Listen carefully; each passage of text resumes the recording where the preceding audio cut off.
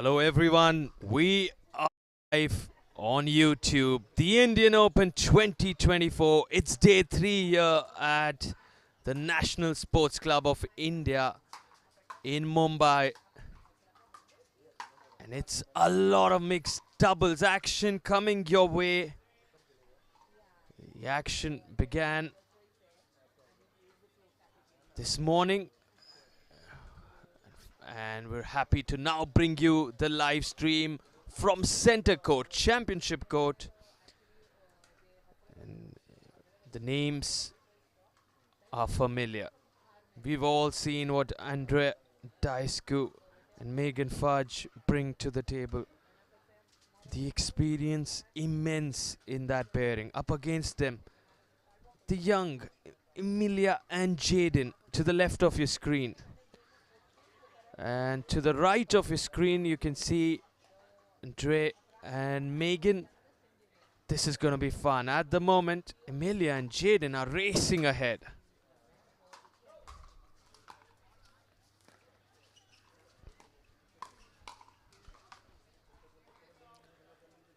The first game here.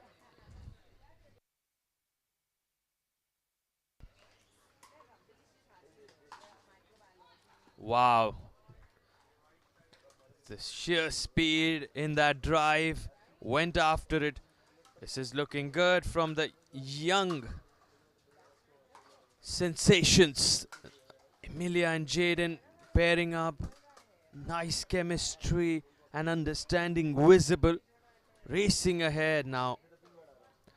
We're in the round robin stages of the mixed doubles. Day 1 showed us top quality singles action. Day 2, yesterday we had some of the best doubles on display. And today, just by the match on your screen at the moment, you can tell the mixed doubles is going to be sensational.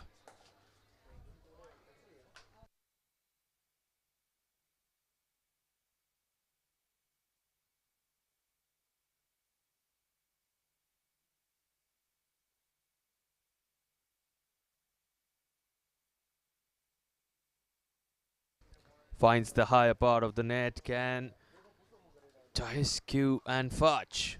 The experience of the pairing of Andre and Megan turn this around.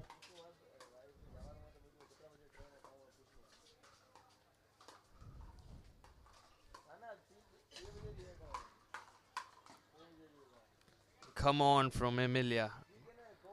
It's very difficult to have the Andre serve broken. We've seen it in his doubles. He is lethal. We saw it just yesterday. He has the ability to win 11 points straight on his serve. But the scoreline here tells a different story. We just saw Andre's serve being broken. We just saw Megan's serve being broken. This is so good from Jaden and Emilia. They've done their homework. There's no doubt about it.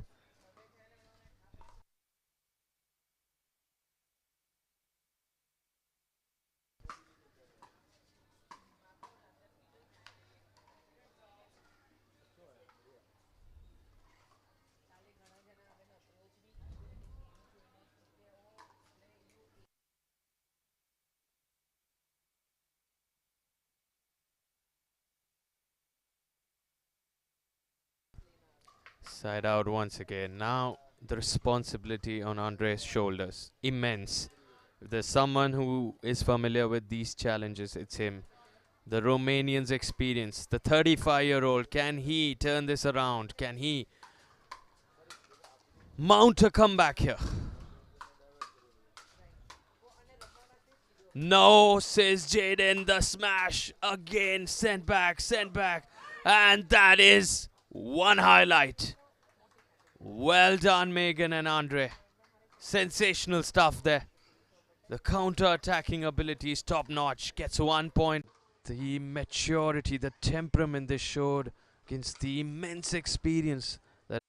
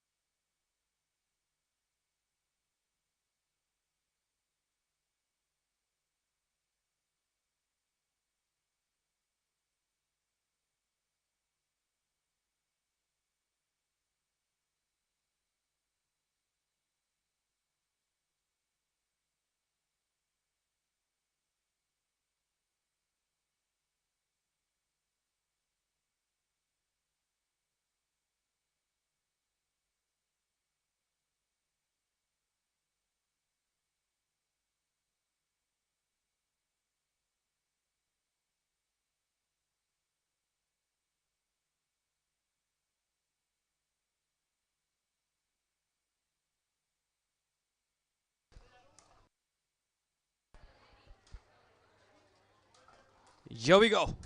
We begin this. The race to 11.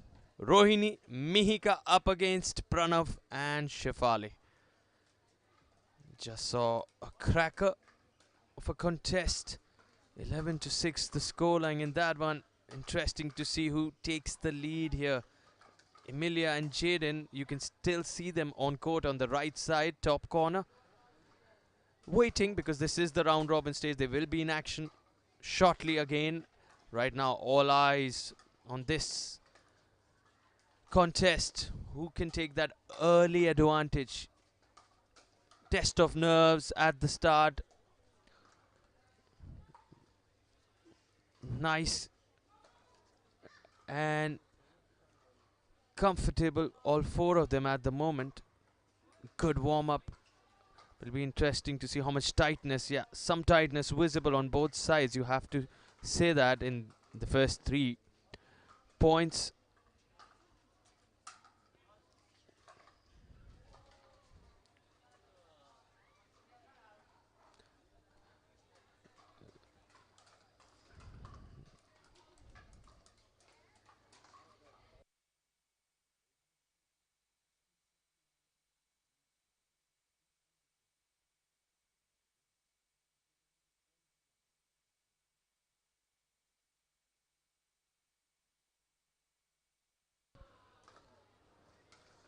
Rohan and Mihika, they have that aggressive mentality. Can they make the most of it? Go after their drives, go after their shots, just like this. Yes, Rohan, that's what we want to see. Rohan Rajani has a taping on his face, had a fall, he told me. We wish him a speedy recovery, but the fighter, the warrior that he is, on court, ready to rumble. Was that Mihika's? Always a tough challenge in choosing to poach. Try out maybe a bird. A bird is when you step in front of your opponent and execute a clean winner without stepping into that kitchen area, the non-volley zone.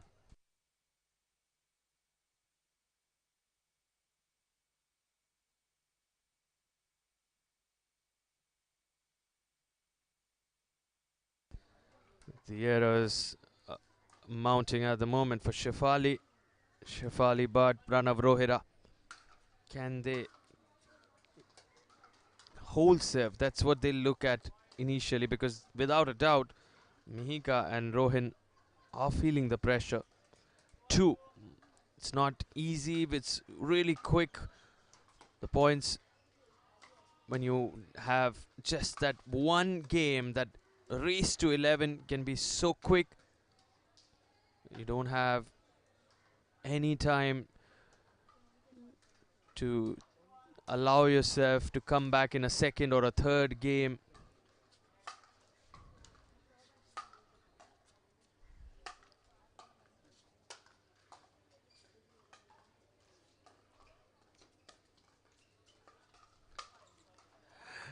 The initial few smashes from Shefali's paddle was sent back with such ease, and purely because she didn't have that much power and bite on them. But then in the end, she shows us what she can do with that paddle.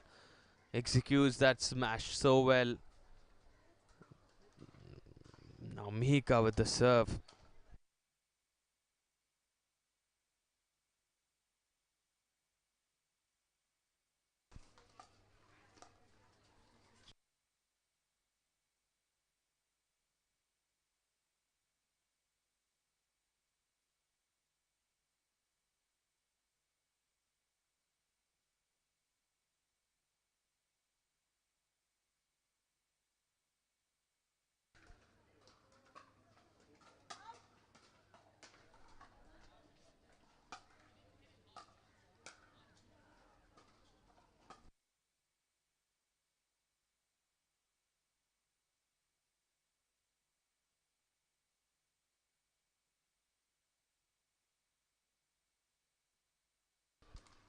Just checking with the referee, Mihika.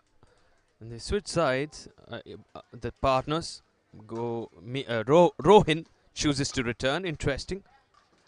Sends that close to the shoes of Shefali. Interesting tactic. Always good to go towards the lower part of the body. It makes it difficult for the opponent to execute and get into a comfortable position.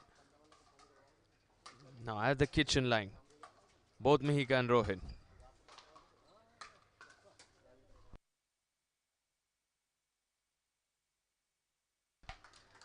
Patience from Pranav. Took his time there and benefits. 3-3-2 says the referee. So there'll be a change in that scoreline.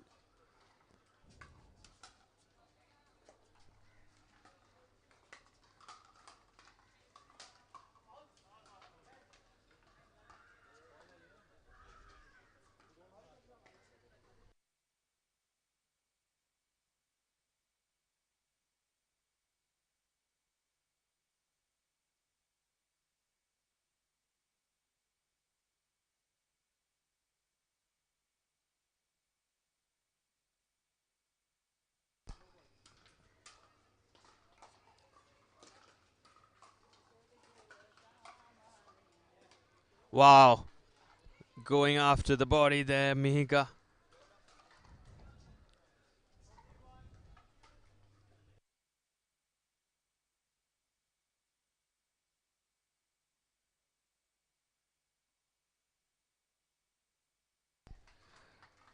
Great interception that from Pranav.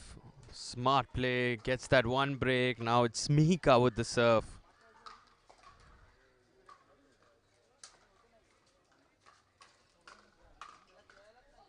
Oh wow, what skill. What down the line, so clean.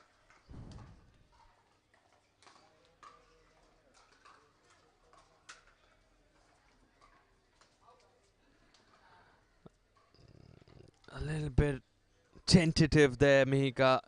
Side out. Pranav Shefali with that 2-point cushion.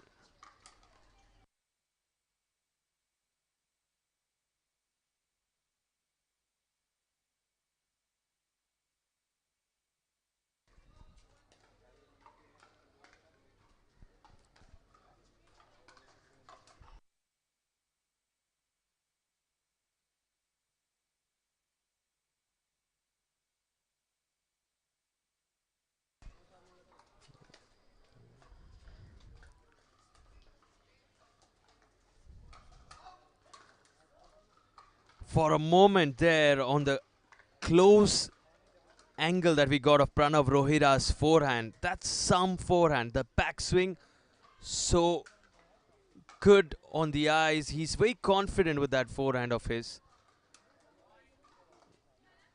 Maybe he would want to shorten the backswing, give himself lesser time and allow the opponent rather to get lesser time to position themselves, because that backswing seemed to be quite long, but it also enables him to coil and uncoil, unleash that force into his shot.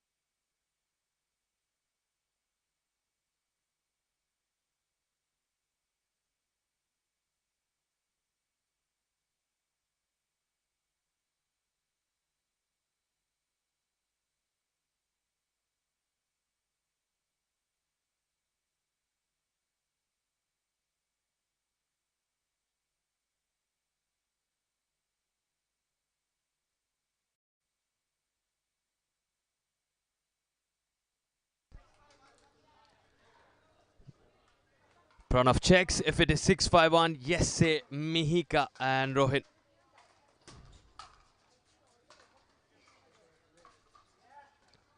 Nice control there. The mix up, such a big aspect of pickleball. You don't want to go about with the same kind of shots. You want to mix up the dinks, the drives, and the last thing you want is to falter on your serve, give away that free point. You see that quite rarely. You see a lot of shots land near the foot where Shefali was caught.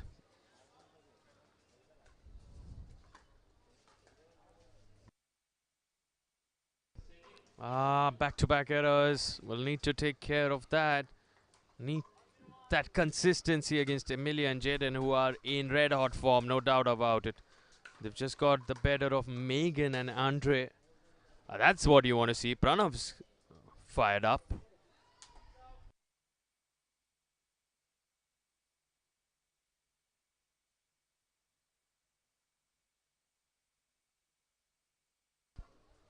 He is on a roll, no doubt about it.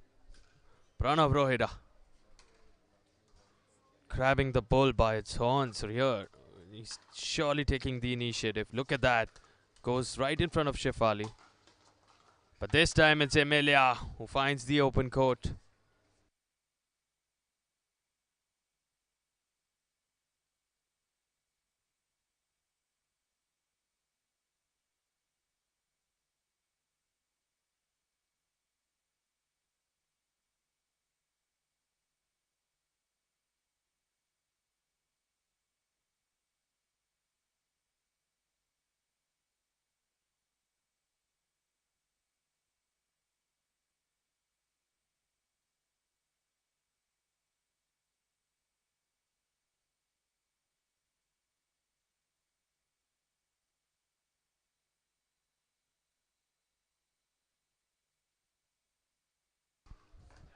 Now Pranav Rohira with the serve.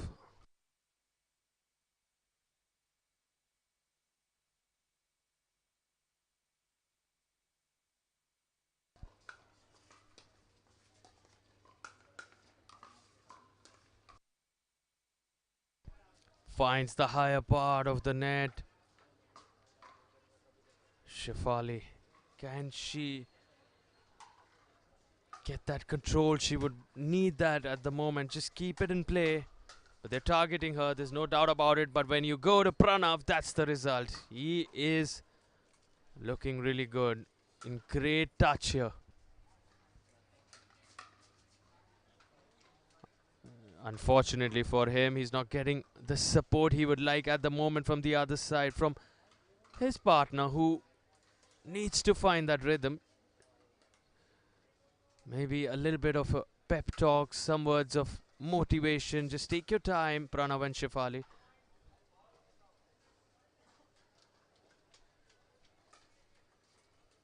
Just give yourself more time. Talk to your partner, Pranav. And find that rhythm. Because at the moment, he is on point. Just needs to give his partner that little bit of show some care, show some more understanding. Yeah, that's fine. You take the shots, but you also need to allow your partner to get that rhythm. Maybe go for a timeout. You have one timeout per game.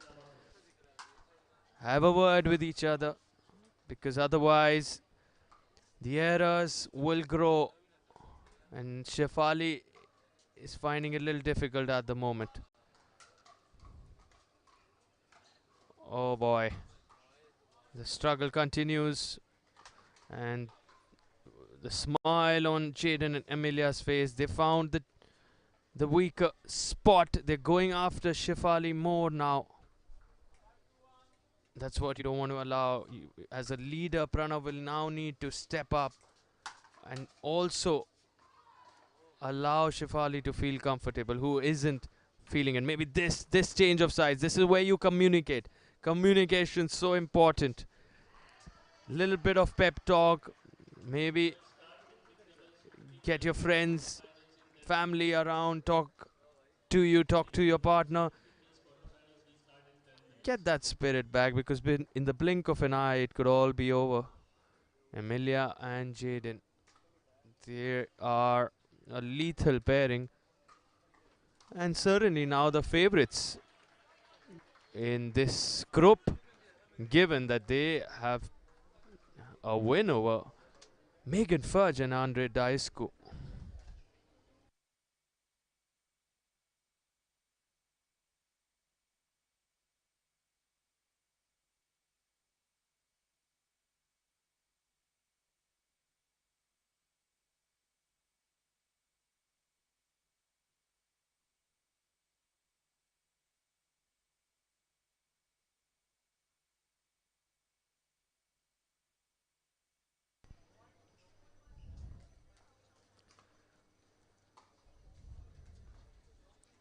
Jaden, Emilia on your screen. Jaden with the serve, racing ahead, 7-2 now.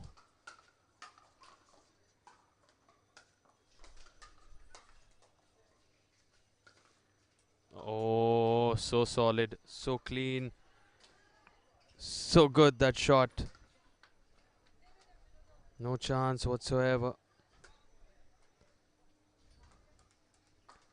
Emilia Schmidt with the return, comes in and draws the error from the paddle of Shefali.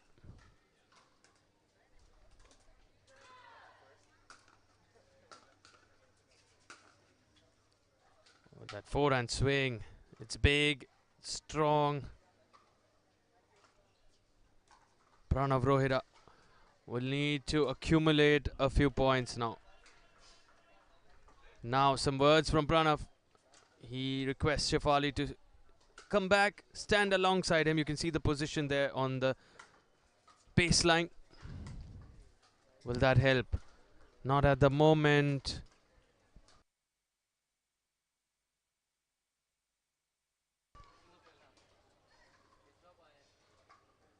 Pranav with the return now. Jaden and Emilia right in at the kitchen line. The battle of dinks now. Let's see where this goes. Taking the time. Emilia increases pace, but what a response from Pranav. He's looking very confident. Again, requests for a change in return position. Very interesting. Pranav's not even visible on the screen if you see. Runs back in.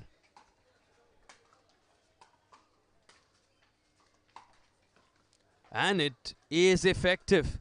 The master tactician that Pranav Rohira is certainly knows what he's doing there.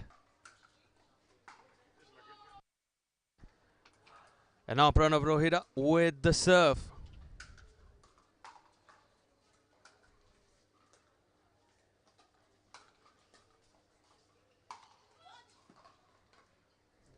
Was that in? No. Goes long. Oh, what a deep serve. Had a look on that angle. The backhand slice finds the net. Now Shefali with her serve. Needs this. They need this. Can they get one more point on their serve? Oh, good angle that from Shefali.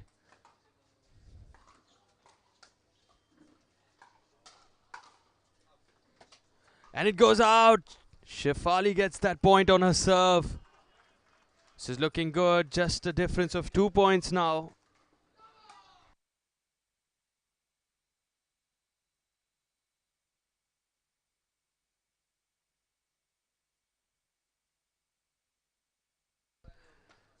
And the error now from Pranav Rohira finds the higher part there. Easier option would be to go cross court, not target that higher part of the net. Always a challenge. But they continue to charge in. The fight from Pranav and Shefali looking good now. Costly. That error just didn't get the footwork completely out of balance.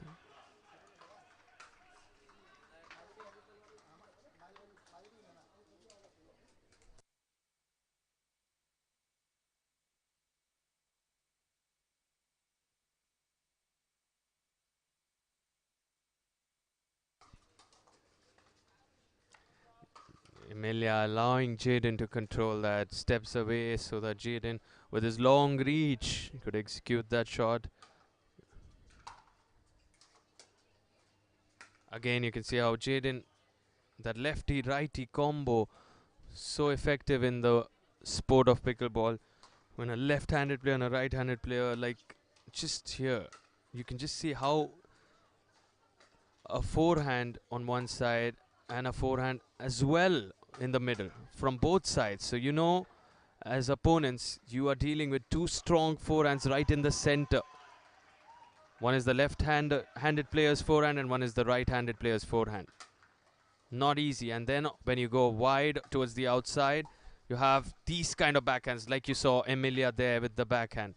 That gives you more control, the ability to keep the ball in play.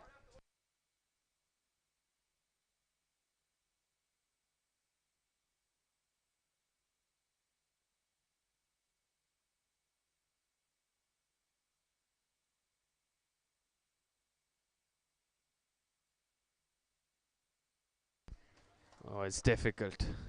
You cannot lob over that 6 foot 4 inch giant that Jaden is. It's very difficult.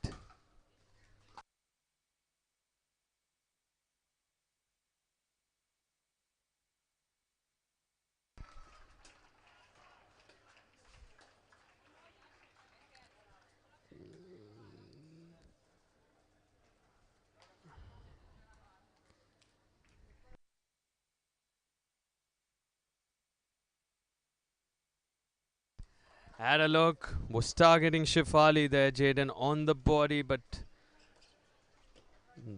goes into the net. Now Emilia with the serve.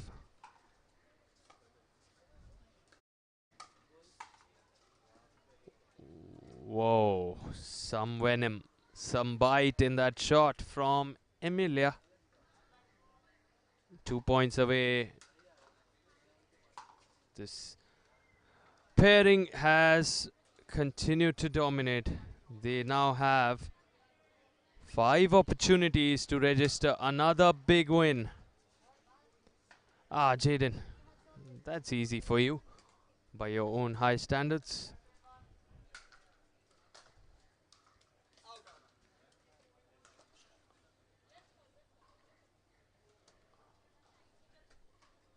The referee says that was in. Pranav believed it was out, but you go with the referee's call.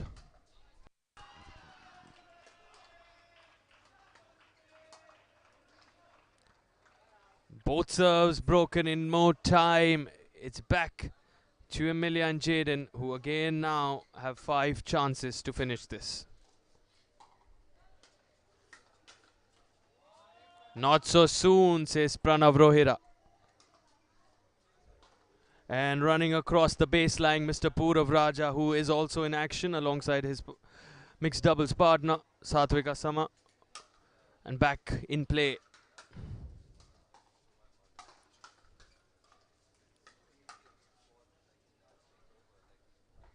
That's it. From a 11-6 win over Megan and Andre to a 11-5 win now for Emilia and Jaden. They are in top form, without a doubt, the favorites to lift that mixed doubles crown here at the Indian Open 2024. The action will continue.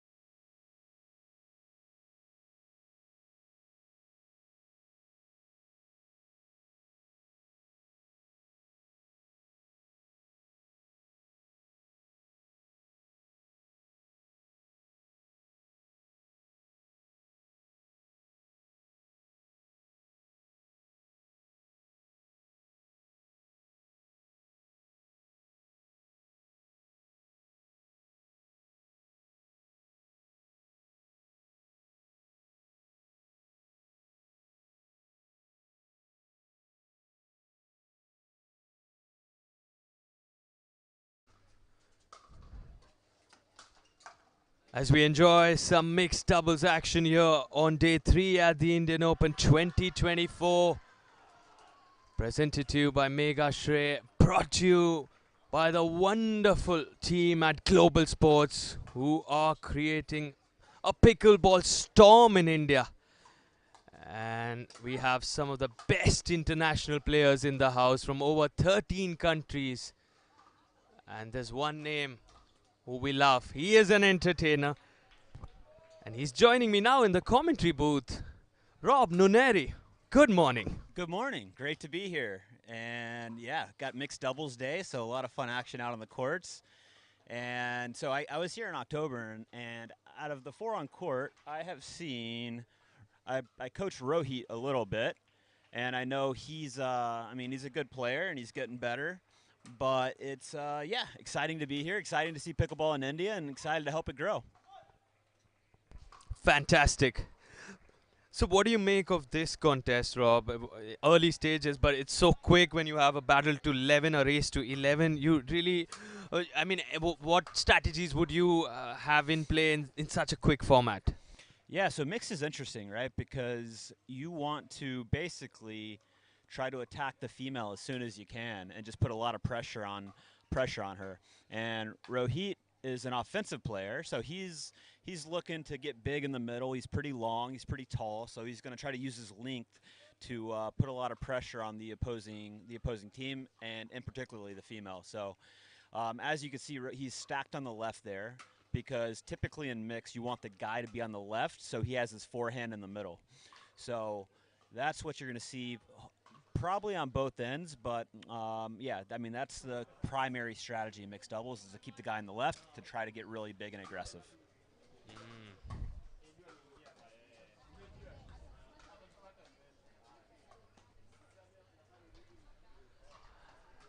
And it's interesting, we don't see too much communication between the partners. Yep. I mean, you and Andre Daisco, I mean, you're absolute legends in the world of doubles, pickleball. How important is communication? Because you just get that one time out. When do you communicate, or is it really just understanding each other before the game begins? What light would you throw on that? Yeah, communication's a big deal, and obviously the more time you play with your partner, the more comfortable you are, the more you understand their tendencies, and communication's easier. But for new partnerships, which I'm assuming many of these are, you really need to communicate in point where you're actually talking about, mine, yours.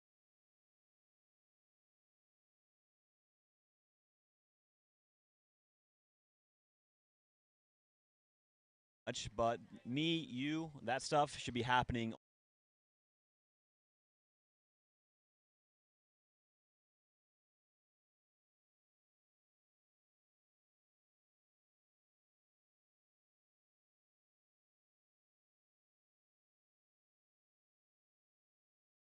In pickleball, you don't want to miss returns.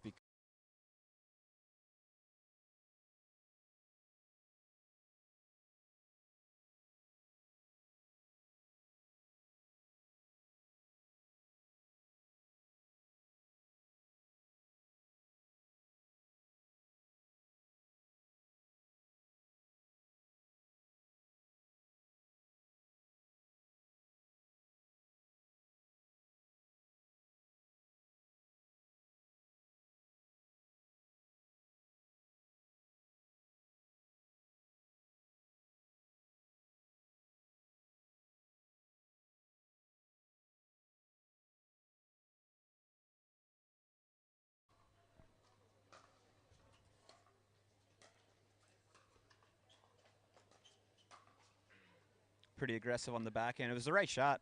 Had a high backhand, just missed it long. A little bit too big of a swing, especially the momentum carrying her forward. Got to really shorten up the backswing there. Again, cardinal sin, missed return. That one hurts.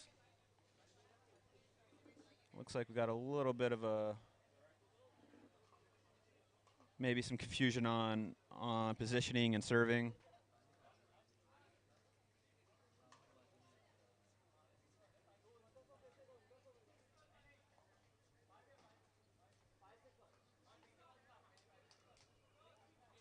And it looks like we are at 6-6-2. So, Rob, I heard 561, Yeah. and there's a confusion, like you said, 662. So, you can help our viewers what exactly is happening, understand this. Yeah, so I think there's just confusion on who got the last point, and let's see if that's a side out or if that's second serve. Yeah, because the backhand was missed long, and that was just the first. Oh, hello, Andre Diascu. Okay, big overhead from Rohit, puts it away, and that's going to be the side out.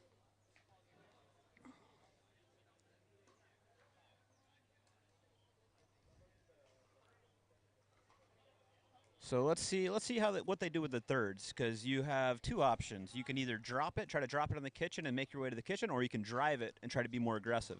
So we've got a drive there, but what they need to do here is not drive. They need to try to drop to get in. Some good defense.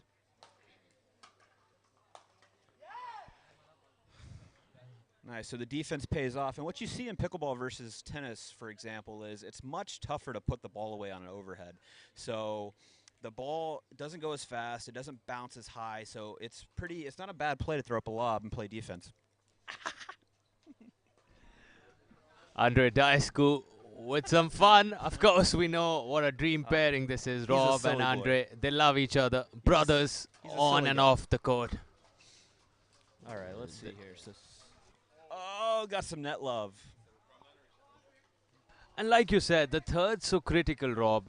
Tell us a lot more about the third shot for viewers who are new to the sport of pickleball, why it's so important, and what exactly is the third shot. Yes. Simplify it for them. Yeah, sure. So there's a two bounce rule in pickleball where the serving team, after they serve, they have to let the ball bounce to hit before they hit that third shot. So there's no serve and volleying, for example. So Bops yesterday, right? He wants to, that's his game, is serve and volley, come to the net. But you have to let that ball bounce off your serve on that third shot. So the idea is you want to hit it nice and low into the kitchen so you can make your way to the kitchen. Because the team, just percentage-wise, the team that gets to the kitchen is they're in the stronger position. So if the serving team get to the kitchen, you basically neutralize it to where it's 50-50, and then you can actually earn the point. But if you're stuck at the baseline, then the team at the kitchen is going to be likely to win that point. So that's always kind of the idea, is to make your way to the kitchen to neutralize. Touch, finesse, grace, and obviously the big explosive serves, they vanish out for the likes of John Isner.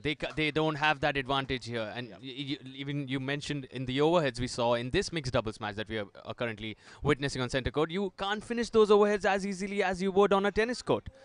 No, you're absolutely right. It's and that's why you're starting. I mean, the cool thing about this game is we call it an unsolved game. There's still so many different ways to play it, and we're still figuring out all of the different techniques. 2 years ago, a third shot lob and a lob would be unheard of. You don't do that, and now it's a common tactic. So. The game's constantly evolving. The strategy's constantly evolving, and it's cool to see where it's going. They say it's a lot like chess, and like you said, it's so evolving. I mean, we've seen so many creative shots here over the last 3 days, so much innovation, and that's the beauty of this sport, isn't it, Rob? It is. I mean, outside of just strategy, we also have the technology changing. So the paddles are getting more powerful.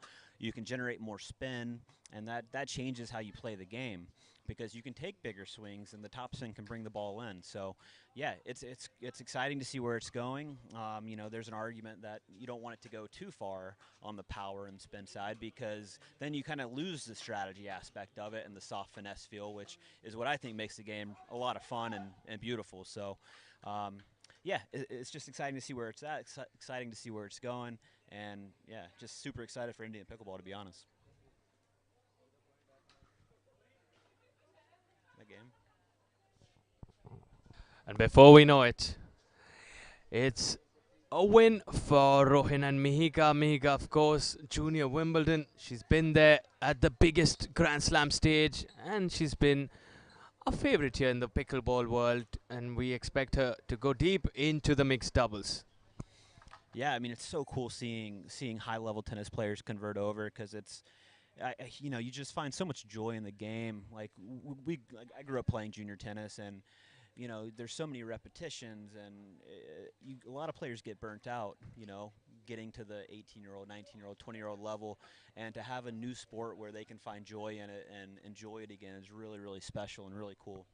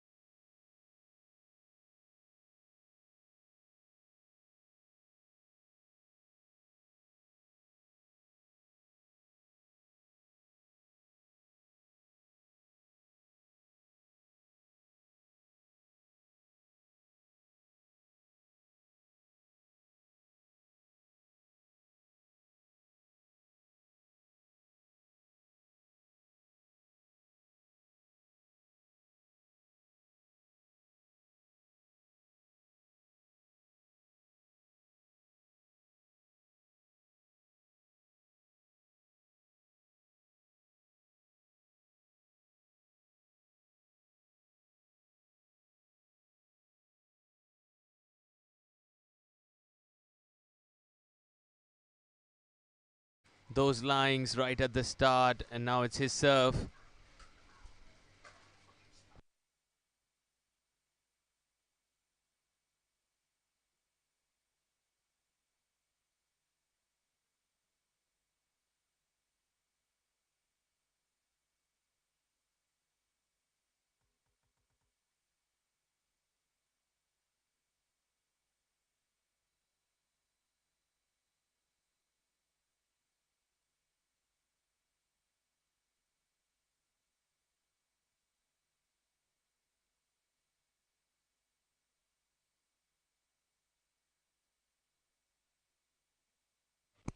All right, looks like it's 1-2-2 here. Rohit serving to Jaden.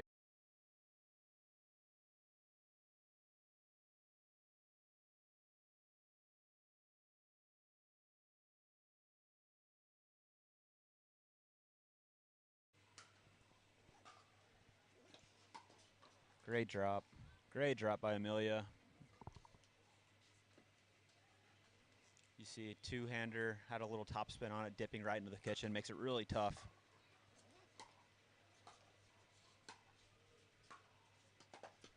Wow, great rip on the backhand side from Mahika.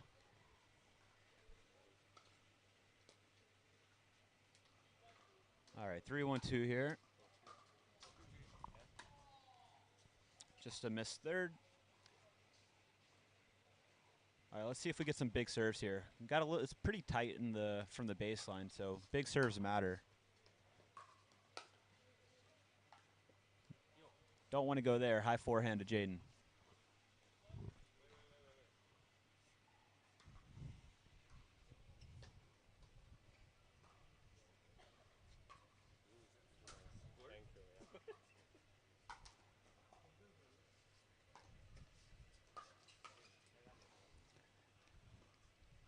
Yeah, so Rohit's got a lot of firepower, but he has to dial it back a little bit. Obviously, what he's playing with is the Selkirk Power Air, which already has a ton of pop, so he's got to shorten that backswing. So seeing a lot of unforced errors here.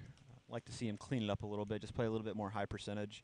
Obviously, in mixed, it's typically a little bit more of an aggressive game, but still, you want to minimize errors as much as possible.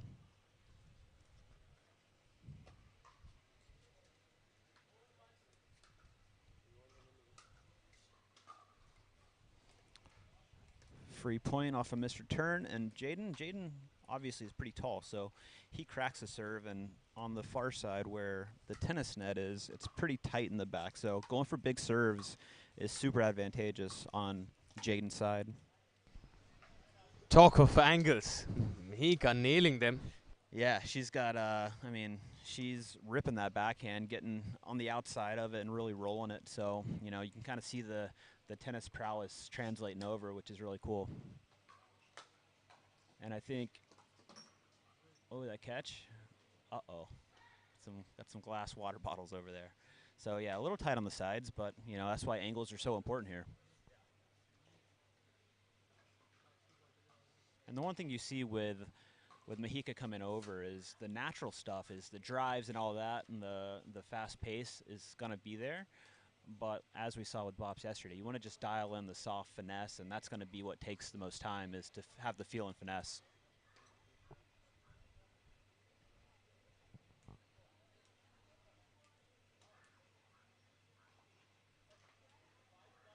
All right, 5-1-1 here, looking to get the switch at 6. That's a nice drop. So trying to pull the trigger a little too early. Should have just stayed in that cross-court dink battle a little longer with Mahika to see, you know, especially as a new player, the dinks are the toughest. So to make her hit a lot of dinks is the right strategy.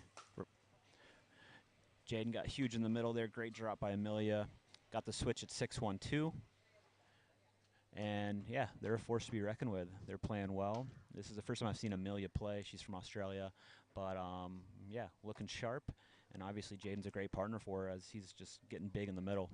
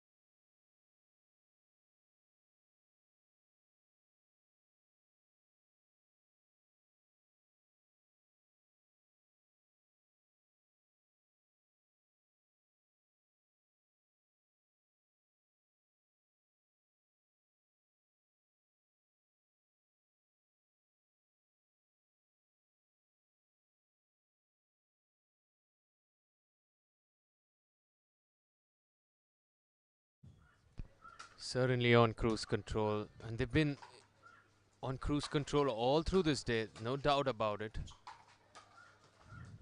Wow, what?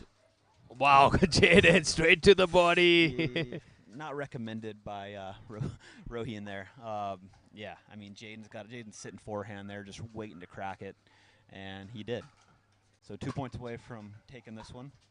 Another great drop. Amelia needs to get all the way in there. Great hand battle there. Kind of seeing the raw talent from Mahika on that last ball.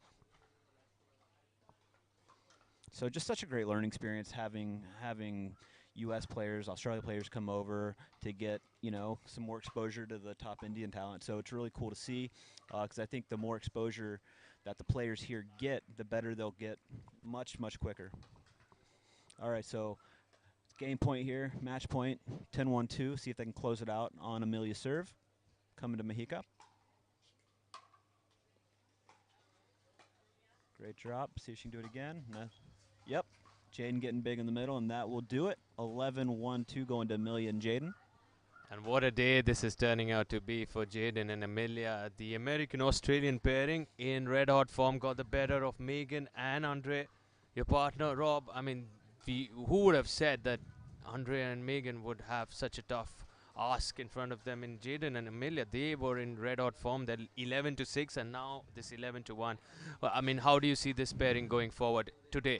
Yeah, this is the first I've seen them. I missed that match with Andre and Megan, but what impresses me most with Jaden and Amelia is Amelia's hitting really nice thirds that are dipping, and then it's allowing Jaden to get in and get big in the middle, and obviously use his length and his forehand to kind of put the ball away on that poach. So, yeah, I mean that to me that's what stood out the most is really sharp drops, and then Jaden getting big in the middle, and we'll see if they can carry that on. But it's looking like they might even be one of the top seeds going into the knockout stages. So exciting to watch, excited to have some upsets, and excited to see how it all plays out.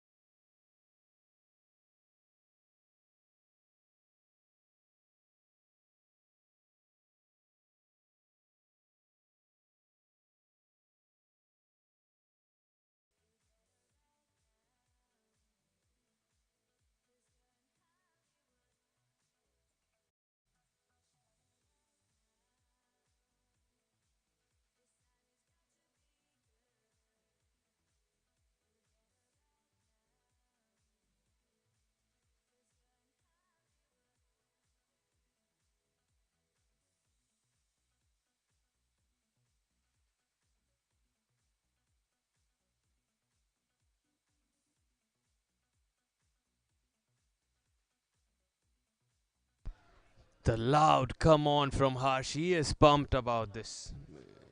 So close to stepping into the final four of the mixed doubles.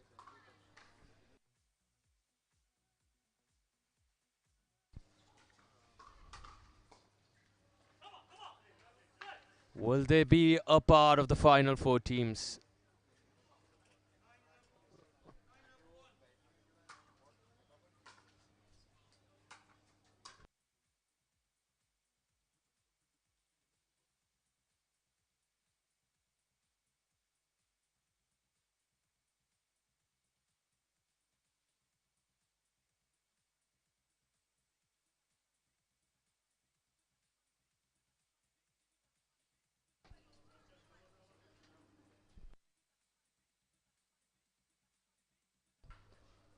First to 15 takes this.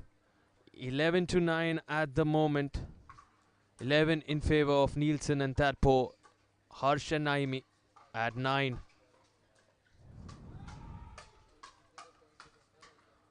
Oh, these hands battles. These are intense. So hard to keep your focus, to keep going. In the split of a second, the hand-eye coordination has to be world class.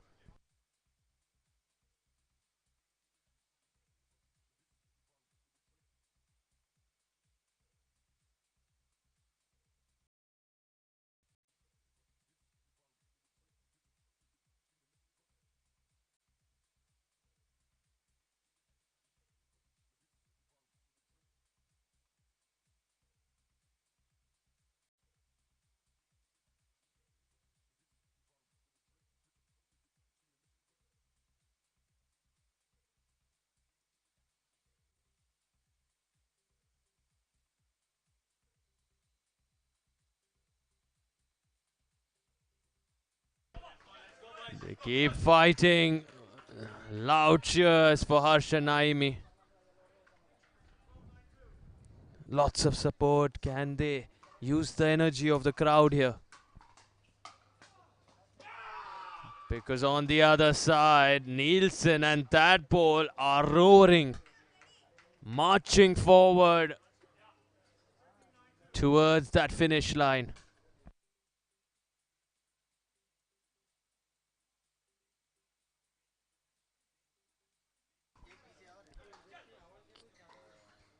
It'll be interesting to see the Naimi serve now. Would she go for that deep serve?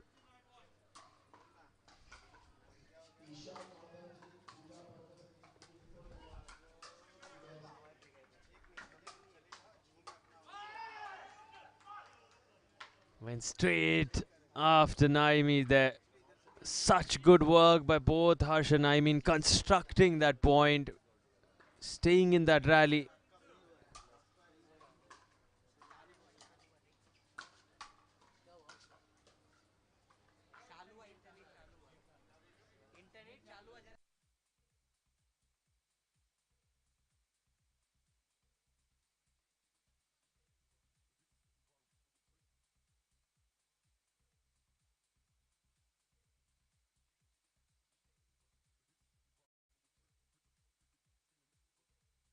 Well done, Naimi. Clutch mentality. This is a tough ask. Can they? Wow. The nerves now on both sides. Never easy closing out a match. Can they make the most of this to mount a comeback here?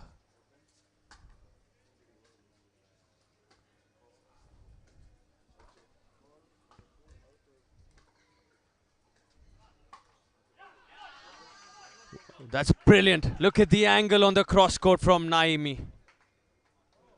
And they're loving it here at the National Sports Club of India in Mumbai.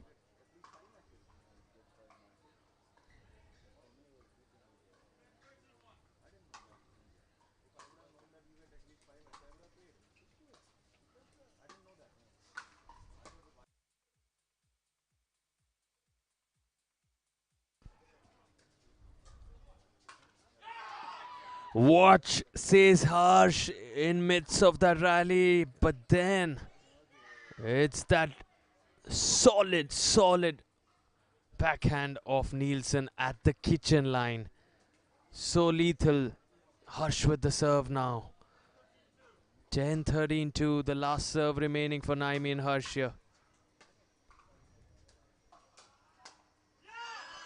And the roar, they know what this means to them. You can only win a point on your serve. They've got one now. It's making it a difference of just 2.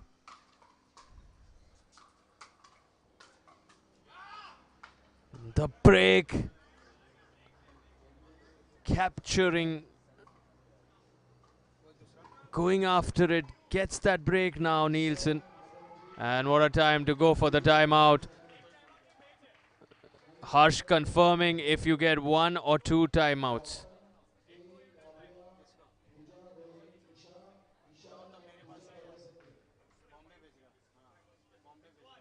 So it's being checked. They're checking if it's 1 or 2 timeouts per match.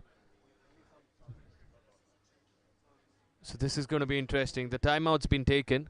Harsh believes it's 1 and they've already taken 1. So the second timeout shouldn't be official. We'll have a confirmation on this.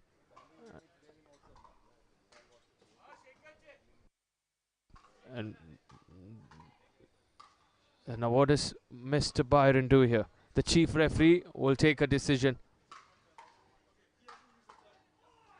Right, so Byron says they haven't used the timeout.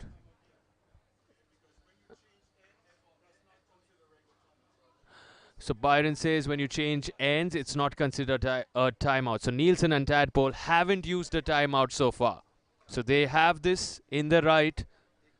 The one official timeout available for Nielsen and Tadpole using it effectively. On the other side, it's a huge climb now for Harsh and Naimi. 3 opportunities for Nielsen and Tadpole to win this.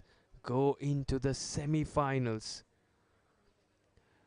It says round 1 there. There's only one game here. It's the first to 15 points that takes it. That's it. Who will it be?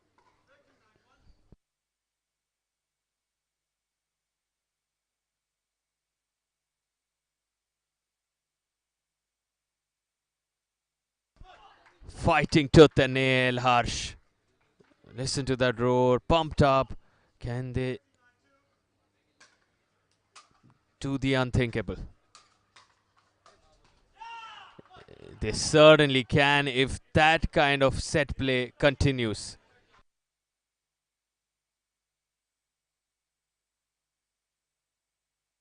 (11, 13, 1). A change visible there. We still have a lot to fight for here. Harsh and Naimi well and truly alive in this.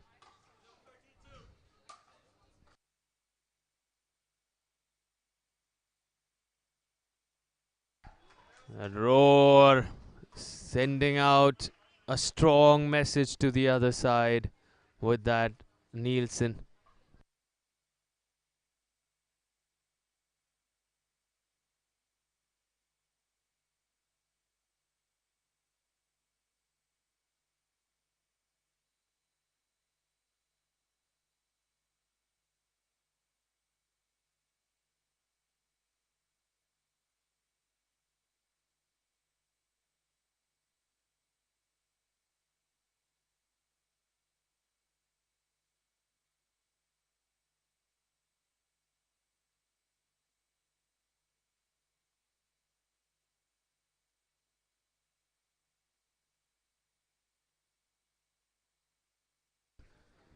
Finally, to 14 come Nielsen and Tadpole.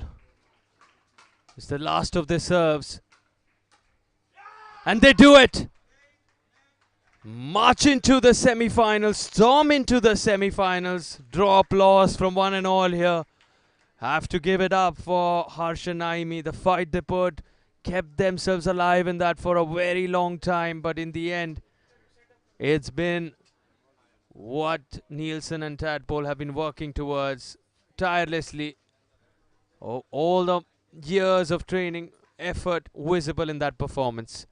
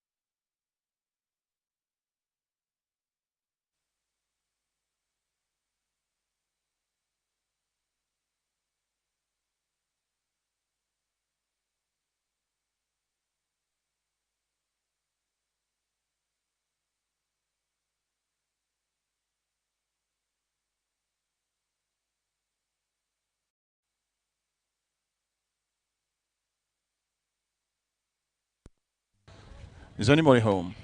Is anyone home? Check, check.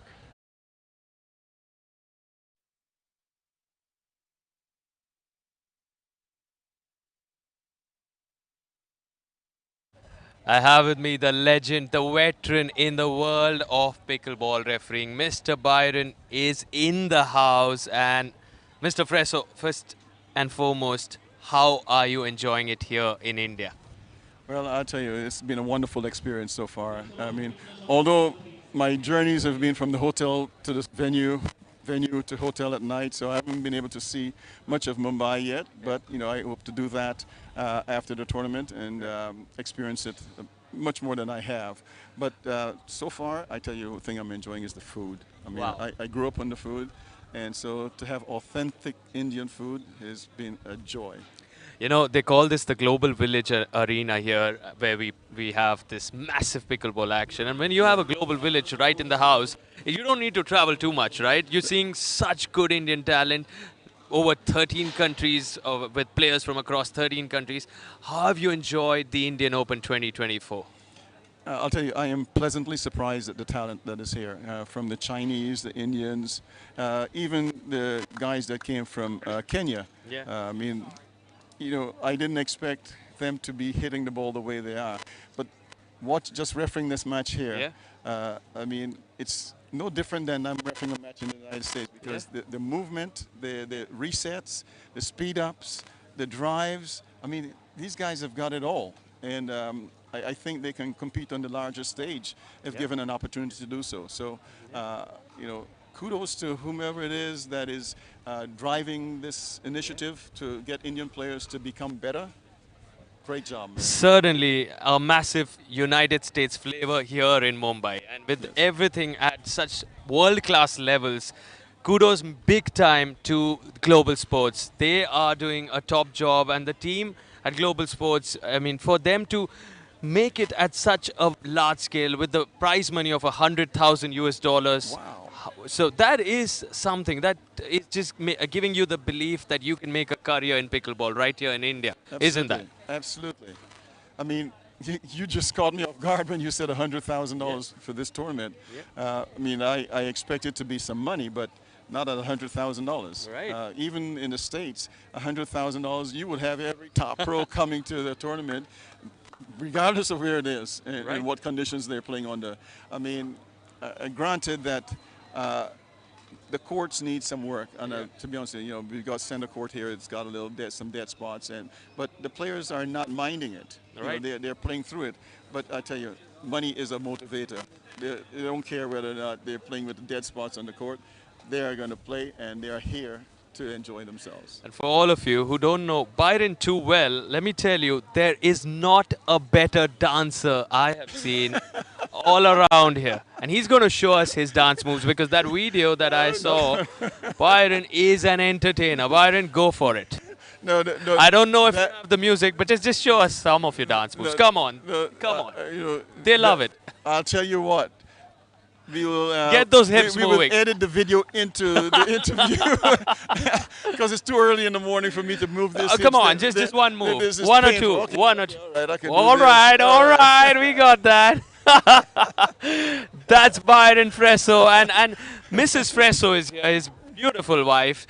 I mean, how good is that? They're celebrating their 44th wedding anniversary on 14th of February, am I right? That is correct. Many congratulations to the both of you, and we just wish you have a great time. I believe you're flying to Dubai, but before Yes. that, I wish you a very pleasant and happy journey in India, and may you enjoy all the food you can, because I know you're a foodie. And Yes. any message to all the viewers in India, across the world, who are tuning into this live stream that you want to send out from here at the Indian Open 2024? If you've ever thought that India would not be providing you with the kind of entertainment in terms of quality pickleball, you're so wrong. Wow. You can come here and see quality players. I mean, they may not have the numbers like the States, but certainly in the small group that I've seen presently, they can compete. And so I would encourage anyone, all the players from the States, from England, from Australia, Philippines, Taiwan, to come here and play, because this is a first-class event. The organizers, Global Sports, I mean, they've done a great job. I'll tell you something. Right. The signage that you guys have got around here, right. the graphics, Right. to put this up and surround the whole place with it, make it look like a first-rate facility with that is colorful Yeah. and enjoyable. You can't beat this. And let me tell you, Byron, I'm sure you know this. This is the Global Village. There's another one, Global Square, right behind, with the Okay. same level of world-class facilities. So there's so much pickleball action happening here at the National Sports Club of India. And this is wonderful what you share. The quality, don't doubt the quality. It's coming from the man himself, the legend. And it's a pleasure interacting with you. I'm sure you're going to have a lot more conversations with us, and we love it. We love your refereeing. You have a style like no one else. Thank you for your time and your presence here in India. My pleasure. Thank you so much. Thank you. Thank you. All right.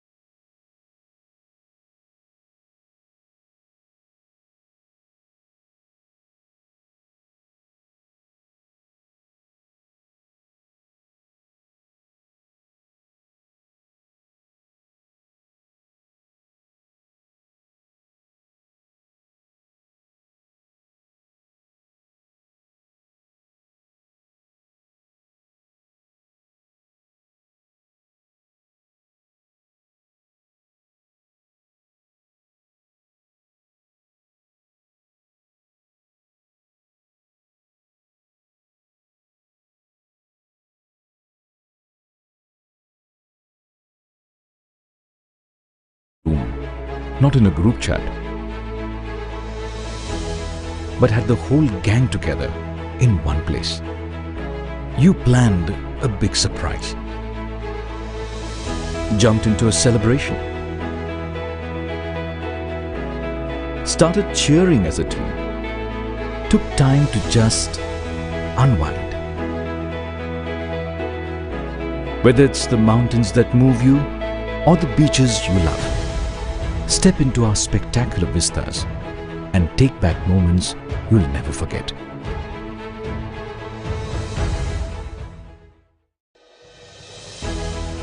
When was the last time you connected with your people? Not on Zoom, not in a group chat, but had the whole gang together in one place. You planned a big surprise, jumped into a celebration, started cheering as a team, took time to just unwind. Whether it's the mountains that move you or the beaches you love, step into our spectacular vistas and take back moments you'll never forget.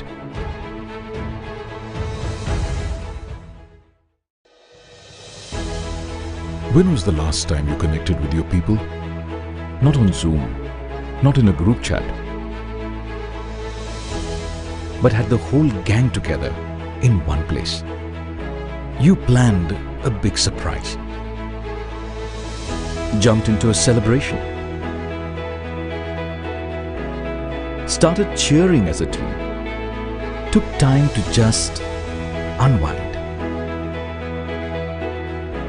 Whether it's the mountains that move you or the beaches you love, step into our spectacular vistas and take back moments you'll never forget.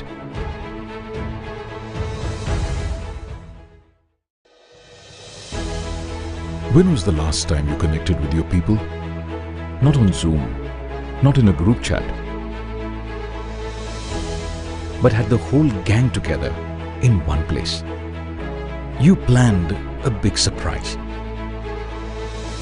jumped into a celebration, started cheering as a team, took time to just unwind.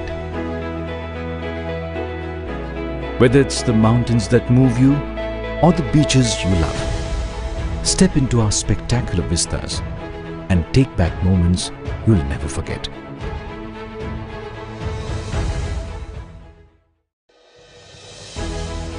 When was the last time you connected with your people? Not on Zoom, not in a group chat, but had the whole gang together in one place. You planned a big surprise, jumped into a celebration, started cheering as a team, took time to just unwind. Whether it's the mountains that move you or the beaches you love, step into our spectacular vistas and take back moments you'll never forget.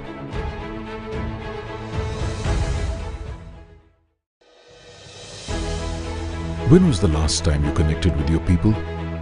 Not on Zoom, not in a group chat, but had the whole gang together in one place. You planned a big surprise, jumped into a celebration, started cheering as a team, took time to just unwind. Whether it's the mountains that move you or the beaches you love, step into our spectacular vistas and take back moments you'll never forget.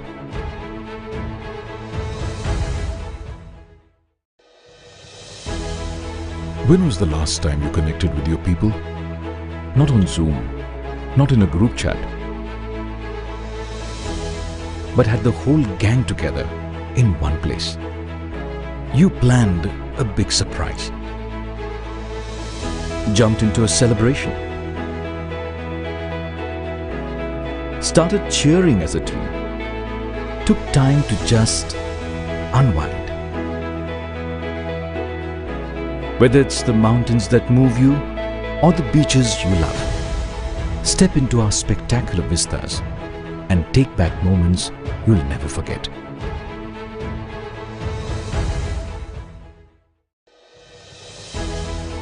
When was the last time you connected with your people? Not on Zoom, not in a group chat, but had the whole gang together in one place. You planned a big surprise,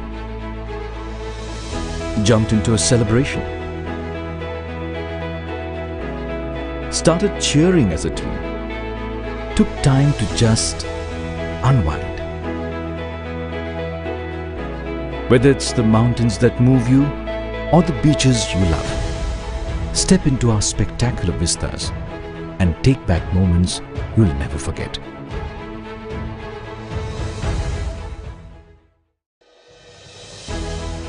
When was the last time you connected with your people? Not on Zoom, not in a group chat, but had the whole gang together in one place. You planned a big surprise, jumped into a celebration, started cheering as a team, took time to just unwind. Group chat, but had the whole gang together in one place. You planned a big surprise, jumped into a celebration, started cheering as a team, took time to just unwind. Whether it's the mountains that move you or the beaches you love, step into our spectacular vistas and take back moments you'll never forget.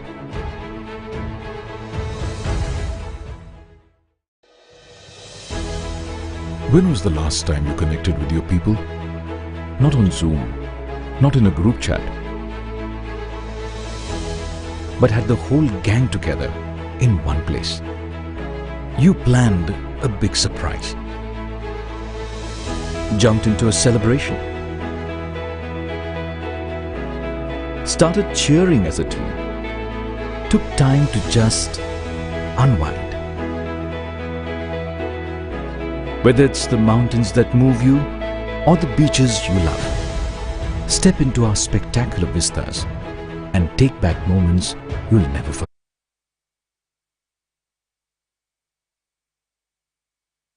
Angles from one corner to the other, painting the lines so beautifully, Matthew. We saw this in Austria as well in that 11-8 win.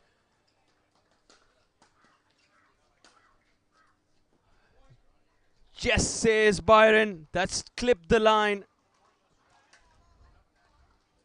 And Matthew racing ahead.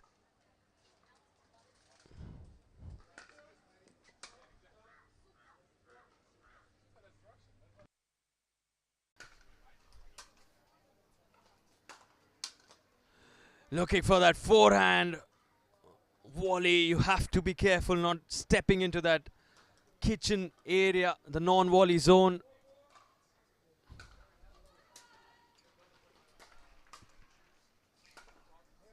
This is good. Taking charge here, Mauro. That's what you want to see from him. Taking the initiative. Both of them wanting to get to the kitchen line, not hold back, going after it.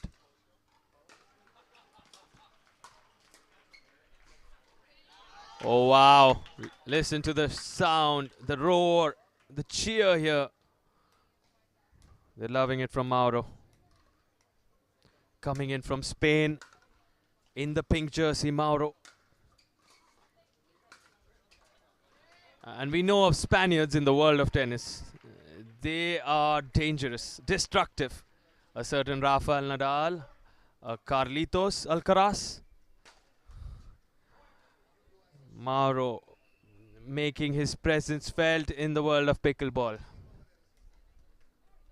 Has the lead now. It was not too long ago. Matthew seemed to be in complete control. Turning it around, Mauro. That's how quickly things can change.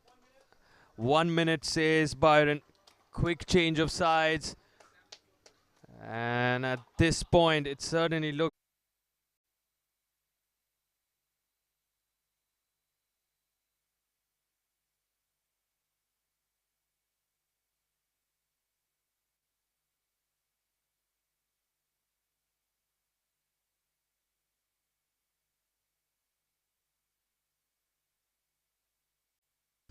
Just look at the ability to chip and charge, crush and rush that Mafiu showed us there. He's taking his time. Mafiu, on your screen.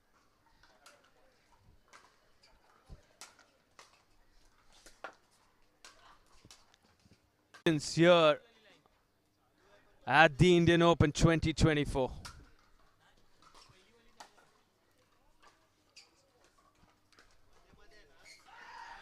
Listen to that from the Spaniard. He's roaring. Mauro on your screen in pink. Loves it.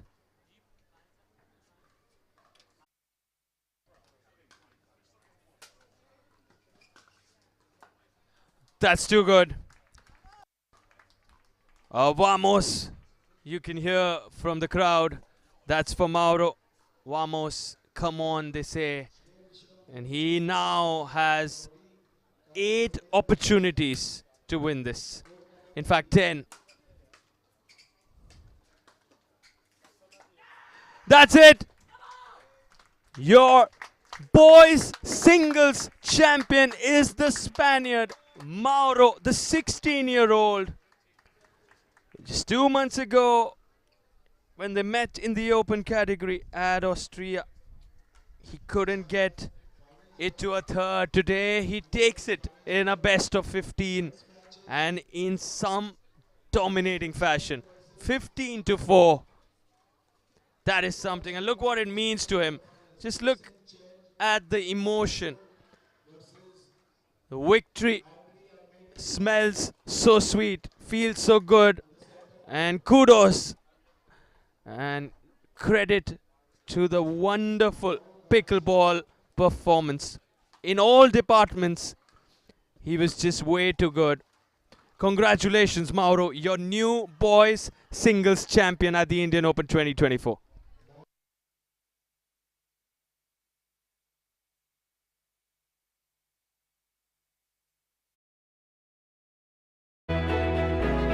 Started cheering as a team. Took time to just unwind. Whether it's the mountains that move you or the beaches you love, step into our spectacular vistas and take back moments you'll never forget.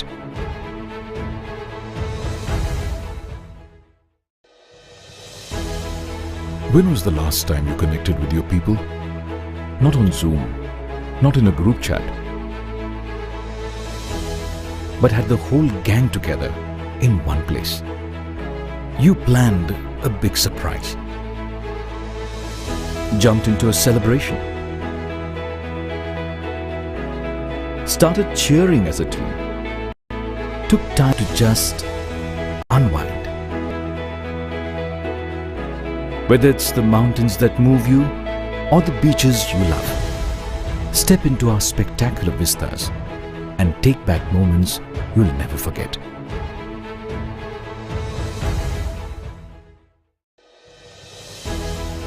When was the last time you connected with your people? Not on Zoom, not in a group chat, but had the whole gang together in one place. You planned a big surprise, jumped into a celebration, started cheering as a team, took time to just unwind. Whether it's the mountains that move you or the beaches you love, step into our spectacular vistas and take back moments you'll never forget.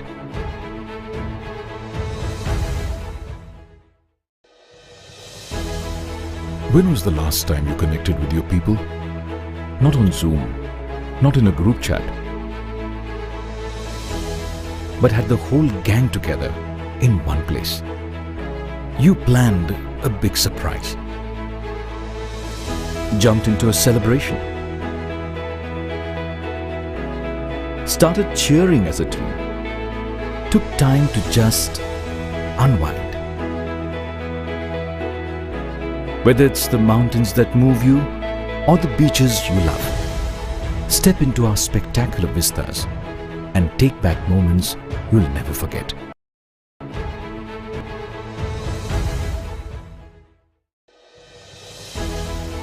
When was the last time you connected with your people? Not on Zoom, not in a group chat, but had the whole gang together in one place. You planned a big surprise, jumped into a celebration, started cheering as a team, took time to just unwind. Whether it's the mountains that move you or the beaches you love, step into our spectacular vistas and take back moments you'll never forget.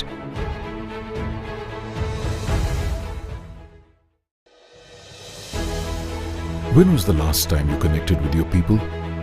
Not on Zoom, not in a group chat, but had the whole gang together in one place. You planned a big surprise, jumped into a celebration, started cheering as a team, took time to just unwind. Whether it's the mountains that move you or the beaches you love, step into our spectacular vistas and take back moments you'll never forget.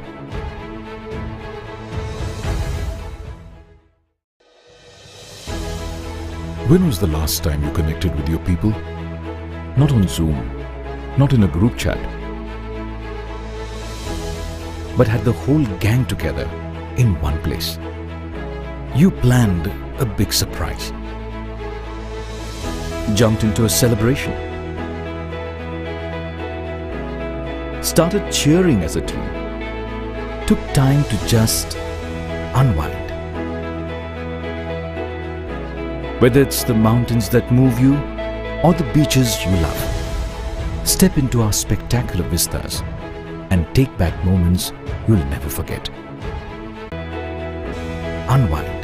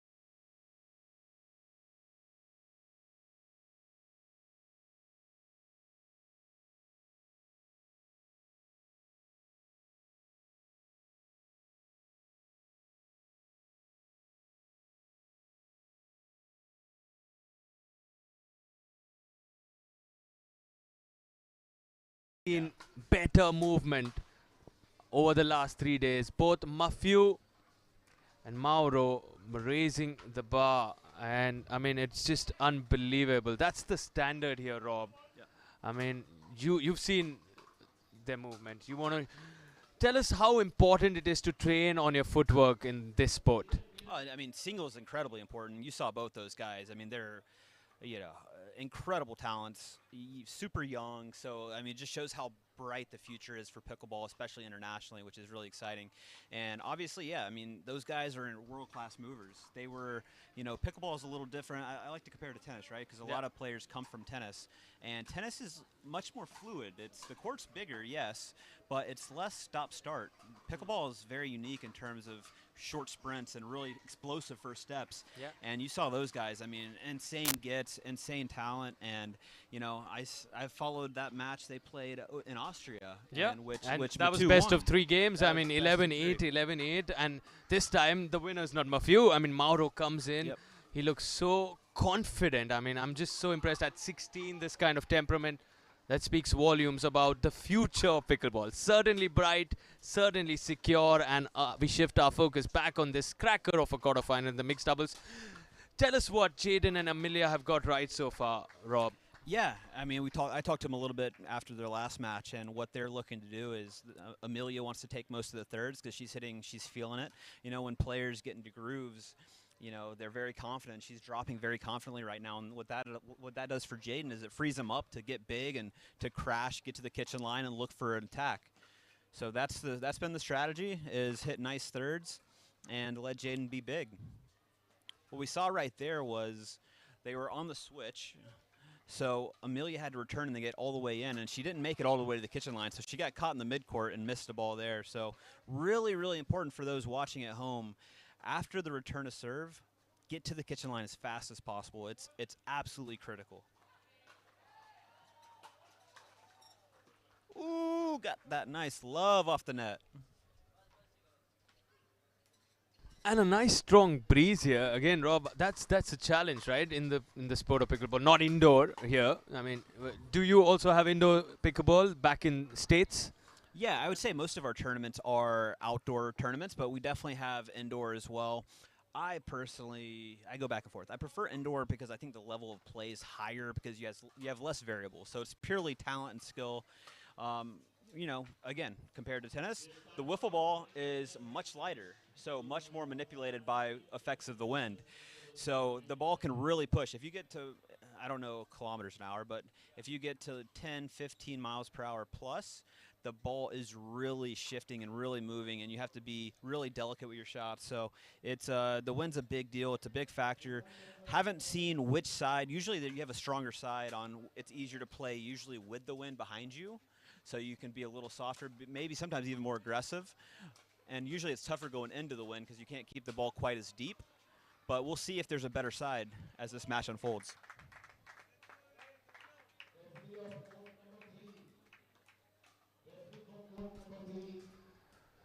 Again, so much energy being spent. The running, the court coverage, top class from both sides. And also the lefty-righty combo. Great hands, great point. Wow. Wow. So good. Yep. Nielsen and Tapple did a great job just playing defense there and keeping the ball alive because Jaden was in absolute control of that, trying to put the ball away. But Nielsen had great hands, stayed alive, but couldn't come out on top there.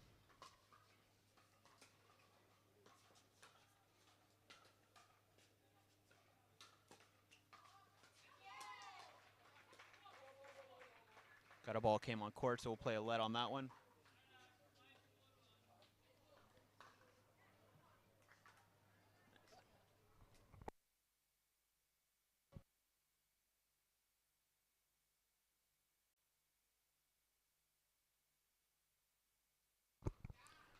A little ambitious by Jaden there. I don't hate it, but usually in mixed, you're not going to want to attack Nielsen there. You're going to want to attack Tadpole. So we'll see if Jaden can keep getting big, but not attack the male because Nielsen has very, very fast hands. caught him on the switch there, trying to get to the kitchen line. That's a great place. It's always good to drive a third when your opponents are switching sides, because they're not usually set quite away. Get the lead.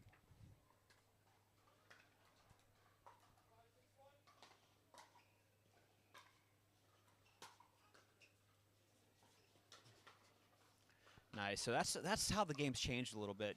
You typically wouldn't see too much aggression from the midcourt like that, but the ball landed it bounced up just high enough to where Jaden could really take two hands and rip it and then crash off that, which I would say 2 years ago you're not ripping that. You're gonna drop that and come into the kitchen line. So the game's changing, and that's just kind of an example of it. Great shot by Amelia on the crazy angle.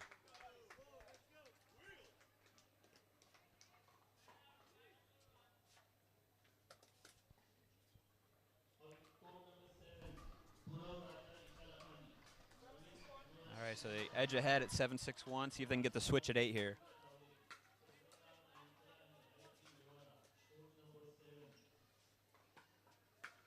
Well, I don't know if everybody saw that, but you know, Jaden's a left-handed player.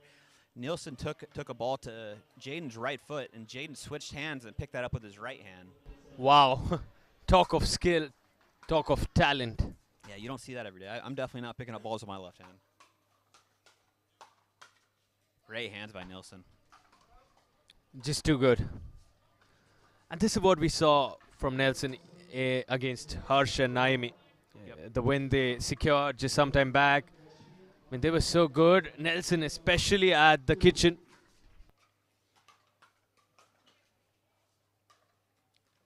Yeah, I mean he's explosive. He's quick. He's got a lot of power. He's got fast hands. He's got all the rest. He's got all the ingredients to be a fantastic mixed player, and he's kind of proven it right here.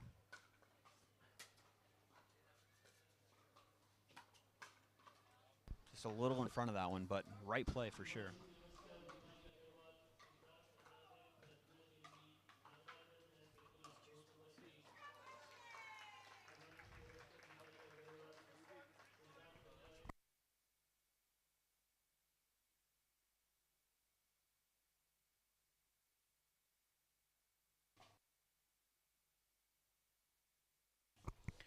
Again, Jaden going to that right hand, didn't quite get it. Amelia hit a great first drop there and then just kind of hung back, hoping Jaden was going to get big in the middle, but Jaden kind of stayed put, and Amelia had to hit a second ball, but she ripped that one instead of dropping it. I would have preferred that she dropped that to make her way in. That's a nice drive. Great D.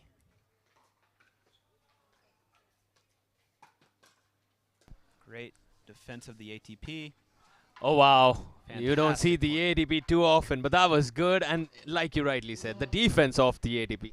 Yeah, I mean, that's the challenge. The ATPs, I mean, it's tough here because there's 3 people standing right at that net post. But typically, the ATP is not the hard shot. The defense of the ATP is the hard shot. Wow, great drop. Clean winner. You don't see too many clean winner drops. And that was, you know, I don't know if I'm allowed to say this on air, but that was sexy. We'll go with it. Brilliant shot making here from both sides.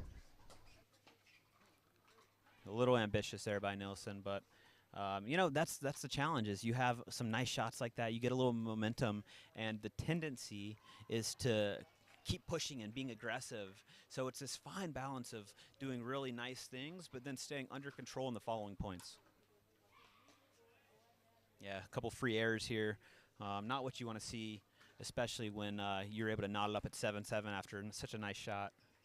So, really good battle here. Another unforced error. I think that's 8. I think we got the switch there. Or are they? We're playing to 11 here. Maybe this is 2 out of 3. Great drop. Yes, it definitely is 2 out of 3. So Okay, we have a yep. best of 3 in action. And of course, that means we're going to 11. First to 11 in the Yep. first game. That makes so 8-7 here.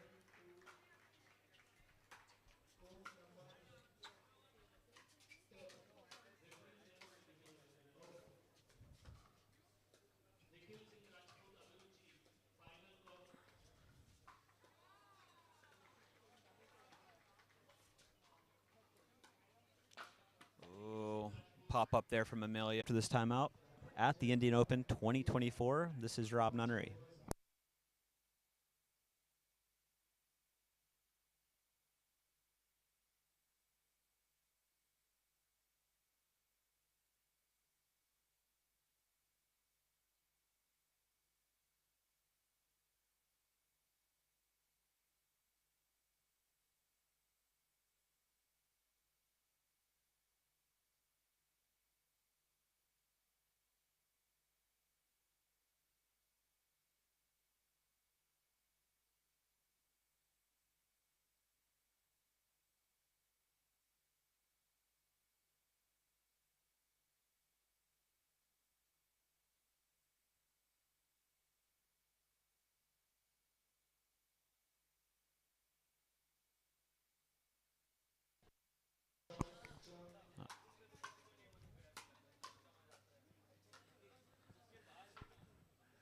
Nice shot by Nielsen there. Too much for Jaden to dig out. So serving an 8-8-2 here, trying to get on the board, trying to get an inch closer to this 11 game.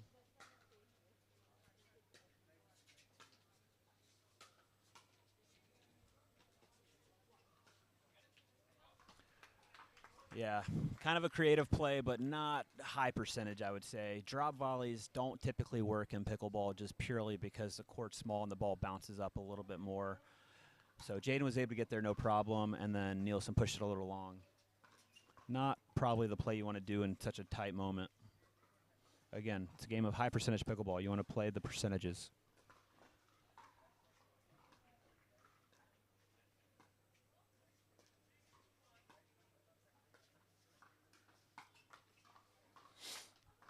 So nice combo. So Amelia goes 2-3 dinks cross court to Nielsen and then gets a little bit of a higher ball that she can rip middle, and Nielsen just was not on it. So again, disguised beautifully.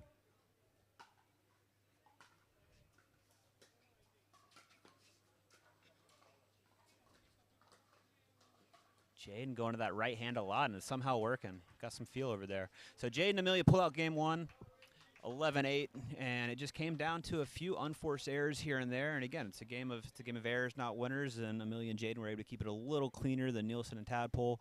We'll see what happens here in game two on the switch, as I think Nielsen and Tadpole are coming to the side that I would say is a little tougher.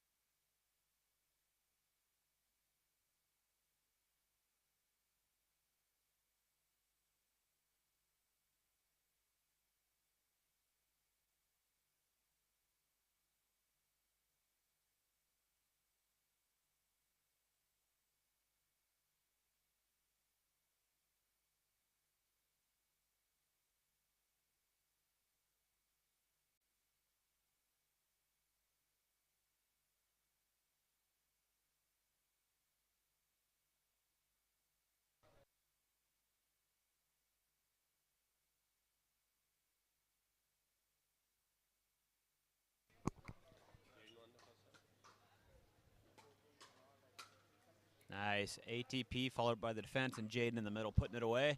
Off to a start in game 2. Easy side out.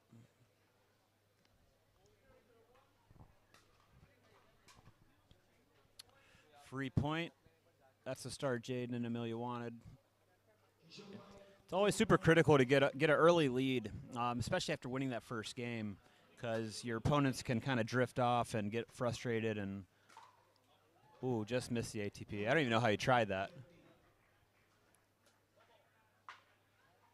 Oh, we got an overrule there.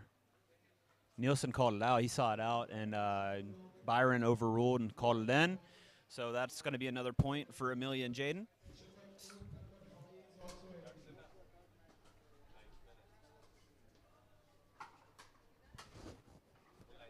Yeah, you're going to see Amelia and Jaden be aggressive here, off to an early 3-0 lead.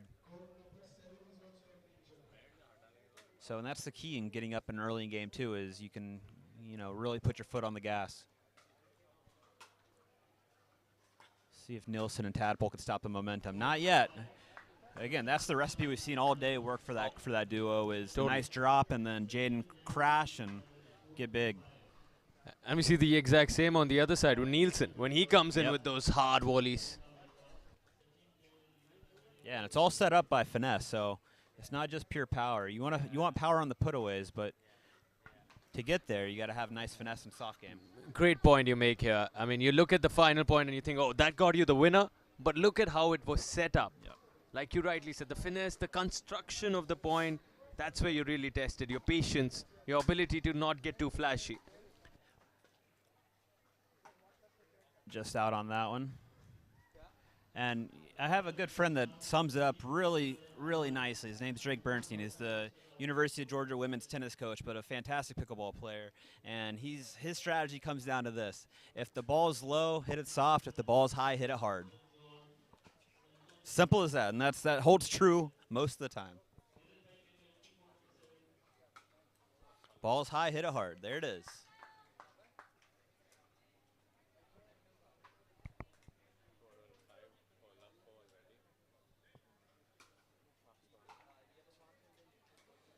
Great drop.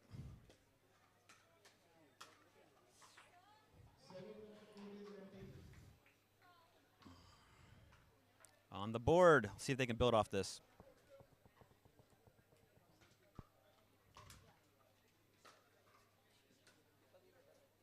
Great drop.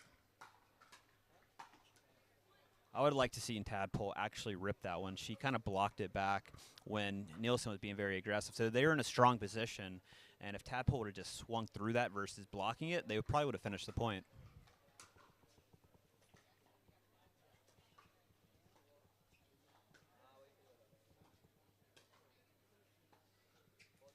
So Amelia is very comfortable in this pattern. Beautiful ATP. So good to see that she attempted one sometime back. It was defended, but this time, the around the post, the highlight that we love here. Showing us one more of those. Yeah, I've been really impressed with Amelia and what she's able to do with two hands on it. She's really getting nice roll on the ball and really dipping it when she comes over on two hands. So it's yeah, and I know she's one of the better players in Australia and drafted to MLP Australia, and it's cool to see her mix it in.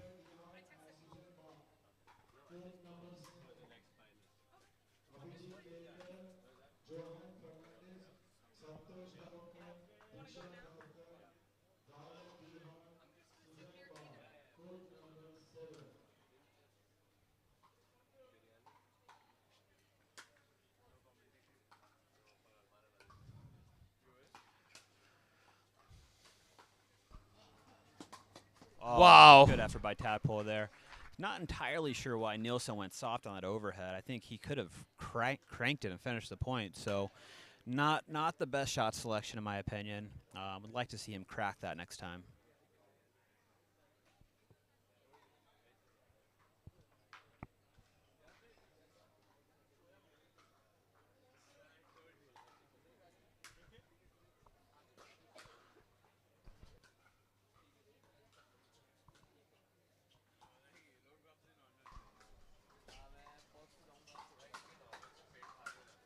Yeah, so little trigger happy by Amelia. She's pulling the trigger often, early and often. And what I'd like to see, frequency of speed ups is a big deal. And the more you actually dink and stay soft, the more effective your speed ups are, because they're more disguised and they're not waiting on it. If they know you're going to speed up in the first or second ball, they're always going to be ready. Quick timeout. We will be back just after this.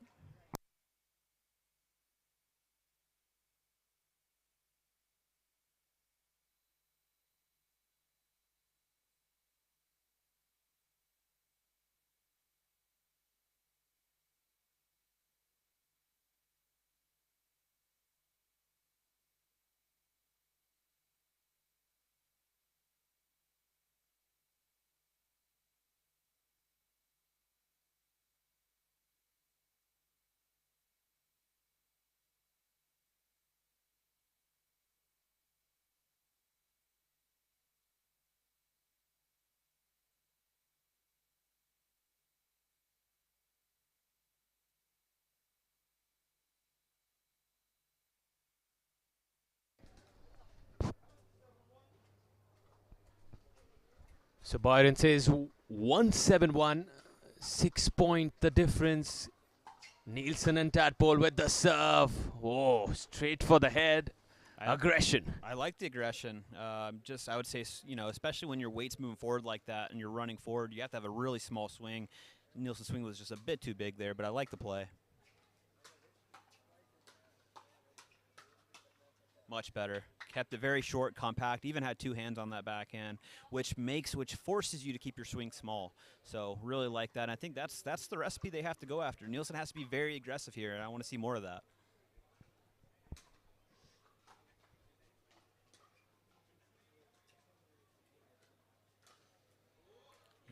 Beautiful Ernie by Jaden Broderick, jumping over that line. Actually, he's so big, he probably just had to take a little baby step across that line.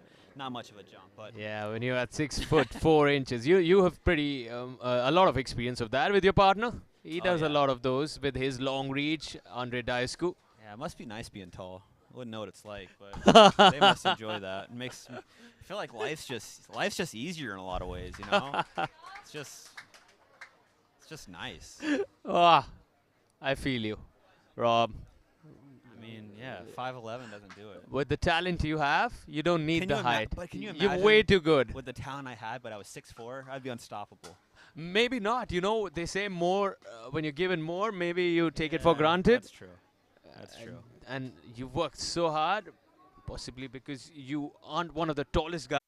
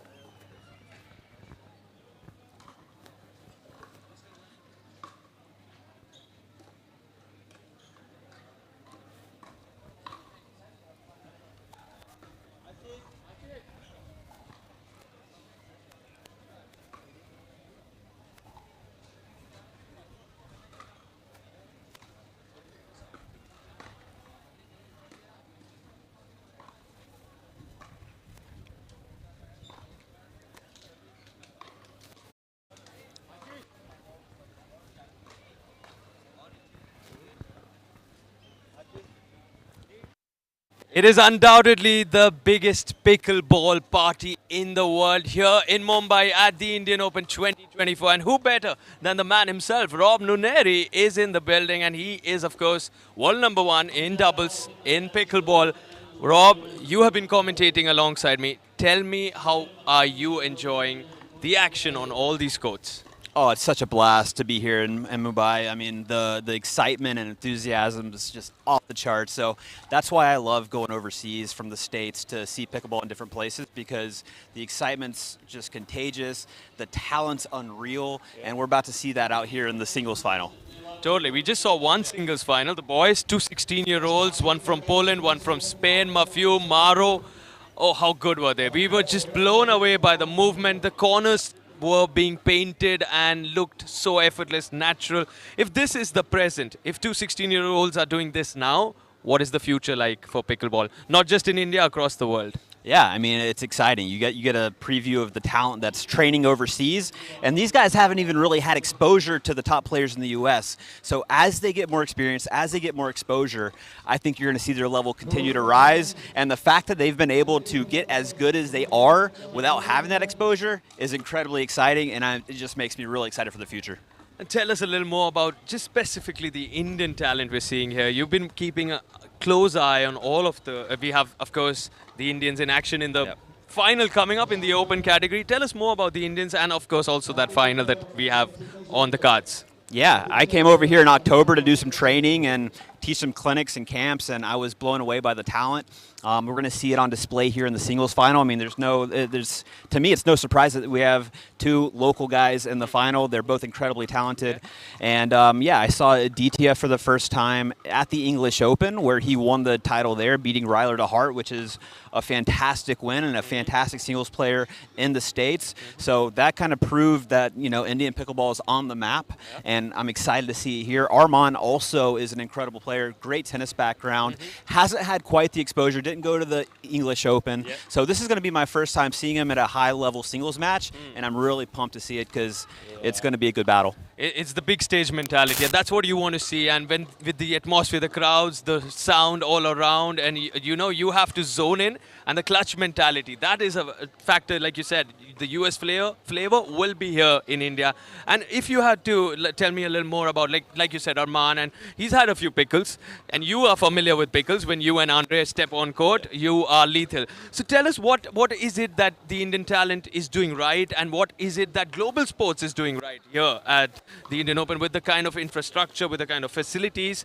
Share more on what is happening right here. I mean, global sports is obviously investing in the future of pickleball here in India. They are putting paddles in the hands of kids, giving them exposure to the sport, helping support them at these tournaments, helping train them, giving them the environment to get better and to train and to treat this seriously. Yeah. Because this is going to be, this is a global business. This is going to be a real sport with real money, and the fact that you see all the talent coming in is a testament to that. So I think global is basically setting the stage here in India to continue that wave of talent, and it's really exciting to have them host us here. Yeah. And I think these are two of global's top talents, and it's going to be really exciting. Without a doubt, and the talents are on court. Both Arman and Aditya right behind us, and we can't wait to see them in action in this scintillating final. The coverage continues in a bit. Thank you so much. Thank you, Rob. Thank you.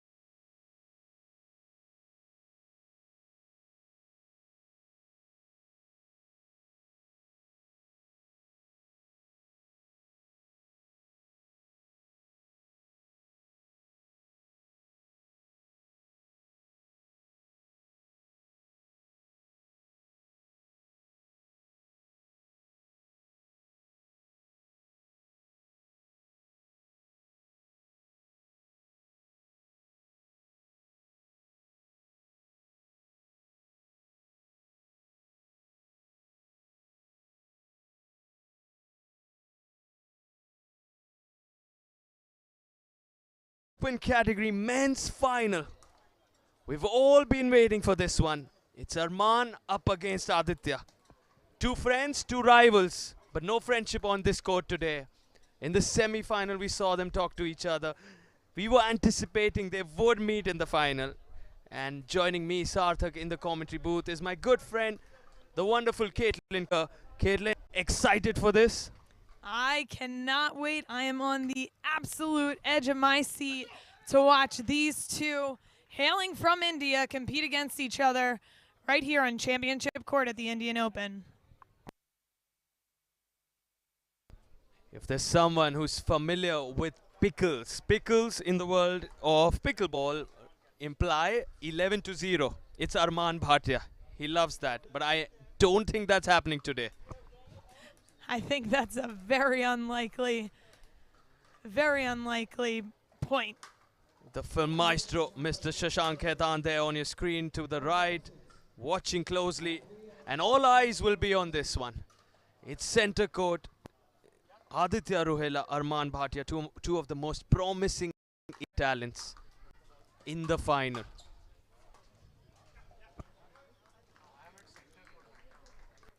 Both of these players have tremendous skill, super athletic, can get to so many balls.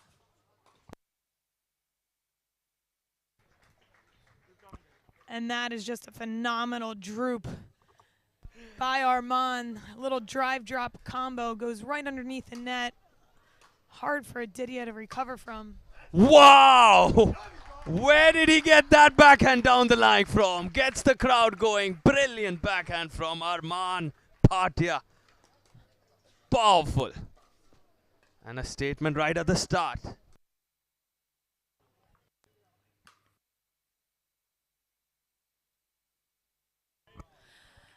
Arman with another drive, hitting the tape and just going over Aditya's paddle. He's using the lunar paddle. Maybe he's got some luck. It's the Lunar New Year today. Wow. He'll want to stick with those drives. They're working for him, right?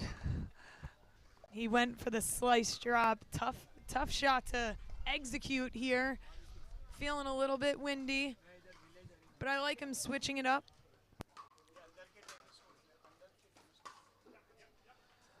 A little bit of tightness visible at the moment from Aditya Ruhela's paddle. Not too comfortable. Obviously, it's the biggest stage. I was just having a conversation with Rob Nuneri, the doubles legend in the world of pickleball. He said that these two are really good at what they do, but I haven't seen too much of them at the biggest of stages. You know, competing with the best of the best. And this is where your clutch mentality comes into play and how Aditya deals with it. Arman at the moment looking more comfortable. For sure, an early 5-0 lead.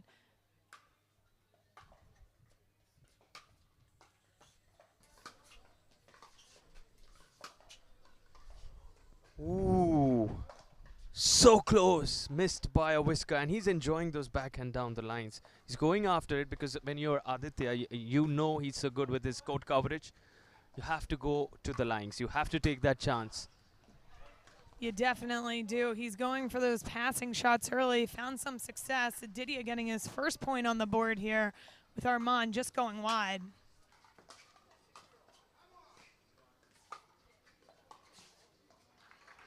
And amazing court coverage there from Aditya, just not able to get the last one over the net, looking a bit frustrated, and Arman back on serve, 5-1.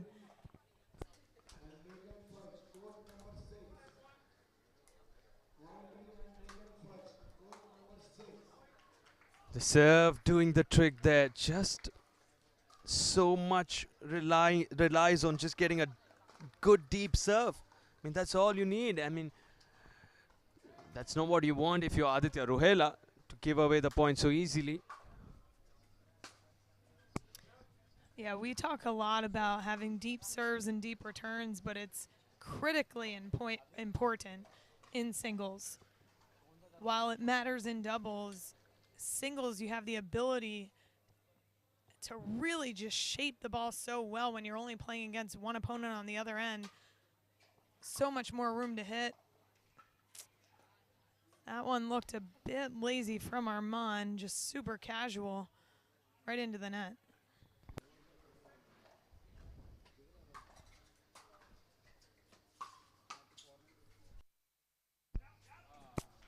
He got the serve that he would have wanted. Aditya had the inside out forehand as well. It's just after that, the third shot, you got to keep that consistency level up. This is the final.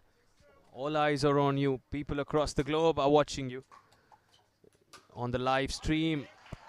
Too good. Armand is finding a lot of success off his backhand early on in this match.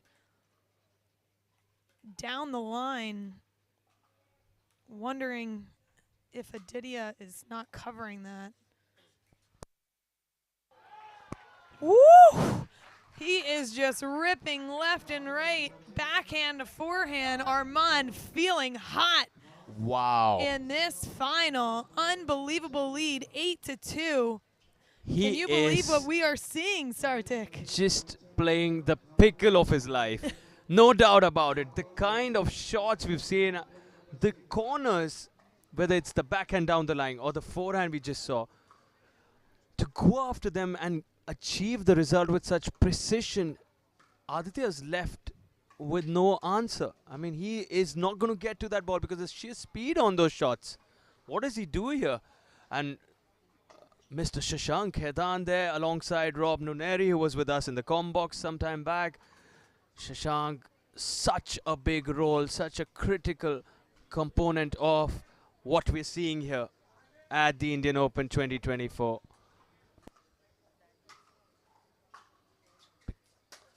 With global sports, what Shashank Khaitan has created here.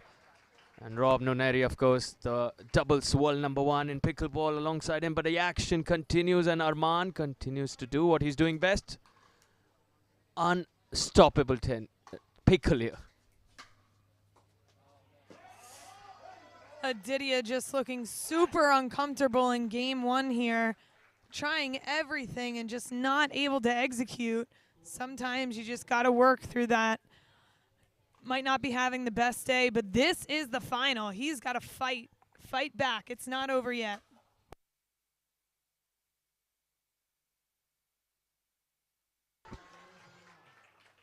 And Armand solidifies the first game, 11-2, in a dominant fashion.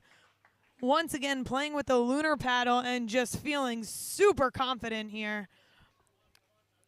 That's the first game, and we'll be right back shortly.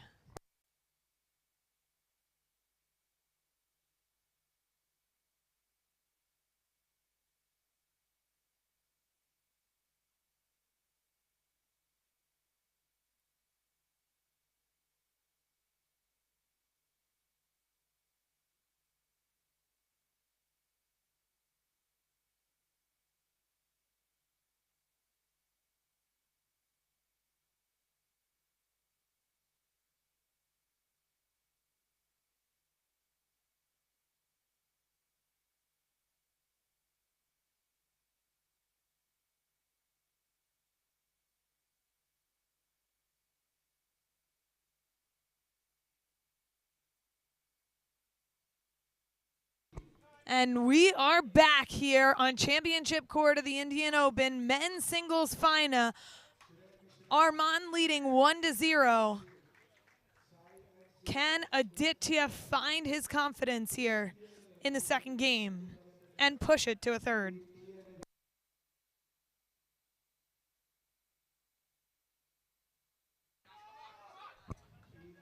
Everything seemed to be going right for Armand in that first game. Aditya with no answers, but gets a side out early here, and he's back on serve, 0-0. And this is where Aditya needs to remind himself, this is a best of 3, oh boy, the fault.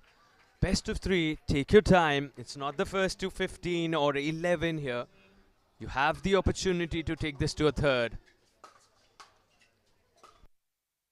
Give yourself time, give yourself opportunities. Engage in those rallies. It's not about going boom boom or going for flashy shots. Take your time. Engage in possibly some dinks. Come closer to the kitchen, and this is where you see him slowing it down a bit.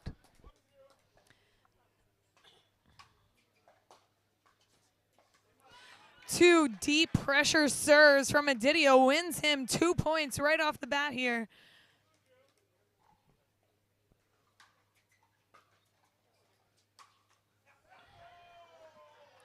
And at times where you're maybe feeling uncomfortable, where your shots are not landing, there are simple things you can do.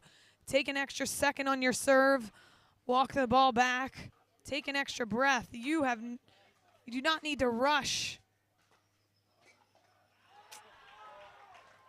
And a difficult shot to execute there from Aditya, running to the side, trying to get a backhand flick cross court. Level of difficulty extreme there.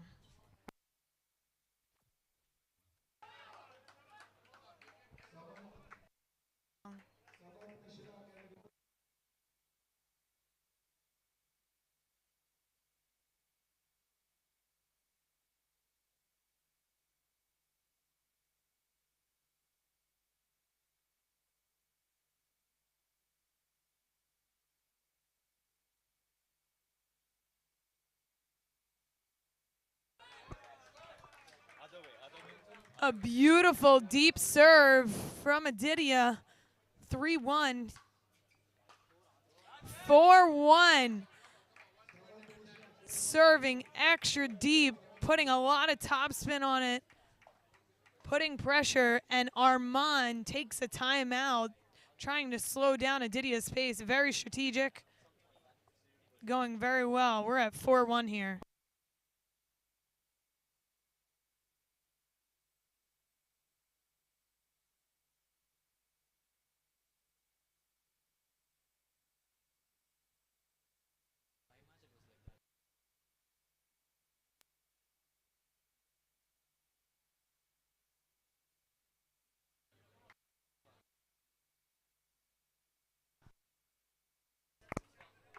And we are back. Aditya on a nice little run here, up 4-1. Can he continue this momentum?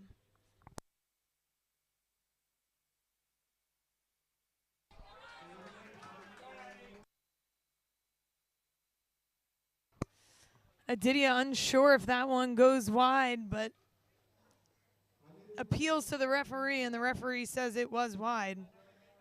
We're back here with Arman on serve, 1-4.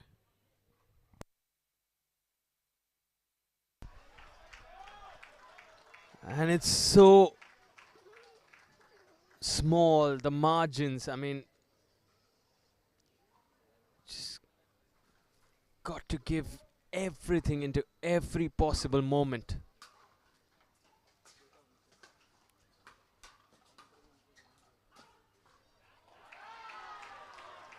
Finds the depth, and listen to the noise here. Massive support for both Aditya and Arman. Of course, Indian talent in the final. They love it here in Mumbai.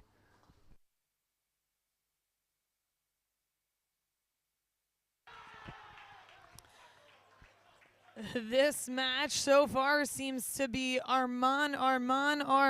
He's just feeling it hot, feeling confident. Not much seems to be able to stop his momentum. We're at 4-4. And Aditya returns into the net. His friends telling him to calm down, settle in. These singles games can go super quickly.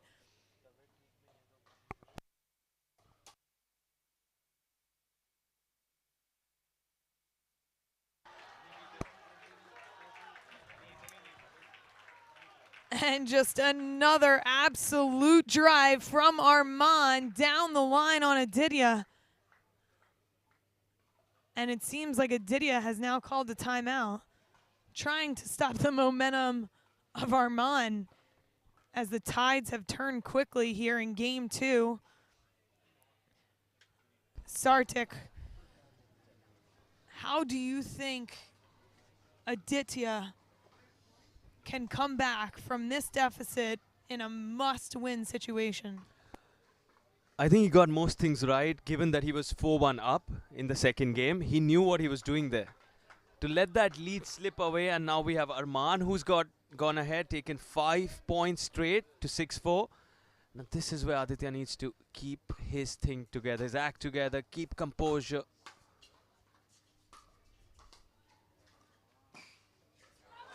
Build it up like that. Go to the kitchen, step next to that non-volley area and allow your paddle to slow down the pace. Force Arman to play out of his comfort zone. Aditya's big serve is providing him a lot of points here. He's got to continue to put pressure with his serve.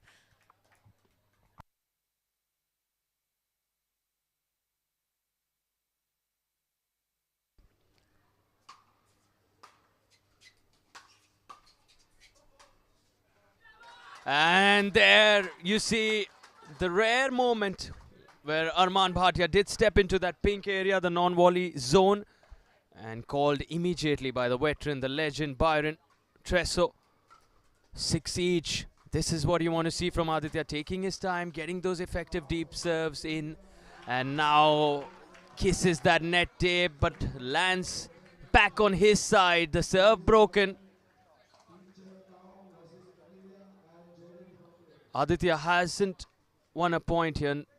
I stand corrected. Arman hasn't. There'll be a change in that score. It's not 7-6. It's 6 each. Yes, there's the change. This time Arman gets it. And he is pumped, and his side of the crowd is roaring. There is nothing Arman seems to not be able to do here in this final. He came to play. He is fist pumping and just absolutely loving it here on Championship Court. And a long return from Aditya. He keeps shaking his head, wondering how he's got in this position. It's definitely not for the lack of preparation.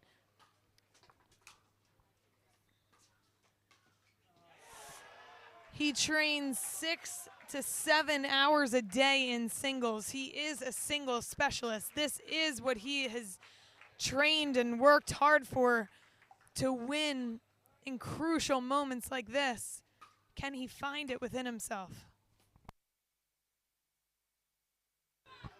And he breaks serve, and now it's his chance. Let's see if he can put pressure, continue to put pressure on Arman with a deep penetrating serve. That has been what has given him the most success in this game.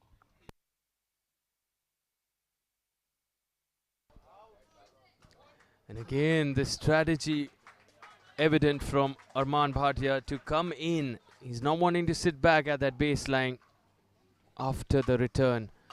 Here again, the backhand, and he steps in, forcing Aditya Ruhela to go for those passing shots because there's not much room, and there's the error. On that last serve, Aditya had a very big serve, which gave him a shorter return from Arman, and that's what he needs right now. He needs to continue to serve big, getting shorter returns from Arman to be able to create more space on the court, to be able to go to Arman's forehand or backhand. When he gets a deep serve back, it limits Aditya's options. And now he is within one from Arman, 8-9. Worthy of a final. Loving it. All of them here.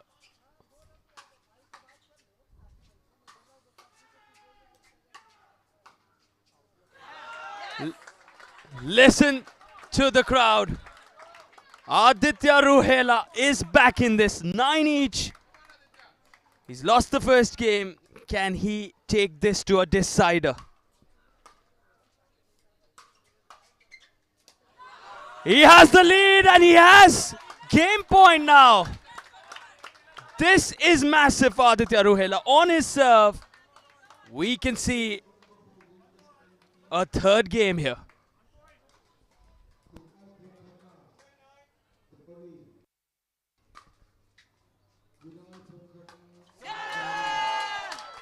Ladies and gentlemen, we're going to a decider in the men's singles final. This is massive. The mentality, world class from the man on your screen, Aditya Ruhela. What a performance. Winning hearts, the Indian talent on fire here.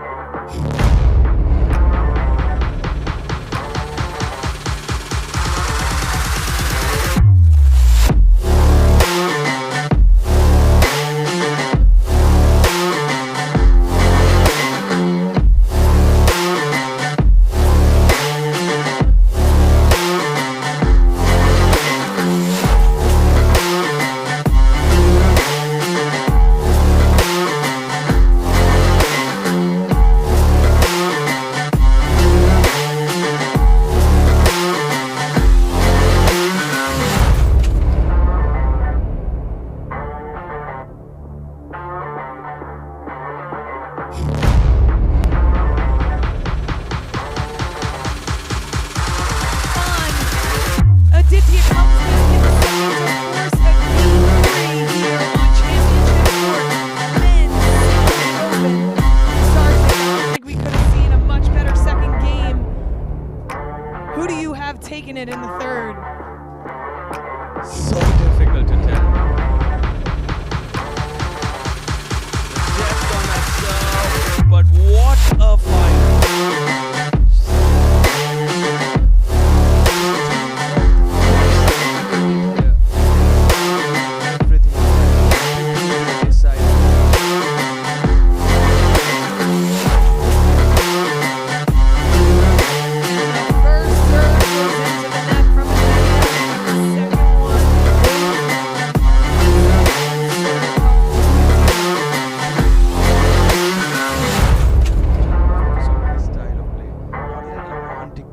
The rallies, because if he engages in those drives, this is what you want. A little bit of mix. Force Arman to come in.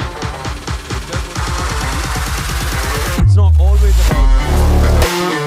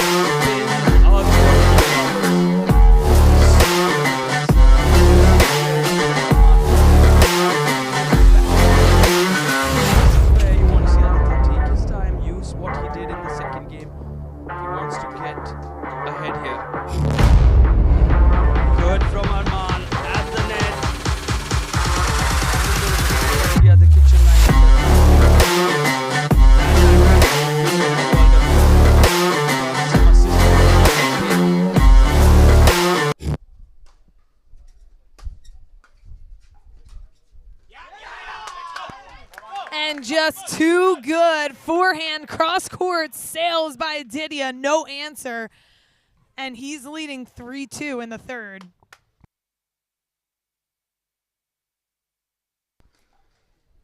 Lots of breeze here. Now that's a factor. You want to be careful.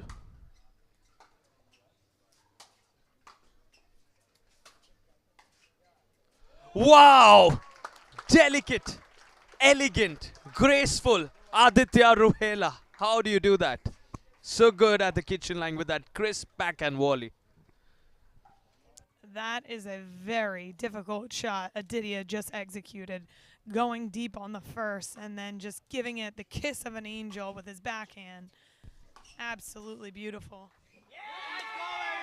But Arman has another answer, and his both hometown hero India. Who is going to take it in such a tight match? Drives it right into the middle of the net. Aditya back on serve. Can he continue to put pressure on Arman with his deep pressure serves? Creating shorter returns from Arman. That's where he's found the most success.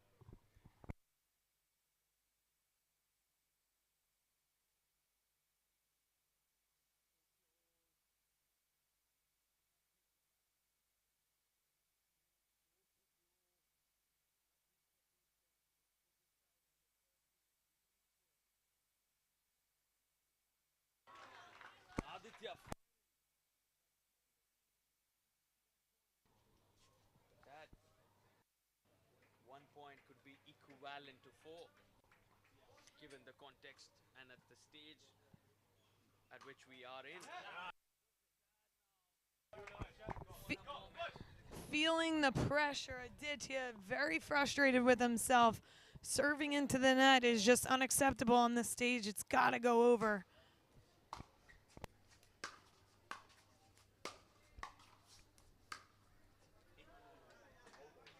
So close, goes wide though.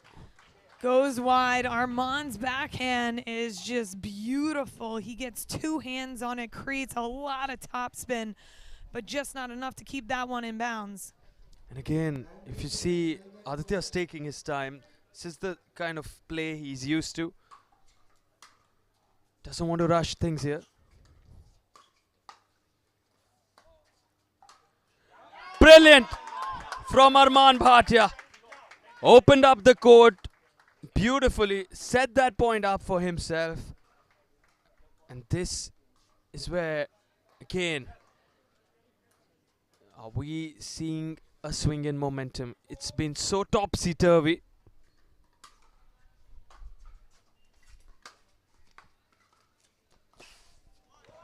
And great hustle there by Arman. Aditya doing so good at dropping balls into the kitchen when Arman is back at the baseline, forcing him to run up and try to get underneath those balls, but it's just so difficult.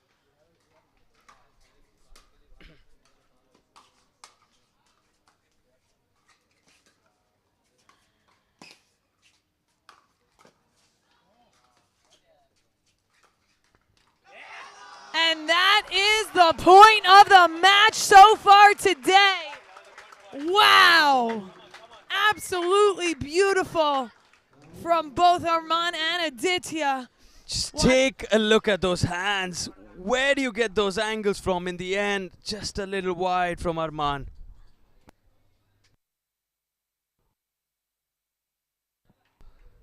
Aditya Ruhela now with the lead on his serve, 5-3. Wow. Just wow. Arman did so well with that returns. Returned it so deep. Yet Aditya somehow finding the angle down the line. The big question we asked before this final was, do they have the big game mentality to play in such crowds with such big numbers, absorb the pressure, soak in the pressure? At the moment, Aditya Ruhela is doing that so well. He's excelling under pressure. The clutch mentality, such a big component of all sport. And it's really come down to that. Sartik, I mean, what a change we have seen from Aditya from game 1 to game 3. He's a new player out there. He's feeling himself. He's got great points underneath his belt.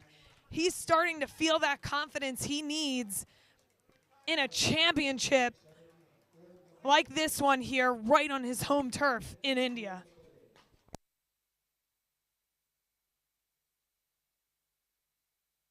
And just an unbelievable angle there from Arman. It doesn't get better than that. Puts it in a spot that Aditya, one of the most athletic players out here at the Indian Open, just could not get to.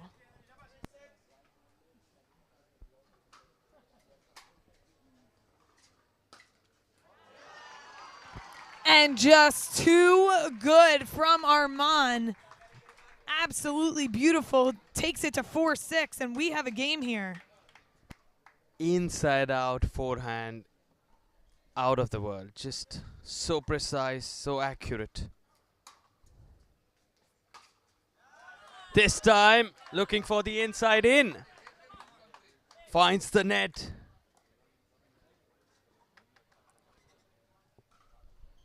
Both exerting so much energy, so much the body has dealt with over the last 3 days. Not easy, these conditions and the kind of journey they've had to come to the final.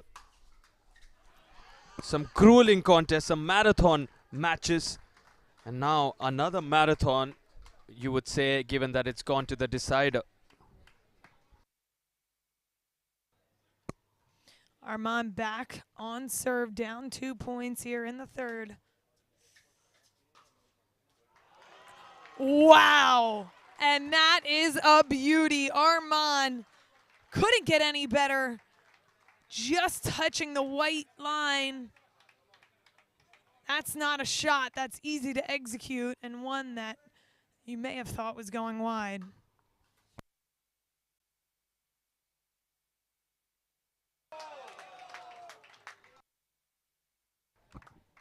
And unfortunately, Arman is down after trying to recover a ball.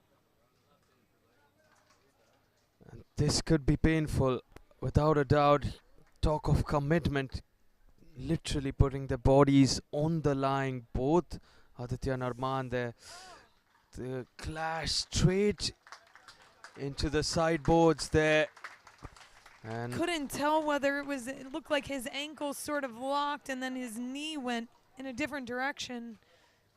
He seems to be okay, but a beautiful display of sportsmanship from Aditya, running over to check on his friend yet opponent right here on championship court. And friends just piling in to make sure Arman is okay, but he's back up and seems like he's ready to play here again. Aditya on serve, 6-5.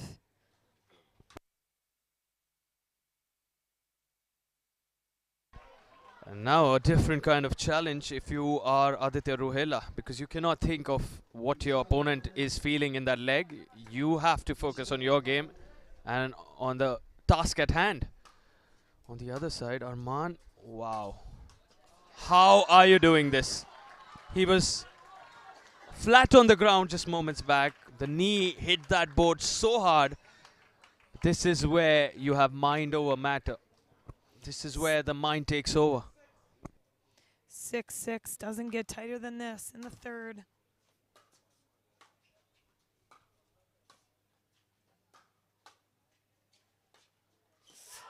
Just too good there from Arman. Going backhand, backhand, then forehand and back to the backhand. Moving Aditya around, creating a lot of uncertainty of where he's going to go next, and just again finds the space.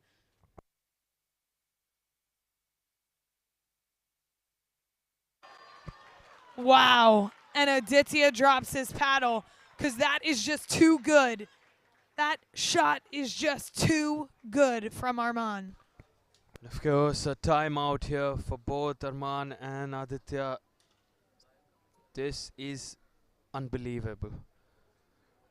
What Arman Bhatia has gone through in the last few minutes, purely just the body to take that much pain, forget about it, not let that pain enter into your game and let your paddle do the talking. Wow. He leads, time in, says Mr. Byron Tresso.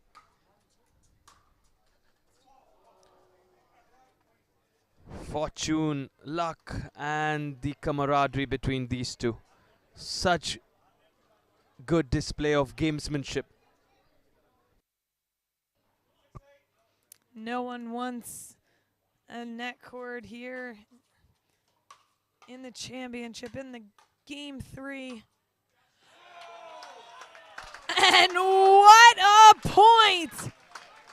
Absolutely brilliant point construction there from Aditya, making Armand feel the uncertainty. Where is he going to go next? He's on serve 7-8.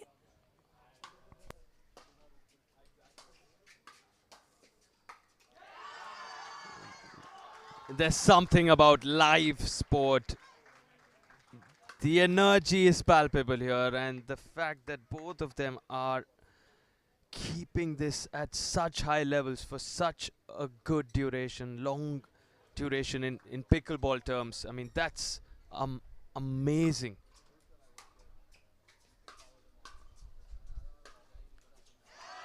Quality pickleball all the way. How are they doing this? Entertaining everyone, all of us on the edge of our seats, most of us not even sitting here. We can't believe this. This is top class.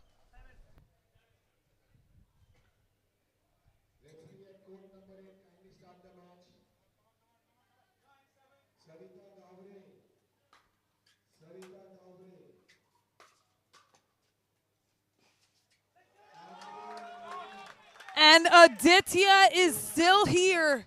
He is fighting 7-9. Can he make a comeback and take this one?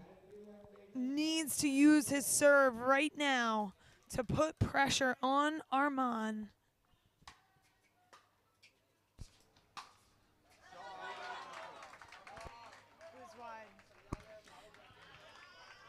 So close, missed by a whisker. The chief referee confirms it. It was wide. What a serve that was. The depth, unbelievable. And then you follow it up with a brilliant inside out, but goes wide. Now Armand with the serve. And he hits the same kind of shot that we saw from Aditya, and inside out, and it goes wide. Unbelievable on that one. He had a lot of space. Aditya was over on the right. He had the entire left side and unable to execute. Can Aditya?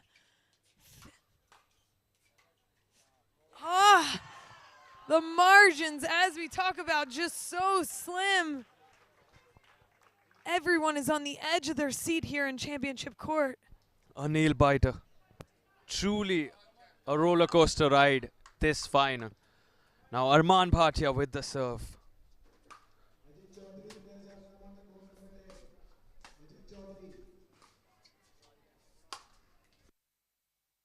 Where did that come from? What an overhead. Just a thing of beauty. So good that from Aditya Ruhela under pressure. He could have easily lost sight of that in the sun. This is an outdoor court. Kept his focus. Aditya with the serve now.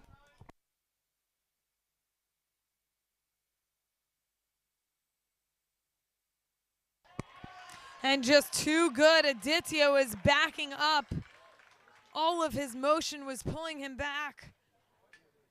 And Armand just easily finds the space. We've been trading side outs with no points for at least a few moments now.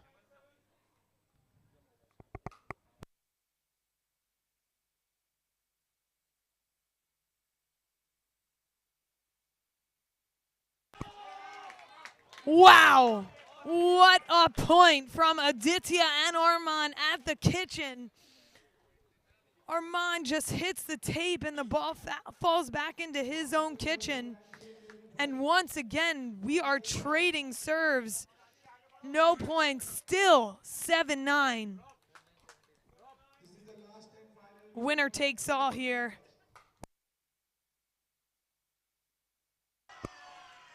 What's really interesting is Aditya's serve is very deep, a lot of topspin, putting a lot of pressure on Armand, and he's short hopping it. He's taking it lower.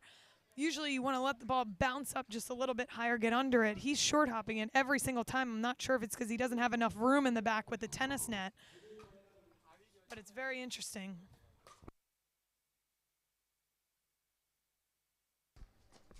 No, no. Just something you don't want to see in the third.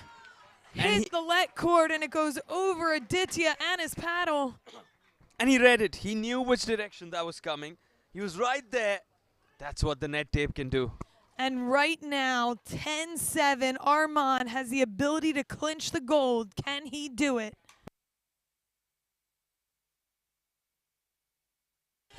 And Aditya has an answer. He says, not yet, not under my watch. Aditya Ruhela gets the ball 7-10.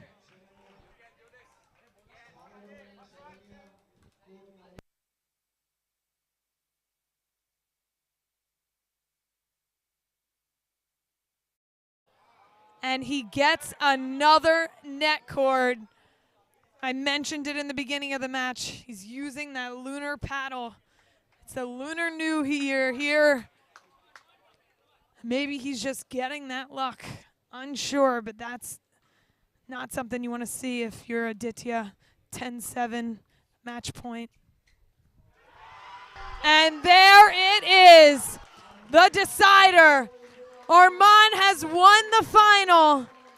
An absolute beautiful match played by Arman and Aditya. It doesn't get better than that. Arman wins game 1. Aditya fights back, takes game 2, sends it to a decider. Game 3.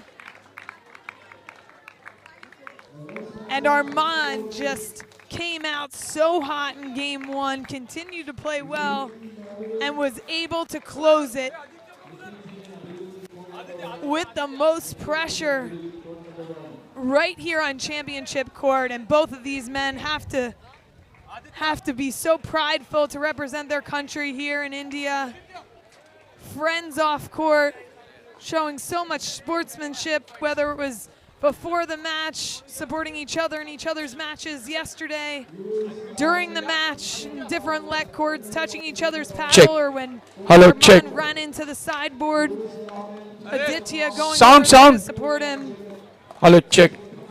And at the end of this match, them showing so much love and compassion for each other. Just an all-around beautiful display of sportsmanship from these two young men, hailing from India on home turf. Just so proud. Look at Arman getting all of the love from his friends and family, interviews. He is the hometown hero of the day. But man, they both have so much to be proud of, so much in such a deep men's singles bracket. Tough day. They were able to make it to the championship, put on a show for everyone here. There were so many fans out here, 3 deep cheering. And once again, congratulations to Arman. Talk about leaving everything on the pickleball court. Aditya Ruhela and Arman Bhatia have literally put their bodies on the line in this wonderful marathon final, taking it to a decider. Can we hear it for the both of them? Aditya, having lost the first game, came back in the second one. Arman Bhatia in the third game was down and out in one of the corners. His knee crashed into the sideboards. I don't know what took over, what energy drove him. He came back, he wins it. I want to hear your thoughts on this first. Aditya was such a fighter, but what did you get right there, Arman Bhatia? Firstly, Aditya played a very good match. Congratulations for making the finals of probably the biggest tournament that's happened till date in India. And he's a great competitor, and he's been unbeatable in singles, so he's just been doing great, doing something right, I guess. Today, I had a simple game plan which I just stuck to through the tournament, was just standing and ripping. I think that's paid off. So yeah, it was a great finals. Thank you so much for the wonderful organization from the tournament, and I think I've got doubles coming up soon, so I'll rest and get ready for that. Thank you so much. You play like a true champion, and it's just amazing, the clutch mentality, the ability to have mind over matter. I hope your knee is better. How are you feeling? I'll probably know once I cool down a little. Right now, the adrenaline's just too high. Aditya Ruela, I was just in the commentary booth watching you at such close quarters. The ability to hit those angles, the precision on your shots, and like he said, you've not lost finals. And, I mean, hard luck today, but what has the training been leading up to this point at the Indian Open? What have you done in off court that leads to such a terrific performance on court? Off court was all I did was hard work, but today he outran me. Today I want to congratulate him for an amazing run and all the best for the doubles final. Hope you get a win. So yeah, as he said, I'm not used to the loss in finals, so I'm still coping out with. Hope I do it sooner, but I will come back stronger. Yeah. And another thing that really stands out between Aditya and Arman, when they were playing the semi-finals, I saw them cheering for each other also. The support they have for each other. Friends off court, rivals definitely in the final, but the camaraderie, the gamesmanship, that is what you want to see on a pickleball court. And this is where we just are getting a glimpse into the future of what pickleball is doing in India and sending waves across the world because of what global sports has created here at the Indian Open. Another huge shout out to our finalists, our champions. Both of them deserve a lot more noise. Arman Bhatia, Aditya Ruela. Let's hear it for them. Thank you. Yeah. Thank you, Sardar. Good game, yeah, good game.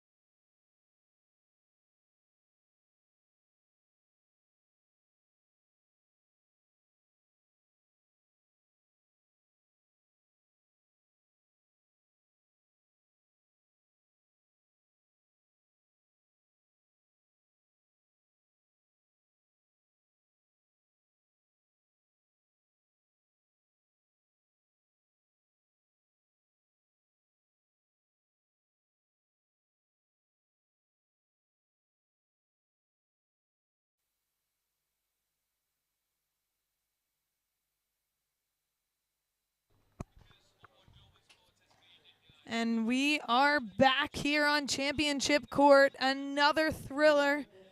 We have the mixed doubles open division semifinal featuring Pei and Louis out of London and Amelia and Jaden from the United States. Amelia and Jaden definitely newer to the game, younger. Pei and Louis definitely have more years under their belts, and we'll see if the youth or the wise will take this one.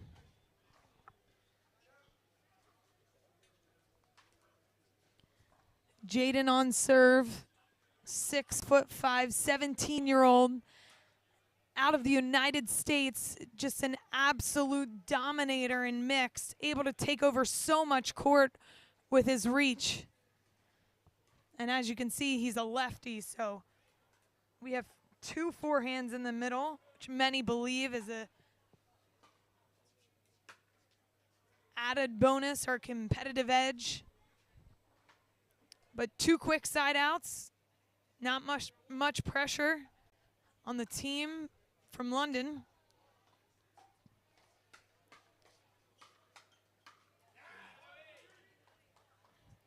And a hands battle at the net, and Louis comes out on top, 1-0, Pei on serve.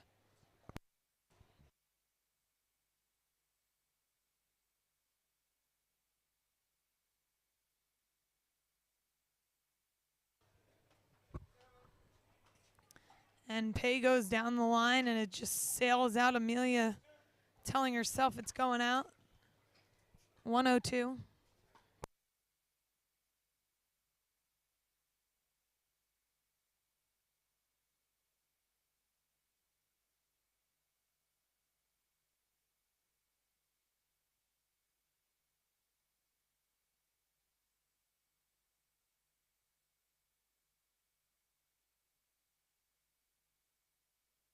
And great point construction from the youngin' Jaden, standing at that kitchen line and just reaching in, creating a lot of top spin with that gamma paddle.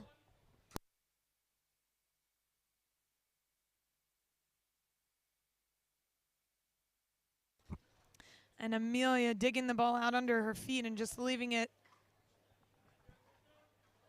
up high.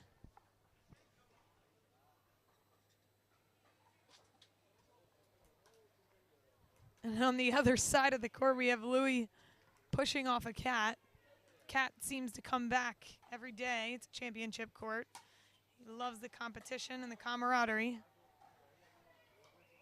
Jaden reaching over. I like it. I like him being aggressive. Just needs to get the ball down.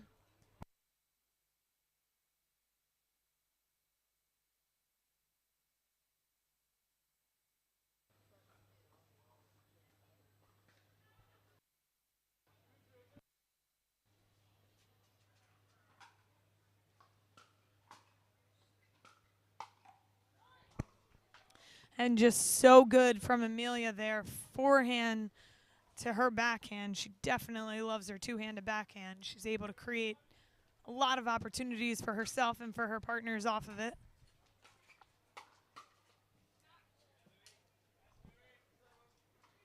Amelia thinking that ball's going out and just stays in. Again, we're playing with the Franklin X480 ball. Slower ball. And Amelia just gets 2 under that ball and sends it long.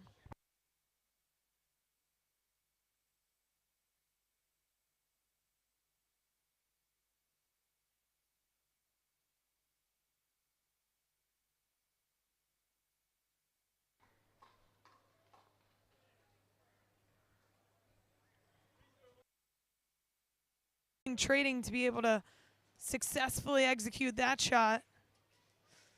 And Amelia goes line on Pei as she's stacking with Louis and gets a net dink straight into the net, but she's got to get out of it there. Just 2 points, just 2 errors. She's got a whole game ahead of her.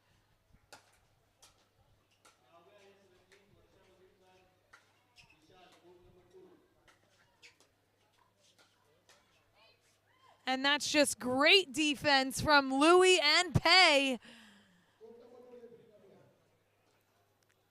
Jaden and Amelia with the keen eye to let that one go long.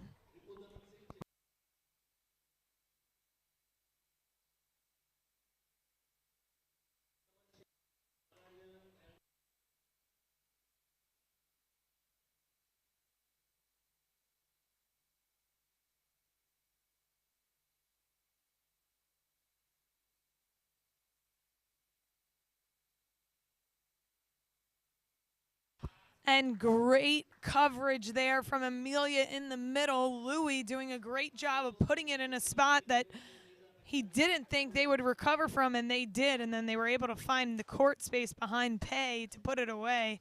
Just beautiful point construction there from the U.S. team.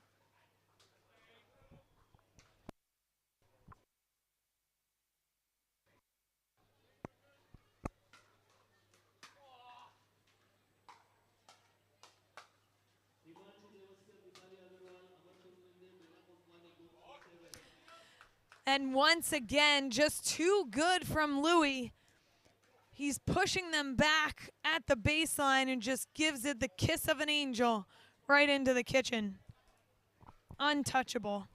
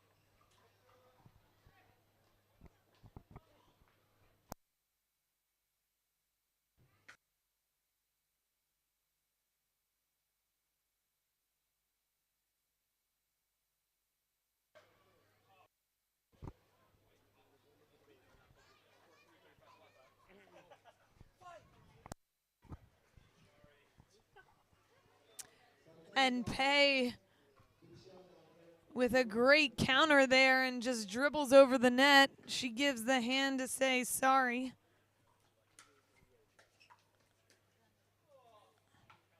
And a great job by Jaden to cover the spot behind him as he's pinching middle.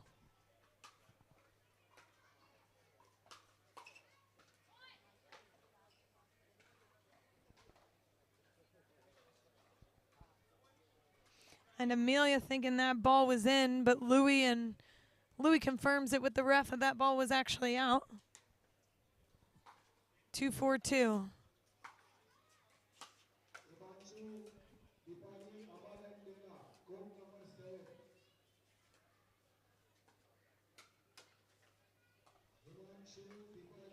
And Jaden going at the body of Pei. Finds success here.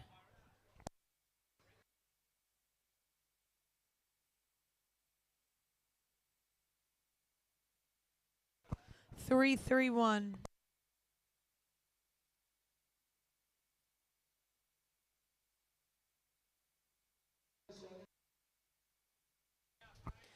Great defense out of Jaden and Amelia, but once again, Louis with an answer. He just has beautiful hands. Man, I just love it. But a great shot from Jaden going behind Louis as he's pinching middle. And that's a shot that if you're playing mixed doubles, the man tends to pinch middle and try to take at least 60% of court. And some mixed doubles, you'll see them take a lot more than 60%. Depends the dynamics, but you want to try to go behind the male to keep them honest, to keep them from trying to pinch in and take 70, 80, 90% of court. So you'll see that strategy used by a lot of players here in mixed doubles.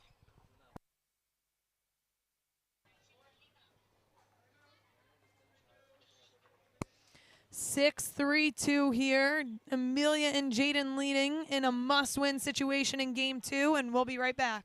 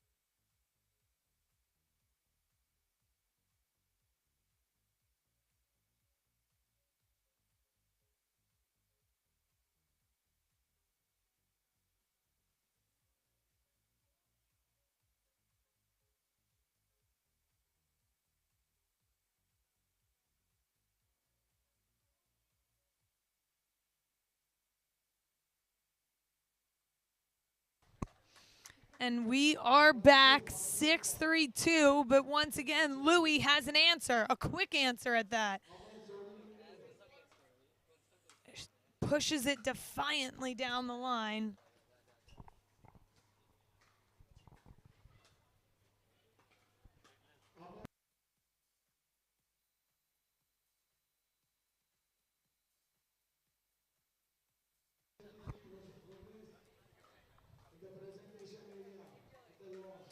Four, 6-1 on the paddle of Louis.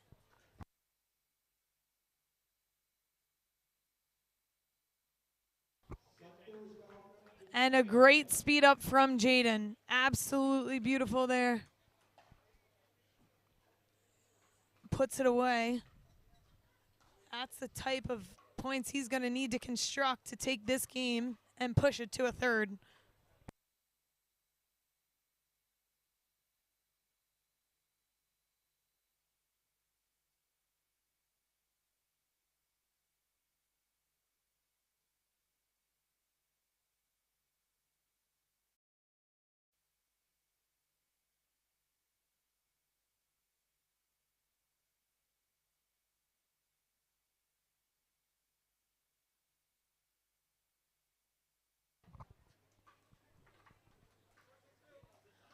Four, 6-2, pay on serve.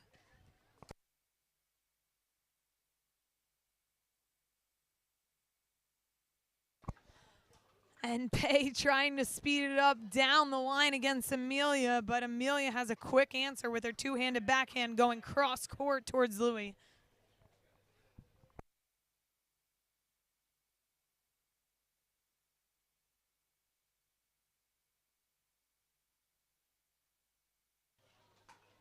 And Pei actually trying the same exact shot on Amelia this time, but the team from England unable to execute it successfully.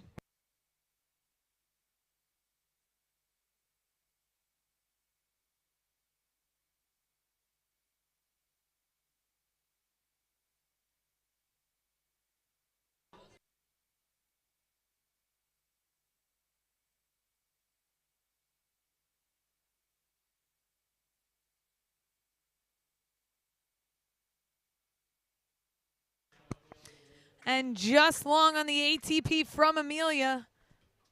A valiant effort, but didn't perform successfully. And I'm sitting close to a friend of both Pei and Louis, Freddie, giving them some strategy and encouragement throughout this game. And he tells me that Louis actually been playing for quite some time, and you can definitely see it. His hands are extremely speedy, and they just know where the next ball is going so well. Very impressed by Louis' game.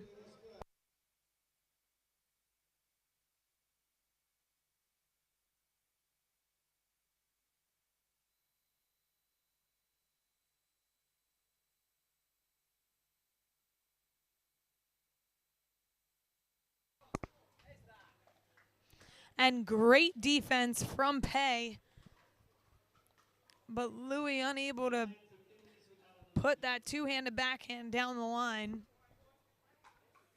7-5-1. A lot of balls in the air here, and Louis clearly frustrated. He sends that one into the net.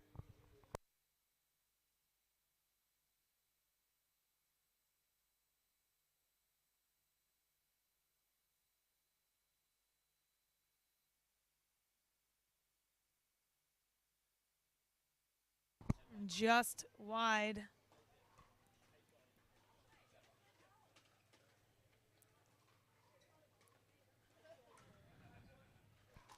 Nine, 5-1. The unforced errors now from Pei and Louis are building.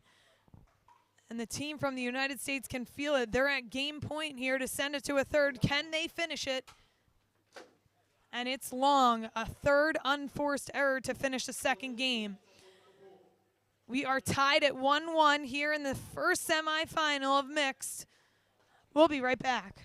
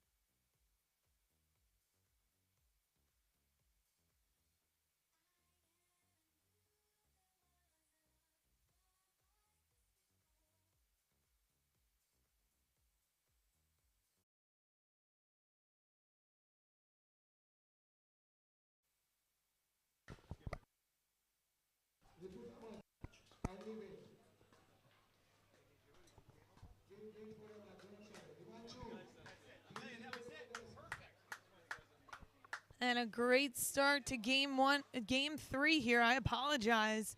From the United States. They pushed it to a game three. Jaden on serve here, 0-0-1. And Pei with a quick answer. 0-0-2.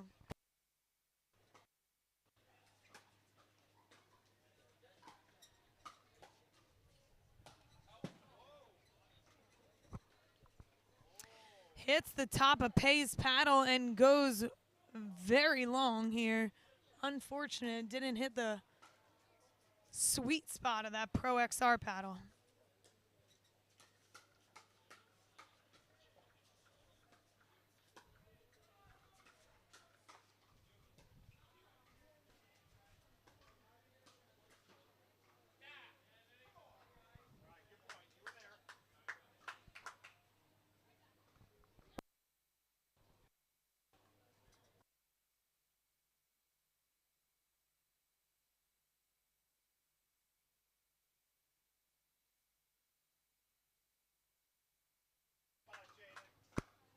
And a great spot from Jaden going cross court there. Love the lefty in the middle from him. And Amelia loving that attack down the line against Pei and finds success in it once and again.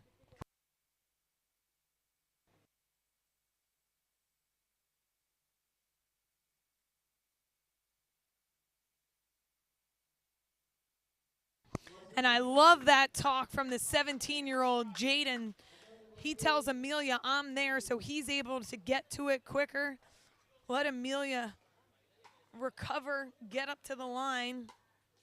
That's great teamwork and communication, essential for mixed doubles.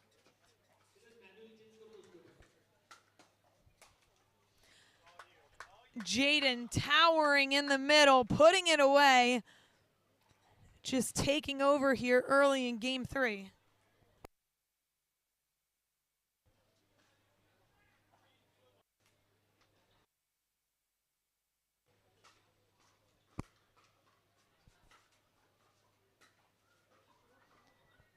And once again, Jaden bringing the answer the team from the U.S. needs here.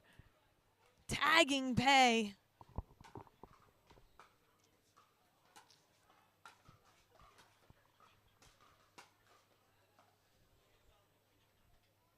A hard one there for Amelia to get to. Falls to her knees almost. But a great lead here to start, 4-0-2. That's the type of lead you want in a third, and they make it to 5-0-2. Tough one. Can they get this next point to switch ends? We will see.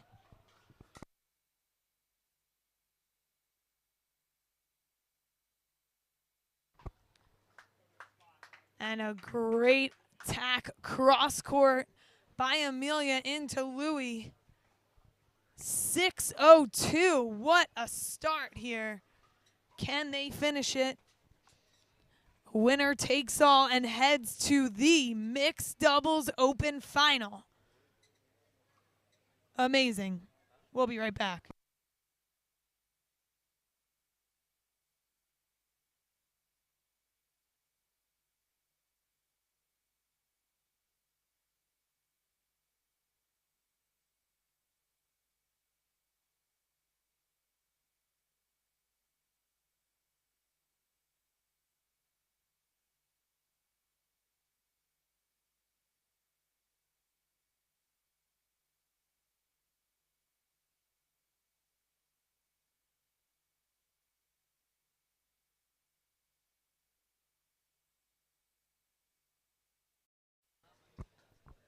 And we are back. 6-0-2. But Pei says no. Louis and Pei on serve, 0-6-1. It's a tall task to come back from 6 points, but if there's anyone that can do it, it is Pei and Louis.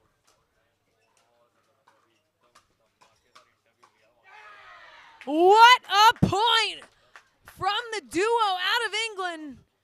An absolutely amazing point. Defense to offense.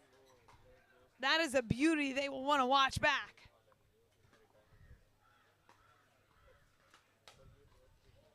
Wow. A quick answer from Jaden after the speed up from Louis. He was ready, cocked and loaded, and pulls the trigger and has success, but unfortunately, a return into the net. A quick 2 points here. 2-6-1, I believe, or maybe 1-6-1.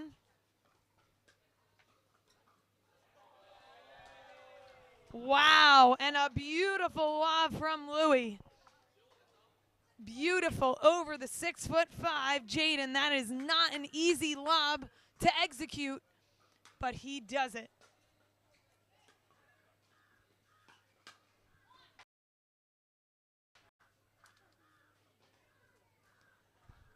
They make a comeback here. 3-6, cut the lead in half. Can they hold them?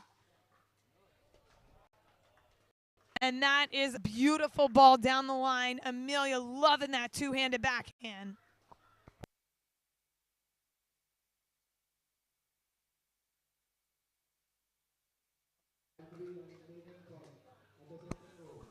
Louis just trying to get too cute with it here. Down 4 points. But the lead extends to 5. You got to just put that one away.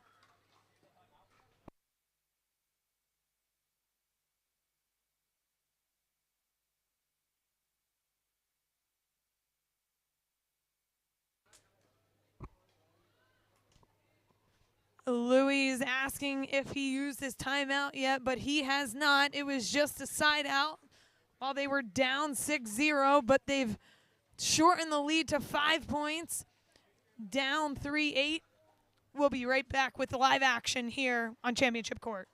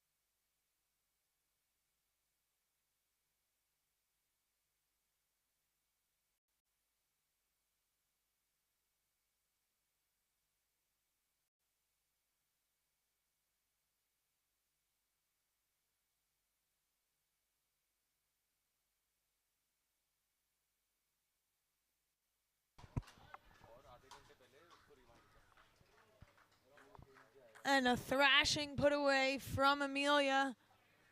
9-3-1. Pei and Louis need answers quickly here in the third. The winner of this match heads to the final. Amelia sends that one long. Louis jokes that it was out. You do have to make calls. Make your own line calls. Make them loud and clear, Byron always says, and he wanted to make sure everyone knew that ball was out.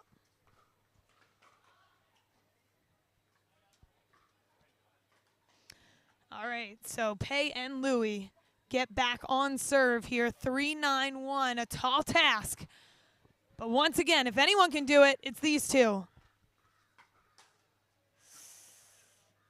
And a speed up from Amelia down the line at Pei. Once again, finds success. 3-9-2 here. They need a run. And the return into the net.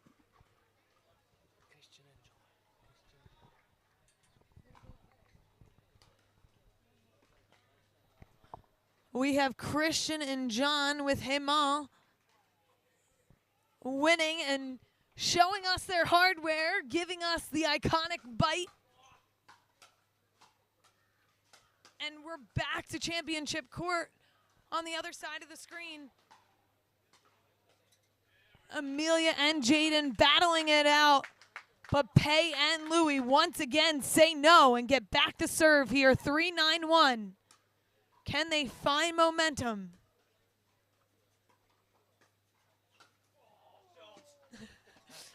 And that is a tag, a bag, whatever you want to call it. Jaden hits Louis. And Louis just laughing it off, having a good time out here. Can he find some success?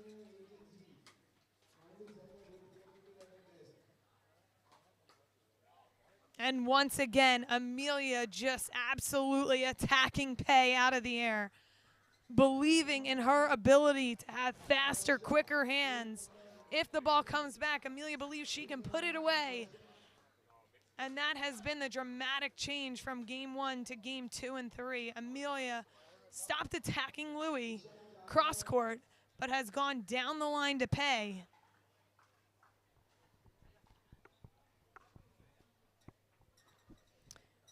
And here you have it.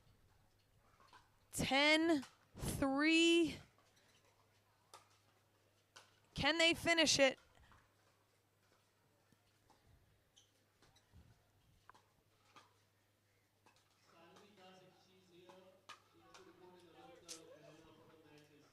Not on that one. Not on that one. They sail it long, but they have one more chance here. 10-3-2.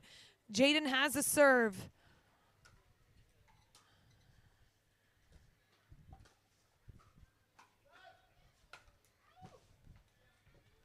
And once again, the same pattern from Amelia sends Amelia and Jaden to the mixed doubles final.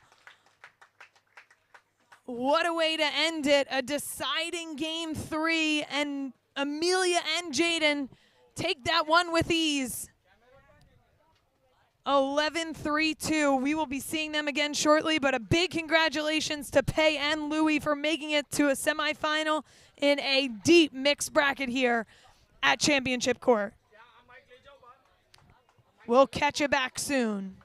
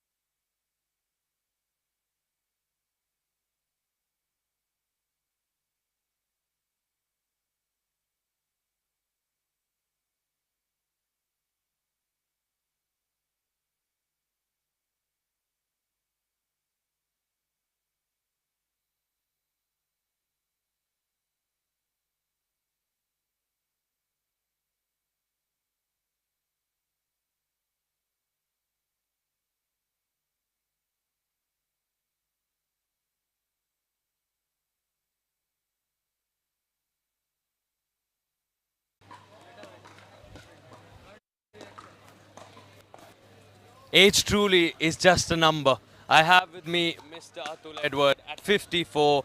The kind of passion he's showing for the sport of pickleball. One of the star entertainers here at the Indian Open. He just won the bronze medal in the 50-plus mixed doubles category.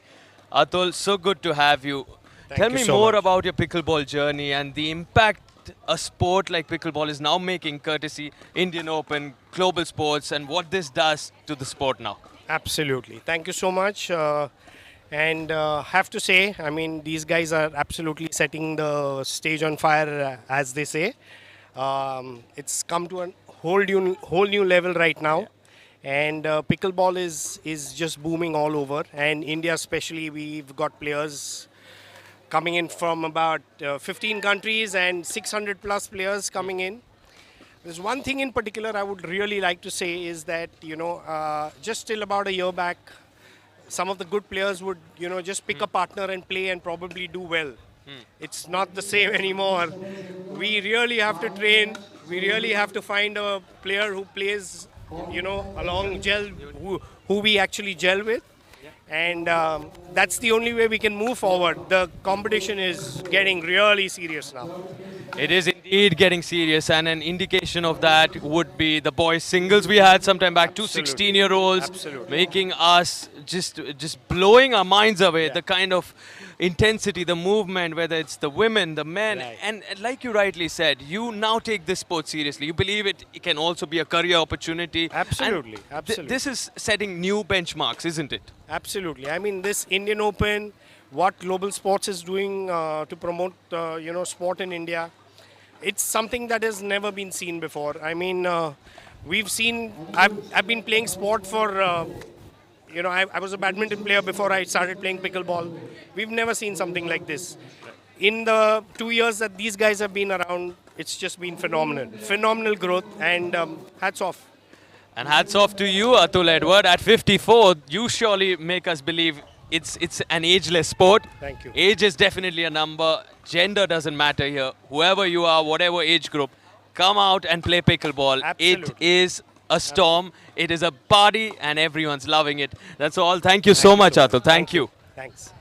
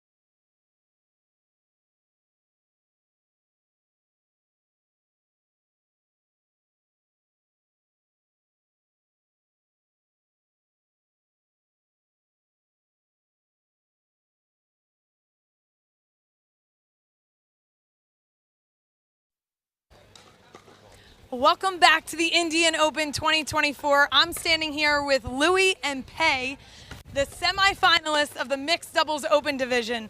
Louis, you guys came to the semifinal out of a deep mixed bracket. What was it in your two games that got you here today? To be honest, I think we work really well as a team. We have a good ball on court. We have a good chemistry. We kind of know who's hitting what shot where, and we've got a good mix between strong drives and good hands. It does work really well. Yeah, it was beautiful to watch you guys on court. And Pei, unfortunately, I heard that you were not feeling too well before this game, but you came out and played your heart out. No one could tell that you were sick. How did you recover so well after not feeling so good? I just take a rest and drink a lot of water, but I just want to enjoy the game because they are a good player. I want to play with them, yeah. Well, you did amazing, so congratulations. What's next for this duo heading into 2024? Well, we've got the bronze medal match next. Pei's got a couple of finals later. In the Indian Open 2024, she has hands of gold. Give it up for Ujay.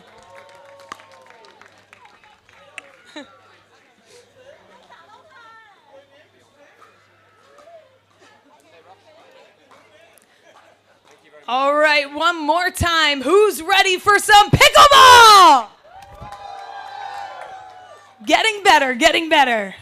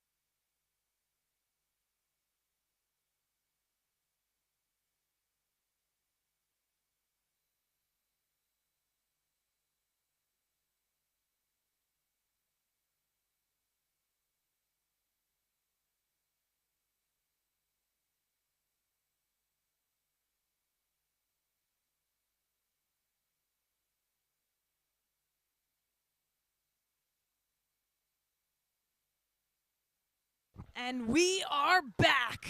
Championship Court, Indian Open 2024 Mixed Doubles Semifinal, featuring two of the best players in the world. Andre Dascu and Megan Fudge are facing off against hometown hero Van Sik and from Taiwan, Ujay.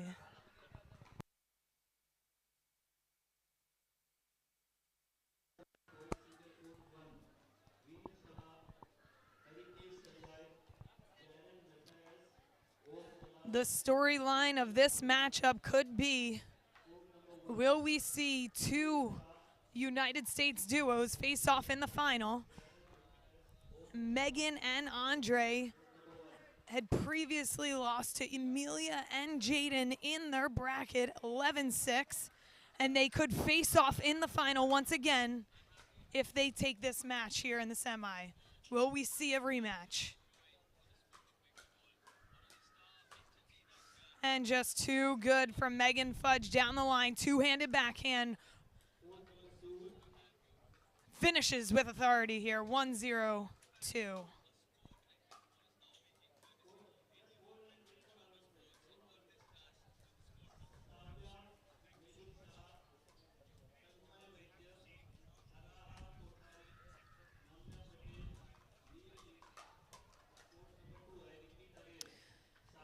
202. Little hands battle at the net. Andre and Megan come out on top, 202.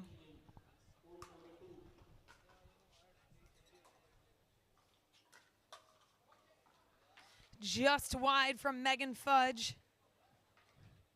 Trying to do repeat the shot she originally hit in the beginning of this game. Unsuccessful there, and Vonchik coming crashing in the middle, but just goes into the net.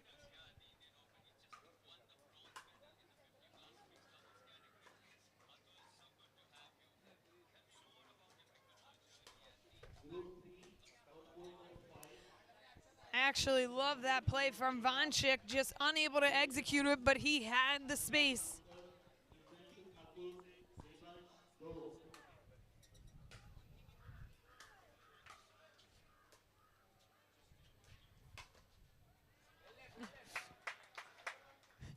And Vonchik falls out of the way of the ball and lets that soar wide. An athletic move, to say the least, to get out of the way of a crashing ball from Andre Deescu.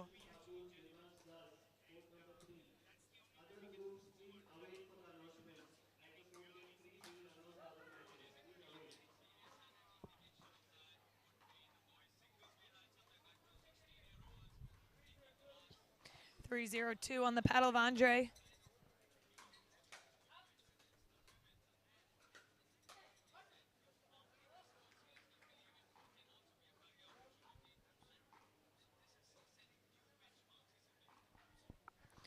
A bottle fell off from the table and seemed to distract Megan Fudge. Unhappy with that, but we're back.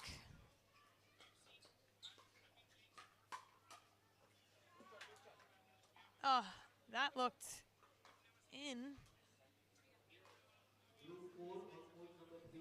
The ball's called out.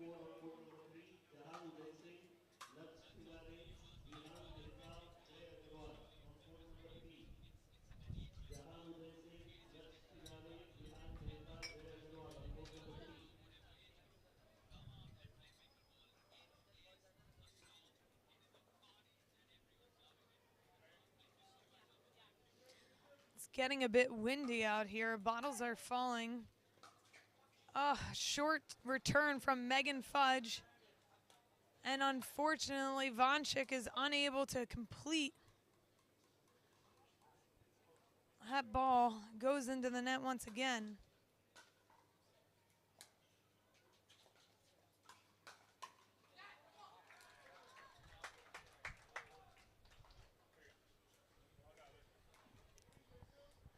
.302 here. That's what you'll find from this side of Megan Fudge and Andre Deescu. It's just consistency. They make balls. They make you make mistakes. But that's a great lean in from Uje down the middle.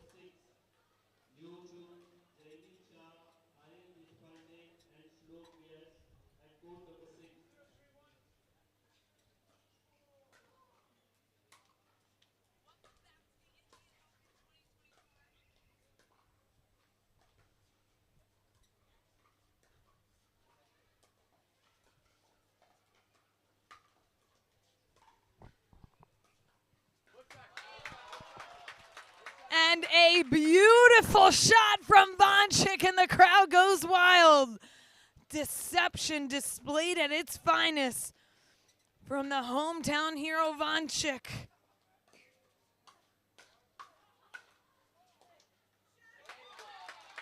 And here they come, Uje and Vonchik. 2-3 on the paddle of Uje.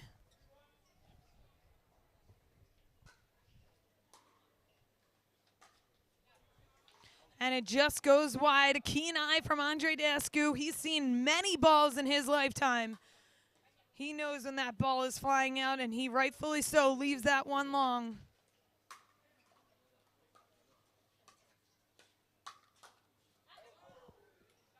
And a great attempt from Uje there. She seems to like, I should say, that two-handed backhand in the middle. Looks confident with it.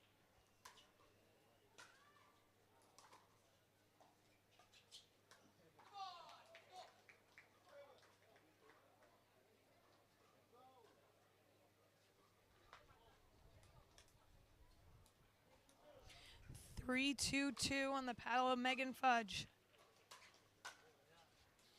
And that one goes long. Another two-handed backhand from Ujay. She's sitting on it.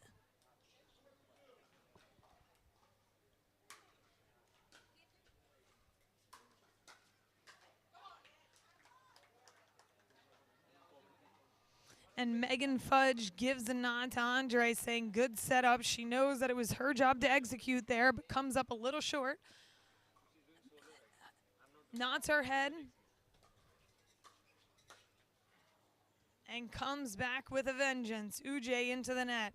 Vancic on serve. 2-4-2.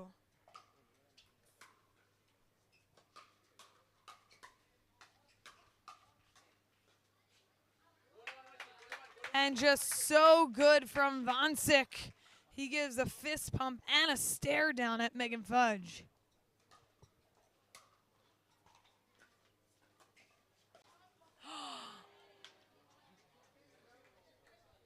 And he tried to do a backhand Ernie, but he sends that one long. Love the effort.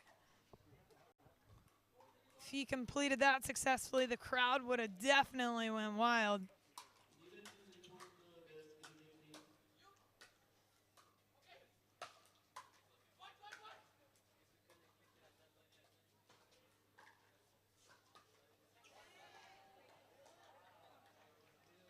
Vancic was yelling at his partner to watch the ball, seemingly thinking that the ball was going long.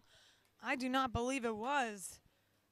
His partner hits it anyway and wind up losing that point.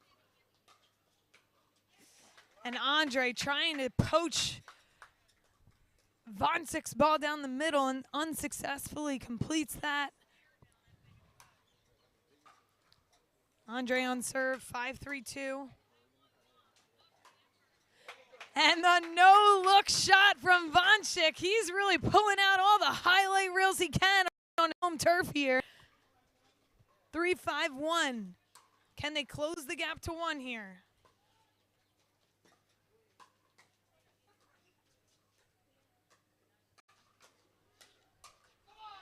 So strong there in the middle is Ujay, waiting on it with her backhand. And Vancic very amped up in this match, feeling the love and passion from this fan base.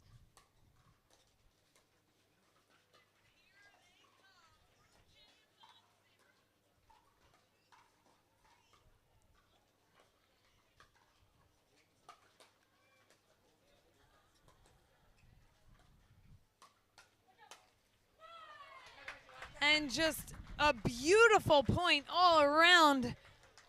I thought at one point Vancic and Ujay had it, but you can never count out the Megan Fudge and Andre Daescu on the other side.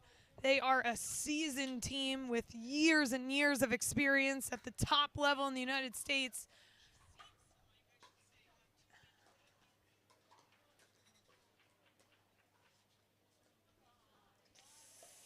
And an unforced error from Ujay and at the kitchen line dinking. She knows she has to clean that one up to have success here against Andre and Megan. You have to bring your best to beat the best.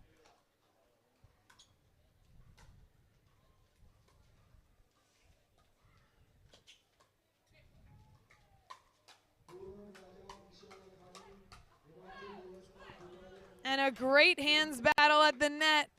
But Vancic still loving it, giving his partner the head nod, the fist pump, the paddle tap.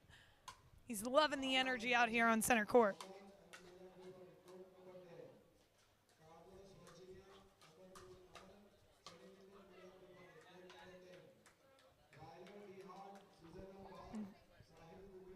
Second serve here. 6-4-2 on the paddle of Megan Fudge.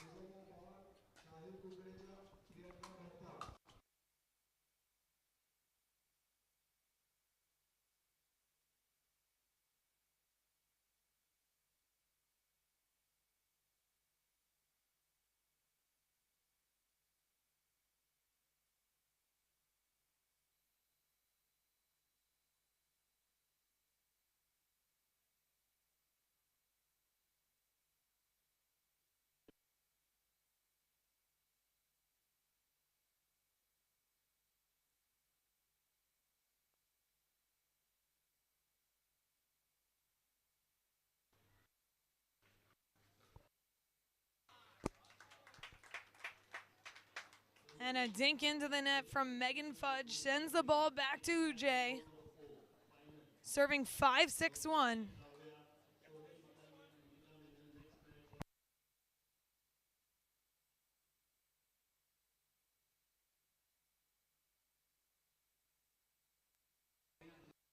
A very interesting move here from Andre Deescu and Megan Fudge. If you saw, they stacked on that last point. They're going to hold here on this point. Maybe just giving the other team a different look, switching it up, seeing if they can handle a different look. I like that. This is a tight game. Maybe they're not finding as much success and just want to switch up a point here or two.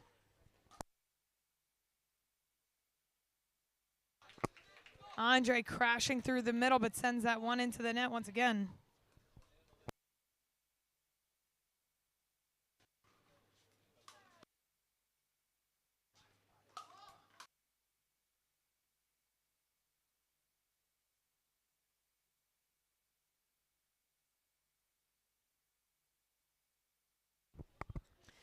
Hours and hours of court time. These two well, I should say three. Von Sick, Andre Deescu, and Megan Fudge have been not only playing mixed doubles.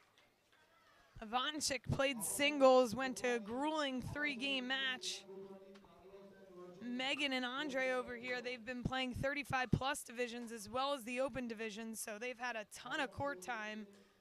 Ujay has probably had the least amount of court time and is the freshest, but you could definitely see the hours on court wearing on a few of them here, making some unforced errors that are uncharacteristic. They got to clean it up here. 6-6.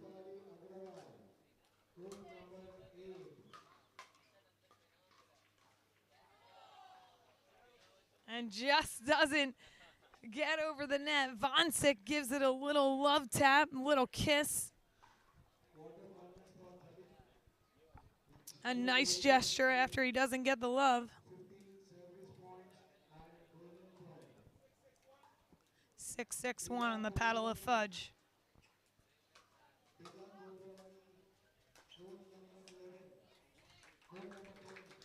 And Ujay with a great angle there. Megan Fudge unable to get to it.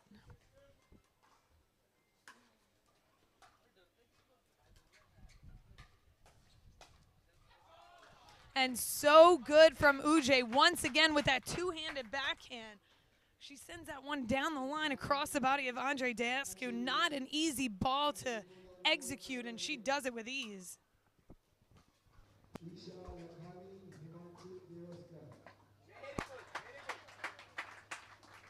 And they are just having fun out here. Ujay and Von Sick are laughing and clapping and cheering when they win a point, when they miss a point, and that is sending confidence to each other. We'll be right back here on Championship Court.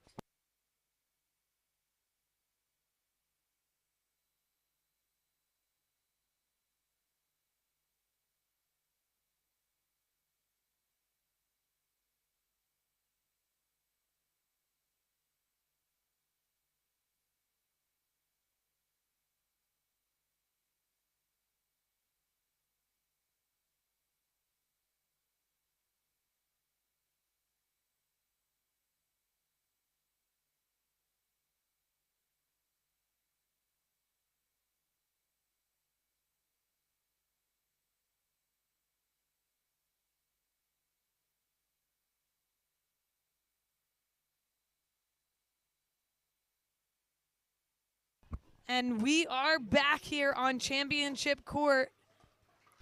7-6-2 on the paddle of Von Sick. They have the lead early on from the veterans.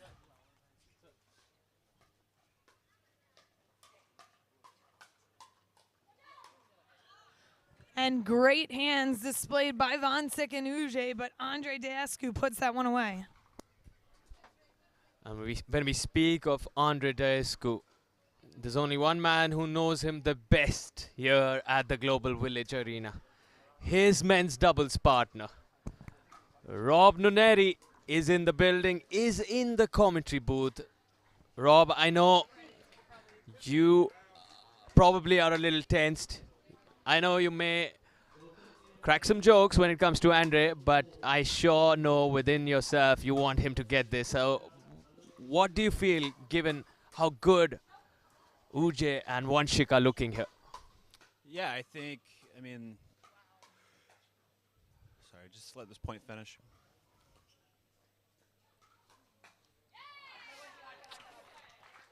Yeah, it's. I mean, obviously, this is just like a testament to the talent in India.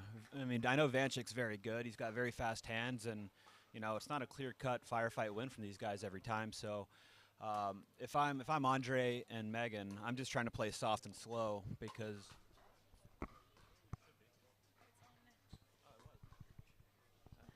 So, yeah. So if I'm Andre and Megan, I would just try to keep it soft and slow, and not try to get in the firefights, and it's all consistency. So.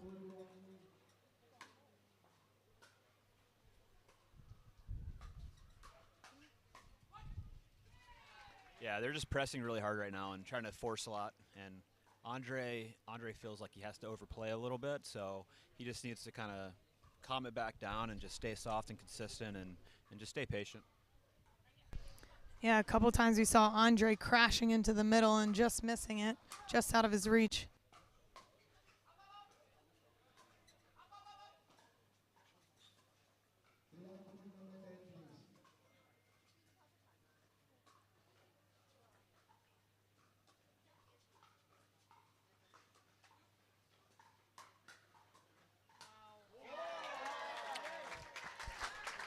And just beautifully done on the side of Ujay and Vanchik.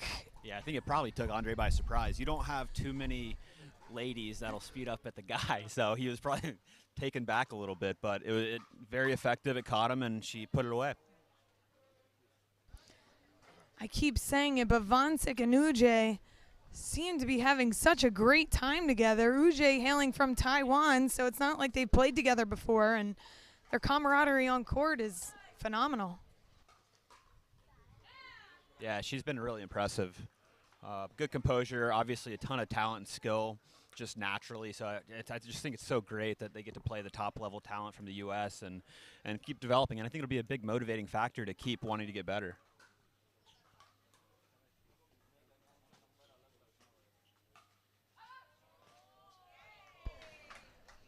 I believe Ujay's sister could be one of the top doubles tennis players in the world. Is that true? I don't know who she is. I believe that is true. So decent pedigree coming from that background, and yeah, I think we're going to see a lot more converts like that. We had a junior Wimbledon player here, and so I mean, just the talent coming in is great.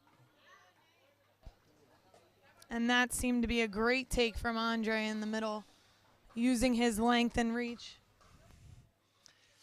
Yeah, a lot of frustration on the face of Andre, but And what do you tell him at this stage, Rob? Because you've been in these moments with him a lot. What are you talking to him at this point? yeah, I think he just has to stay calm and measured and focused, and I mean that's it. He knows what he wants to do, and he's what I love about Andre is he's this isn't an exaggeration. I would say he's probably the best competitor in the world. He wants to win more than anybody. He fights so hard, and he stays so focused. It's second to none in terms of competitive spirit. So that takes you a long ways, the will to win. It sure does. We saw him successfully win a Major League Pickleball title with the Orlando Squeeze, and not the best team maybe on paper, but that will to win and the team camaraderie probably got them the gold. Yeah, it's definitely a huge factor, especially in the team events.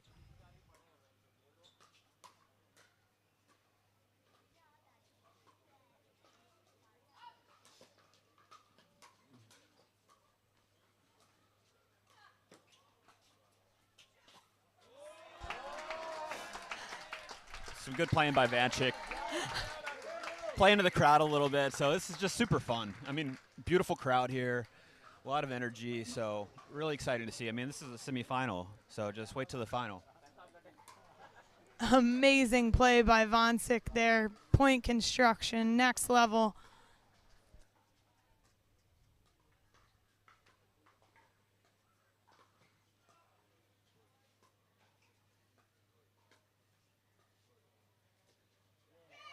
And Yeah, Vonchik has all the talent in the world. I mean, he found a good spot there going to Megan's left foot, kind of deep in the court, deep in the kitchen.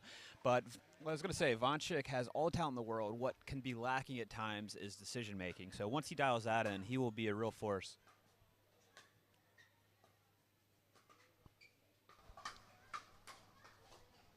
And Rob, where does that decision making come from? Is that just years of experience? He needs more time on court. How do you develop that? I think that's a piece of it, but I think a big piece of it is, and you see this with some guys in the States too, like Jack Monroe. It's like you almost have too much talent and you have too many options where, you know, they just can do so much with the ball that they can't choose what to do. And Vonchik gets the crowd going once again. He has game point on his paddle. Can he finish game one right here?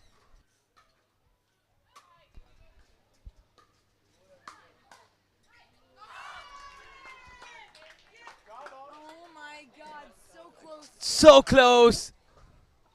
Rob, these noises, this atmosphere, I mean, how much of that can be a distracting factor, or does it motivate you even further? Yeah, I don't think it's much of a distracting factor. I think once, tough missed volley there. Took a big cut at it.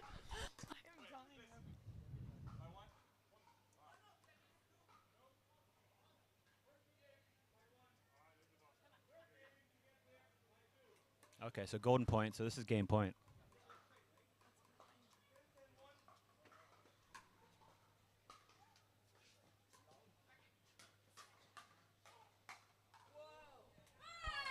Got it.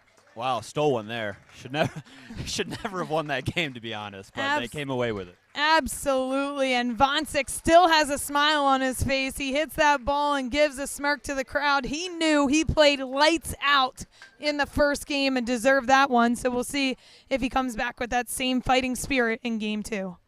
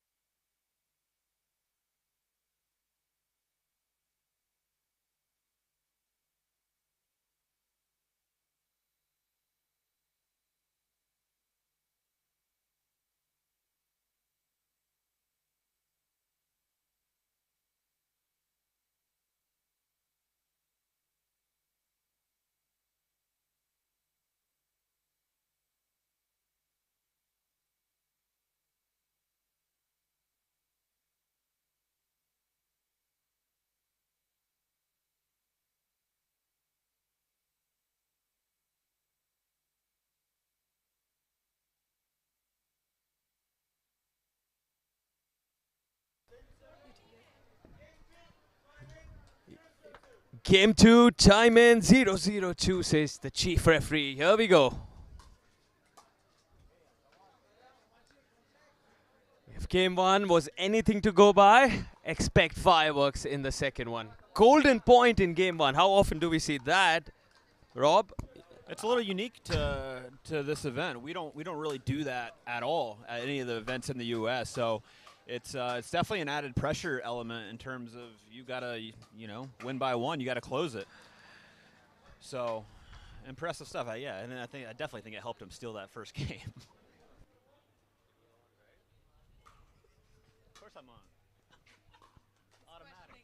Automatic. They're questioning if I have the mic on. Of course I have it on. He acts like this is my first rodeo. This is an amateur hour for Rob Nunnery. Yeah. He's been doing it for, how long have you been playing now?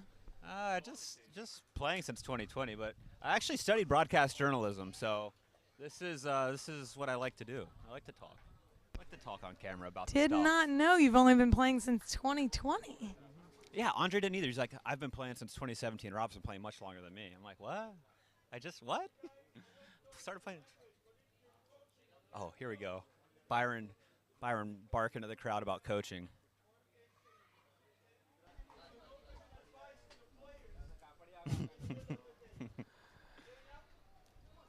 All right. So Byron's laying the law Mr. down. Byron says no advice he's in saying the it- middle he's saying it of the directly game. You can to- only coach to during Van side Schick's outs buddy. or timeouts. So clear instructions from the referee.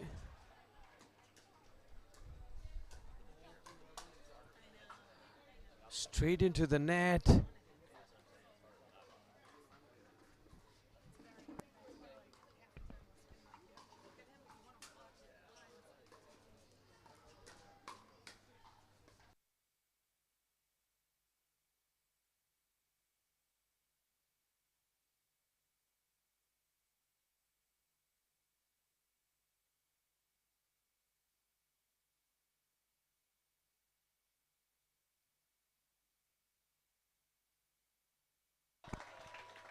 Yeah, incredible firefight right there. I mean, that's world class, high quality.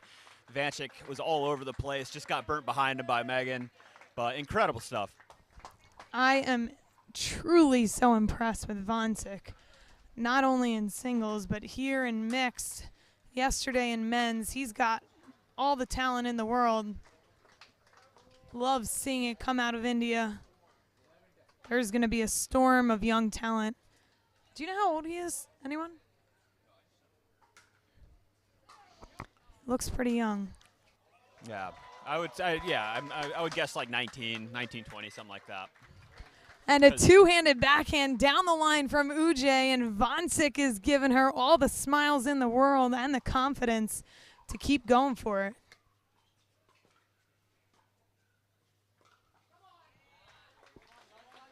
Yeah, uncharacteristic dink miss by Andre. I mean, you don't see that happen too often. He's known as one of the steadiest guys on tour, so uncharacteristic, but I think he's feeling like he has to do a lot right now.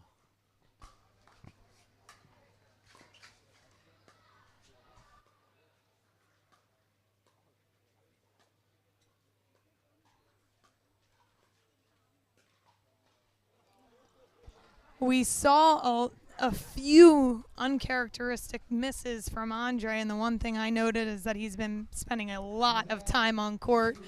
You as well. He's playing not only the open division, but also 35 plus, and you guys were out here until 9:30, I believe. Did you guys stop it after playing a certain amount of games because it was just too much time on court throughout the day, starting at 8 a.m.? Yeah, so we finished our semifinal in 35 plus at like 9:30, and they hadn't played the other semifinal, so we were like, okay, let's not. We're going to be here till 11 plus, like 11 p.m. or later if we wait for this. So we'll just play the men's 35 plus final later, so we'll play it today. But yeah, I mean, this is a unique format again from the States because we have pool play, so you play all the teams in your pool, and then the top teams go to the bracket play. So I think yesterday, just in men's open, I think we played 13 rounds, a lot. Wow.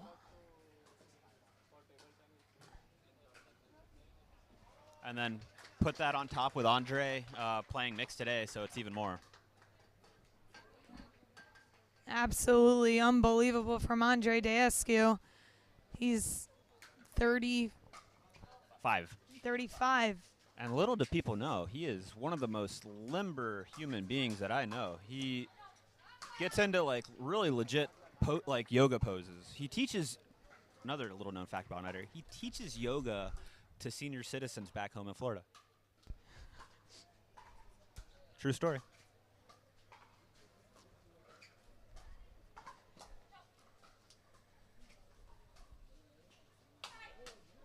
I actually did hear about that recently. Oh, Vancic hits the ball into Ujay's head, but once again, they're just laughing it off, having the time of their life, no matter if they're down or up.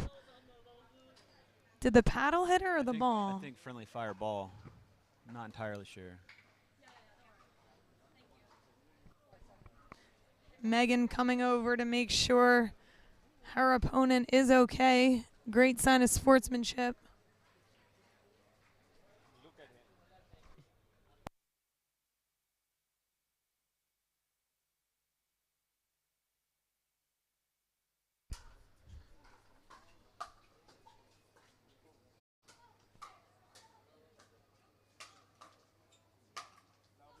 And a great put away with an awesome angle.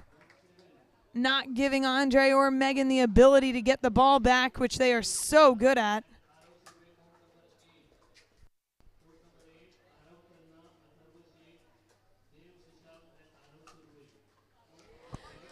Vonchik with the no-look body bag on Andre. Yeah, Clearly. Andre frustrated. Yeah, Megan left that dink high, and she's struggling a little bit on that cross-court dink, trying to keep it down.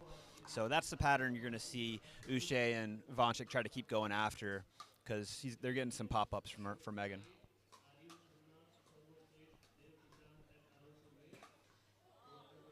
That was fun. Vonchik down, but he actually did a little no-look. He did a look to the left and went back behind Andre. 2 times. I mean, this guy, that's 3 times in this match he's doing the no-look. He is just having a ball out here. Yeah, definitely. Pleasure to watch. Definitely a good showman. But again, some of those easy misses and some of the highlight reel stuff is, unforced errors, but really, really fun to watch. And I think we need more of that in pickleball, and he's going to be a great ambassador for India moving forward here. Interestingly, Rob, I want to ask you this because you mentioned he's going to make a great highlight reel and showmanship. But you also believe, like you said, a lot of percentage play important. So would you like what Vanchik is doing here in terms of showmanship, or would you want him to go more for the percentage play? Depends, right? Depends what he wants. If he wants to, I mean, you can not win all the time, but also be a great showman, and there's value to both, right? So it's, depends what he wants, because you see a lot of showmen that care a little bit more about that than winning. Of course they want to win, but they're not built to play the high percentage. So I don't know. It's going to be up to him to whether he wants to play high percentage pickleball and get more W's, or to try to figure out how to do both, which is tough, I think.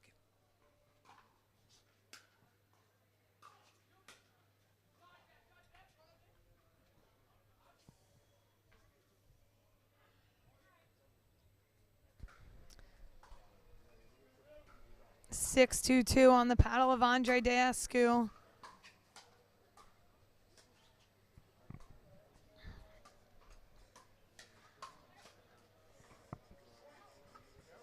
And a tough one there. Uche unsure if she should have let that one go. We've talked a lot about Vanchik, but Uche, I mean, very impressive. I don't know how long she's been playing, but the raw ability is really, really impressive. She seems very steady, whether it's dinking cross quarter or forehand or her two-handed backhand in the middle. She's always locked and loaded and carries herself extremely professionally.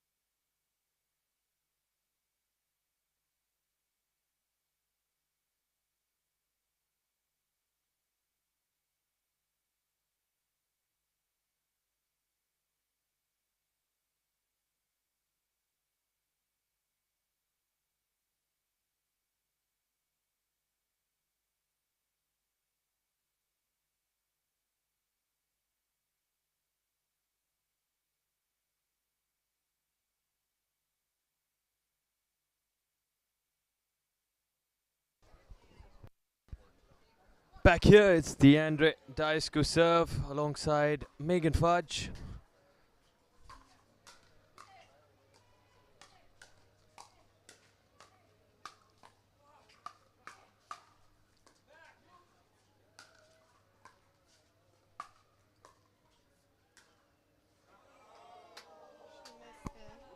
Oh, just went for a little bit too much of an angle and just floated it wide a little bit.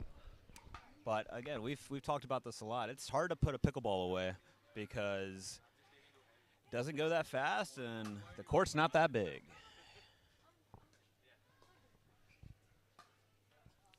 Yeah, ill-advised from Vanchik there. Kind of what we've talked about.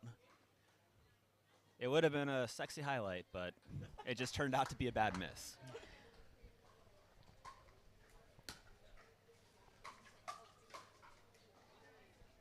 There's that limberness I was talking about. That's that yoga paying off. And they have it right here. Match point on the paddle to send them into the final. 10-2-2. Can they do it?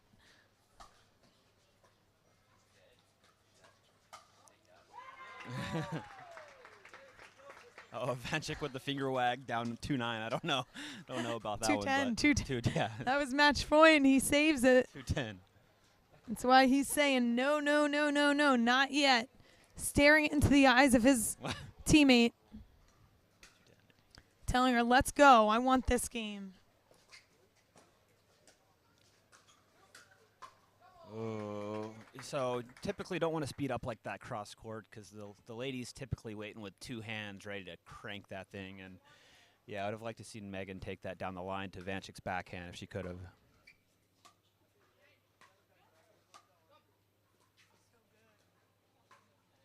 Really great shot by Andre. That's one of his best shots is when he's over there on the left. He goes kind of to the guy's left shoulder here, and it usually either hits him or they let it go, and it always goes in. It's very impressive stuff. Missed return by Fudge there, free point. Andre playing with the new Proton paddle. Absolutely loving it, saying he's getting a lot of spin on the ball with the unique structure of that paddle. It's not the typical carbon fiber. No, it's got like a interesting like rubbery feel almost. It's definitely unique.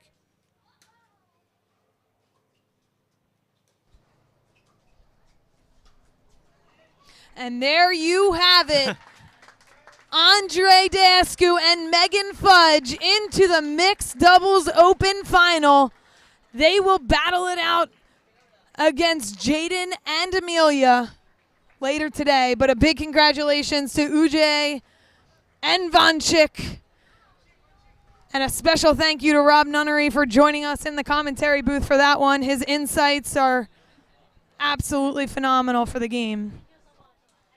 Pleasure to be here. That looked like a painful W for Mr. Andre Dascu, but he got through it, and it's been fun.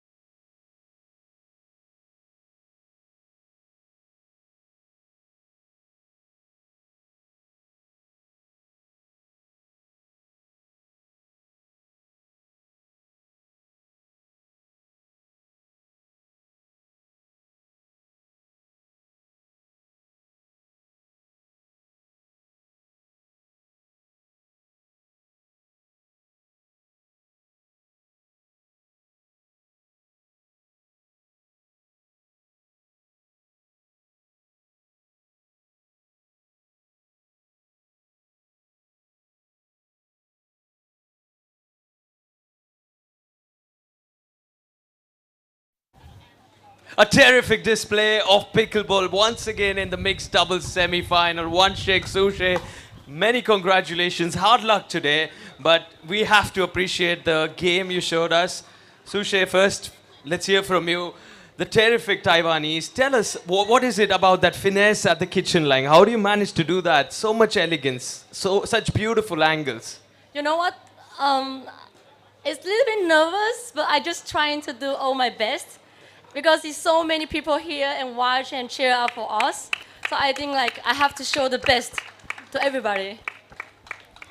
Well, you sure did that. I was sitting in the commentary booth with Rob Nunnery, who kept singing your praises and was asking how long you've been playing for. And just in 2020, she began. And what a pleasure it is to watch Ujay. And let's bring it over to her partner, Vanchik, the hometown hero. Give it up for Vanchik. When this man is on the court, you have to take a look at the crowds around. They love him, and he is an entertainer. He's a showman. Once you, those tweeners, throwing yourself all across the court, in terms of commitment, I think you always put in a 200%.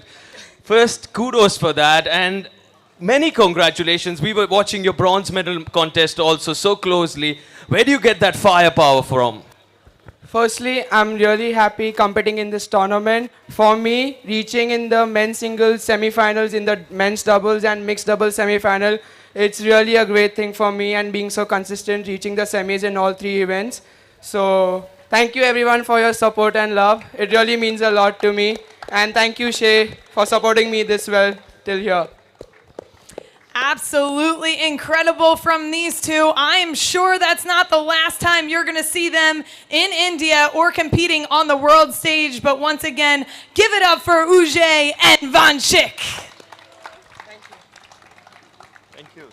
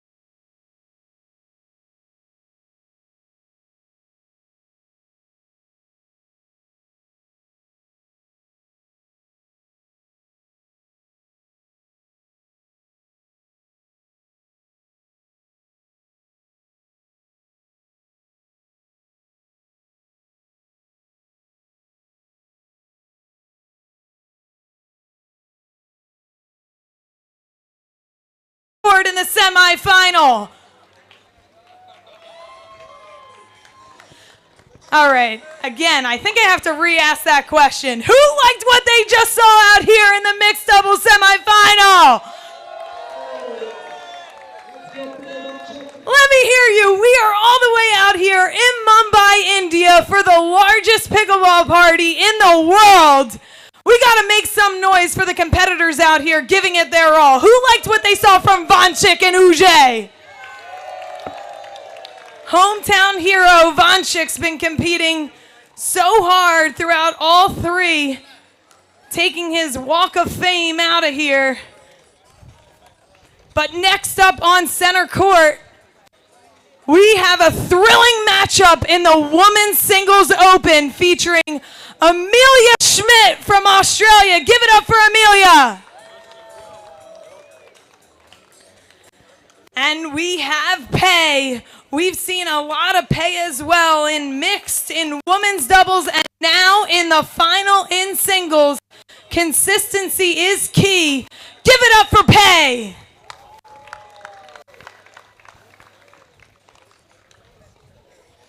We will begin shortly, but let's remember to cheer loud and proud. Let them know that you're fighting for them on the sidelines too, right? Woo! Pickle! Pickle! When I say pickle, you say ball. Pickle! Pickle!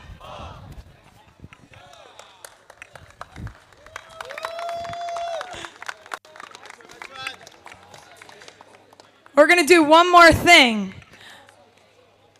We got the fancy people sitting in the VIP on my right. Let me hear you. That's why they're the fancy people. Okay, the people on my left, all the fans, let me hear you. Remember, you guys are left side. Right side, fancy people, let me hear you. Weak. Left side. Right side. Left side all the way. Let's go.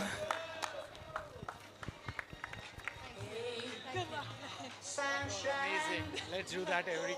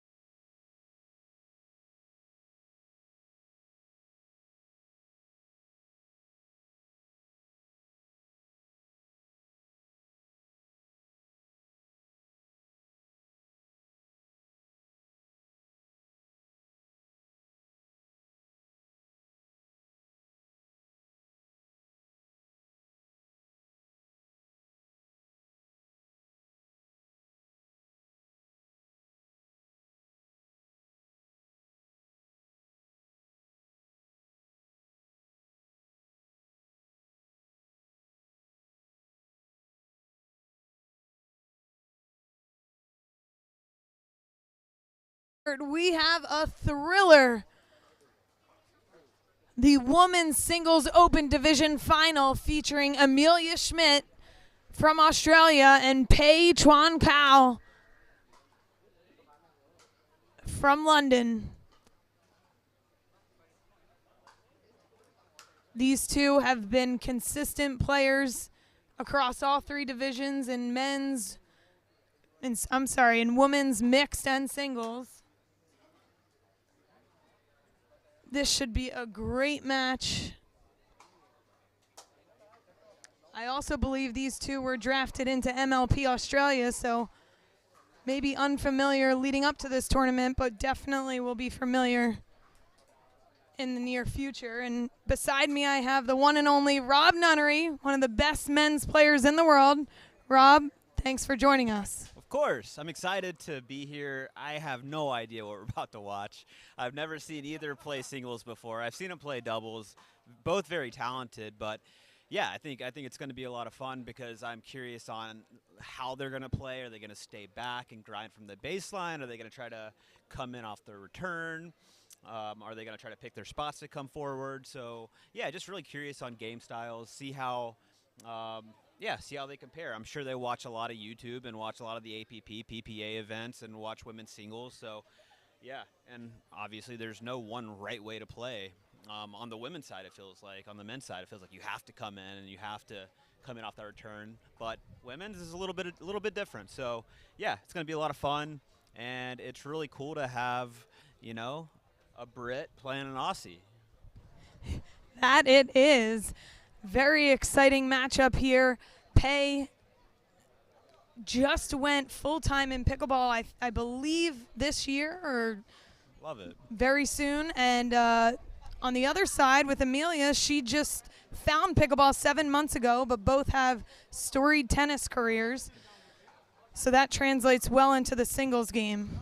Yeah, and I think the amazing part is like you're seeing how good you can get pretty quickly. So both coming in, you know, I don't know how long Pei's been playing, you know. Yeah, so but neither have been playing that long, and just to be able to get to where they're at already, playing in the final of the Indian Open and ladies singles, is a feat in itself. So exciting stuff to have people going full time, especially overseas, because it's just showing that it's a viable life for people. Yeah, I believe Pei is only one of two people in England that is full-time pickleball, the other being her women's doubles partner, Thadia, who we saw out here also competing in the Open and 35-plus divisions. So a lot of time on court for Thadia as well, but very impressive that both of them have chosen to go full-time. After this, they're heading to Pei's hometown in Taiwan to do a week plus of training together. So Love it. So, I mean, it's just so cool to have people from all over the globe training. I mean, that's what I was most impressed with when I came to India in October. I did some camps and clinics with Global Sports, and just to come over and see, like, there's kids playing every day, like, training, like, taking it very seriously.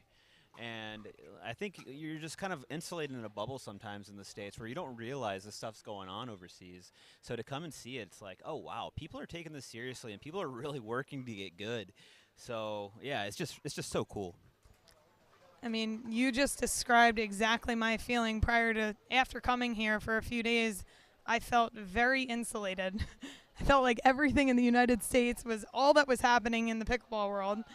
I obviously knew that other countries have dabbled, but I didn't realize how deep and entrenched into the communities pickleball really is, not just in the United States, but in many other countries in the world. Yeah, and this might be a little bit of a hot take, but to take the show on the road.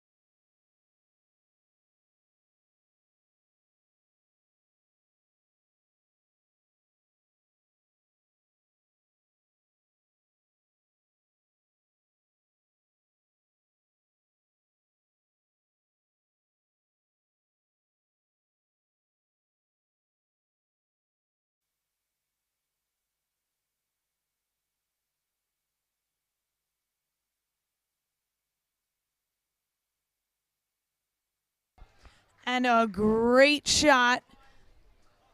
Cross court from Pei.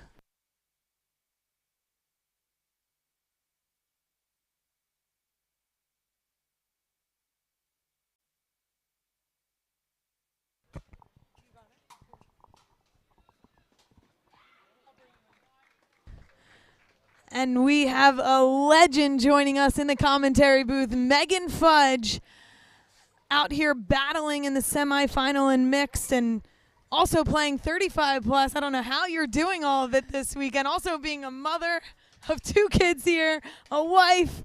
It just never stops. But thank you so much for coming in. She's going to provide a little bit of insight here in our singles final. Thank you so much. Now, I'm super excited to be here. Obviously, watching some women's singles. It seems familiar to me. I've played Pei before at the English Open. Phenomenal player. Obviously, she's taking control of this match right now. Amelia is a newer player that I've kind of got to watch a little bit in the last couple of days. Super fun. Great spunky player from Australia. She's definitely got a wicked backhand roll. Let's see if she can actually get it put into play here, though. 0-5 down. It's going to take a lot to get her back out of this.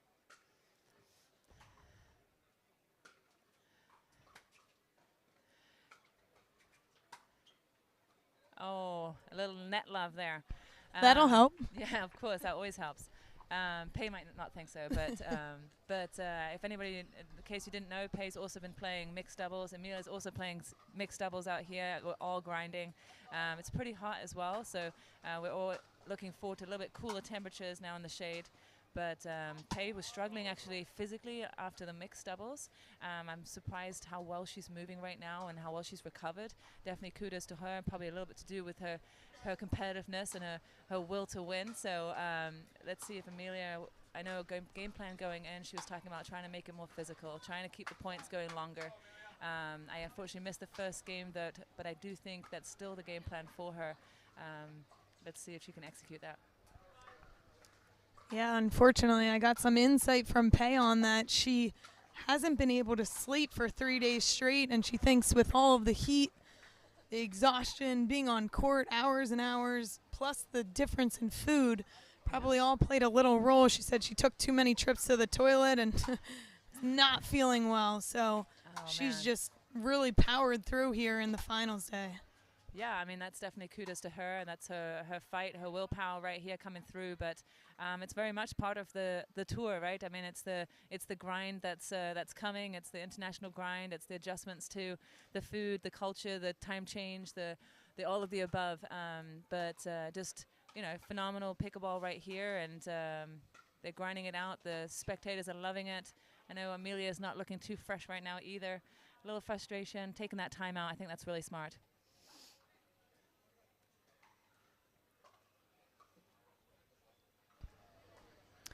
A timeout here on court from Amelia. Can she regroup? Maybe get some strategy help from some friends. I know Pei has been using her crew from England a lot. Yeah, I mean, she gets double dipped. She gets the Taiwanese team and she gets the English team to support her.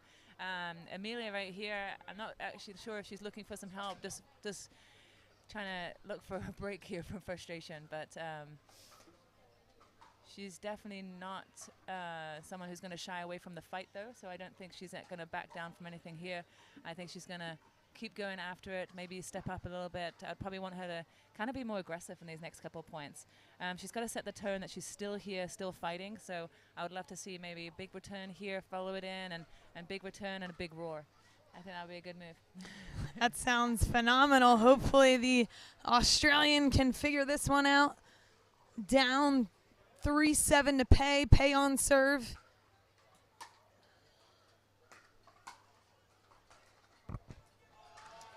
And a passing shot from Pei does it. 8-3.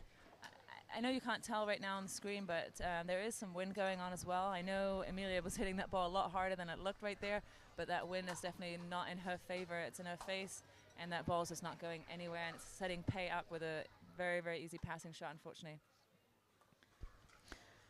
Pei is controlling this game here.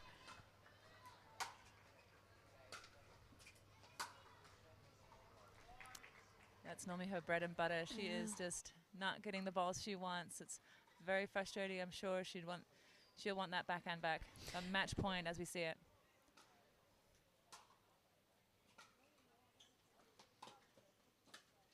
Oh, that may have been going out. We'll never know. Unlucky or lucky for Amelia. She gets a chance to come back here. 3-10, a tall task, but she's up for it.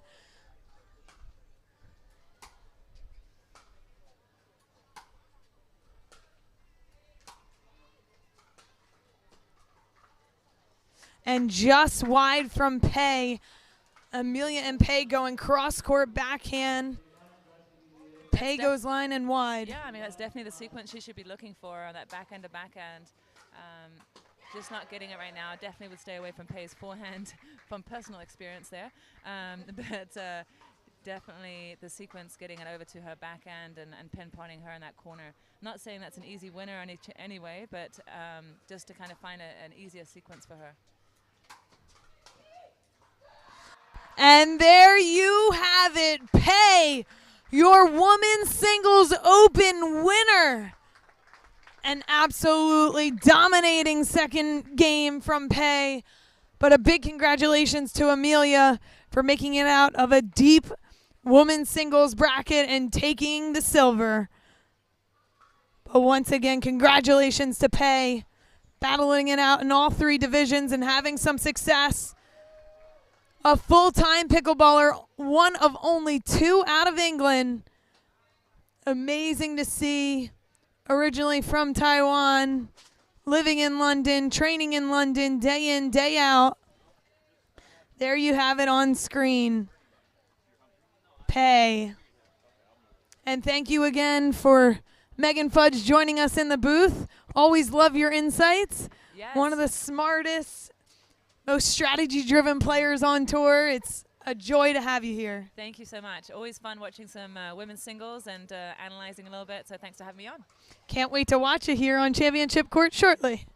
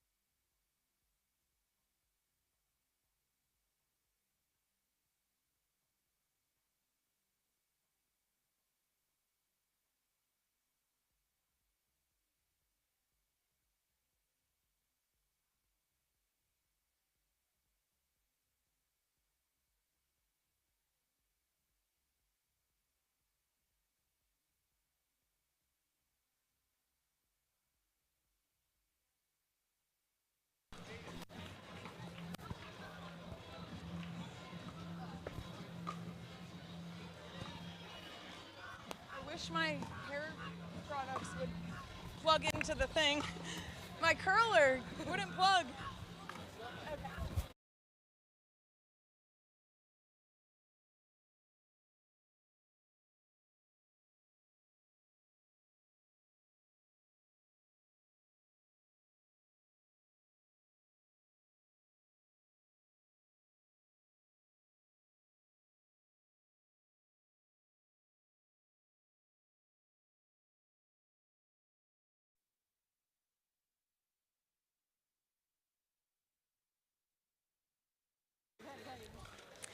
And what a thriller we just had here on Championship Court, featuring two women, Amelia Schmidt and Pei. Amelia, phenomenal job getting here to the women's singles final. You've just started pickleball 7 months ago, but you're going so deep in mixed, in singles, and I'm sorry I brought you down in women's. But phenomenal job. What do you attribute that to? I think that, yeah, I've played tennis my whole life, so that definitely helps. But luckily, I surround myself around really good players, so I'm able to improve every single day. So yeah, I would say that. I just want to add that Amelia is traveling to the United States to continuously train with the top talent, even for a week. So that's a testament to your dedication. Congratulations. Pei. Let's give it up for the final winner, Pei. Pei, you've been so consistent time and again here at the Indian Open. Why do you love being here? Because everyone is very good and the tournament is very big and yeah, everything's very good. Yeah. Well, you fought so hard. You were sick. You came back. You gave it your all. What does it mean to be the women's champion? You mean how do? How do you feel? Yeah, I'm very happy. Can play with Emilia. Yes. Sorry, I'm sorry. You're doing so good. Yeah, I'm happy. I'm here. Yeah. Amazing job. Congratulations to both Pei and Amelia on a phenomenal matchup right here on Championship Court.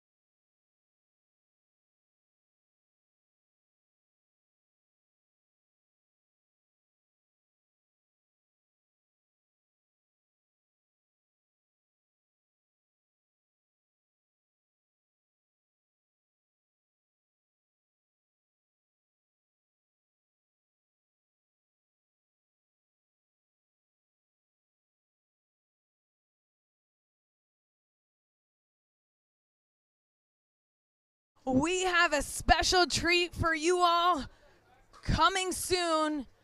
35 plus semifinal featuring Andre Deescu and Megan Fudge. And on the other side, we have Isha and Purav. And in the commentary booth with me, hailing from England, I have the one and only Thadia Locke. Hey, Caitlin, thank you for having me. It's a treat to have Thadia with us, as she's been competing in many brackets at the Indian Open, in women's, mixed. Did you play singles? Yeah, I got bronze. And she got bronze in singles. I actually commentated that. There's so many matches that are going on. I almost forgot, but amazing. She already secured 1 bronze medal, but she's also been playing the 35 plus divisions. Yeah, I played with Isha, who is playing now. We got silver in the women's doubles final yesterday. Taking all the medals as she comes. I want to get into, after this point, let's chat about your turn to full-time pickleball pro.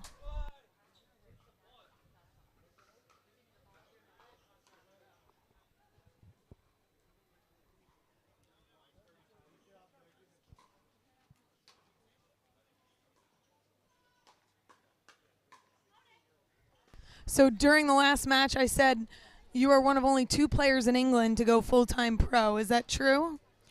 Yeah, so I decided to move into the pickleball space full-time last year. So a combination of playing, coaching, ambassadorship, and just kind of helping to grow the game. And it's been going really well so far. So yeah, it's great fun. That is incredible. It's just you and Pei. No males have taken the dive yet. No, not yet. I think they need to follow in the females' footsteps. 100%.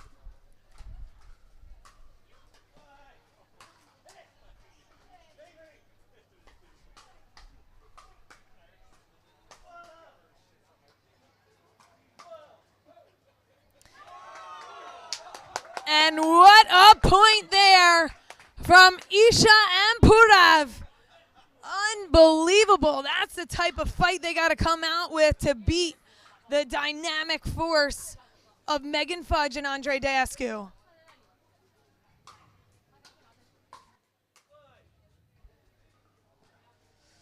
But going back to our previous point, Thadia, it's not for the lack of talent on the men's side. I mean, Louis out there, he has hands for days. It's just maybe they're a little bit tentative because it's not a defined space yet.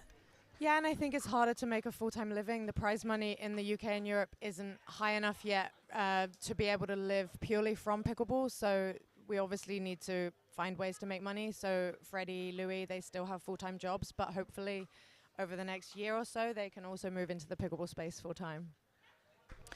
And tell our listeners a little bit about what pickleball looks like in England right now. So pickleball in England is growing hugely. Pickleball England are currently the governing body for pickleball in the UK, and they've done an amazing job of growing the sport. We have a great club setup. We have so many clubs all around the country, so many people volunteering, setting up clubs, volunteering their time. We have English Open, which happens in August, which is partnered with the APP. Last year we had over 1,000 players. I think that was the biggest tournament outside of North America. We had some of the APP Next Gen team come over. We have a big nationals tournament. So yeah, we have lots of festivals, lots of tournaments, just a lot of good stuff happening in the UK because Pickleball England have done such a great job in growing the game.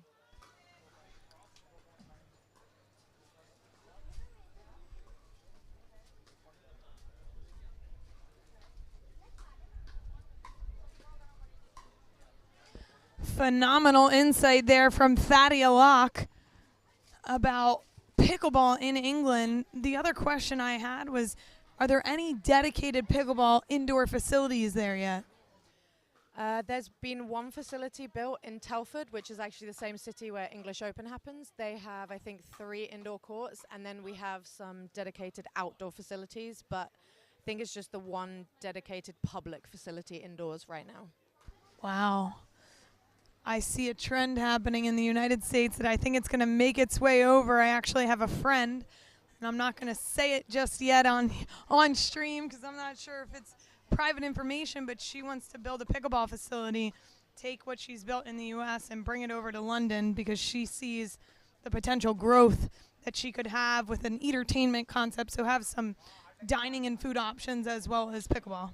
Yeah, I think you look at how well Chicken and Pickle have done in the States, and, you know, we need stuff like that in the UK, like you said, having kind of the diversity of cafes and entertainment alongside the pickleball court, so it brings people in to the court even if they don't come to play pickleball, but then you get more eyes on the game because they can just kind of come there to hang out, to do different things. So I think it's such a great model, and hopefully I think we'll see more of that in the UK.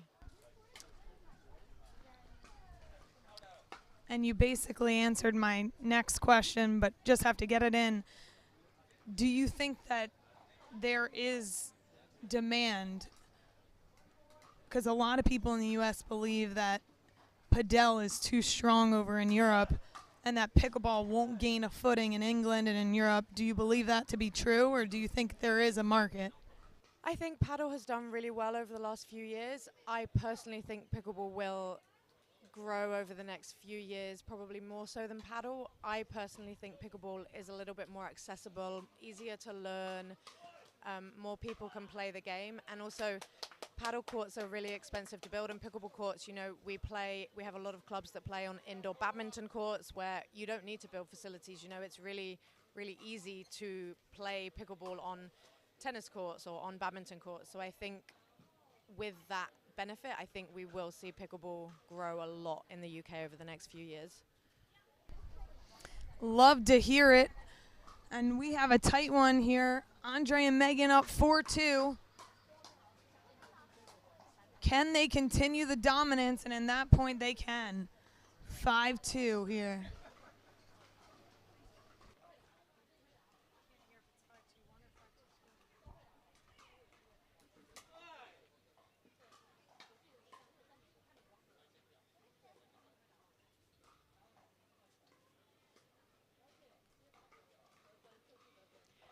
I was saying to Caitlin earlier that it's really interesting that myself, Parav on court now, and Megan on court now, we all went to school together in the UK a long time ago. So it's a very small world that we've all now been reunited with pickleball. How about that fact? I mean, that is truly unbelievable. What school was it? It's a school called Millfield in a county called Somerset, kind of in the southwest of the UK, of England. I mean, you can't make this stuff up. Who would think that they'd actually rekindle their friendship, their acquaintance in Mumbai, India in 2024? I mean, I haven't seen Parav for about 25 years, so coming here and seeing his name in draw, I was so excited to see him. Obviously, he's been an amazing tennis player. He's been ranked top 50 on the ATP Tour in doubles. So to see him now starting to kind of get a little bit of a foothold in pickleball, I think is super exciting. Oh, love it. And did Megan play tennis there as well? Yeah, Megan also played tennis.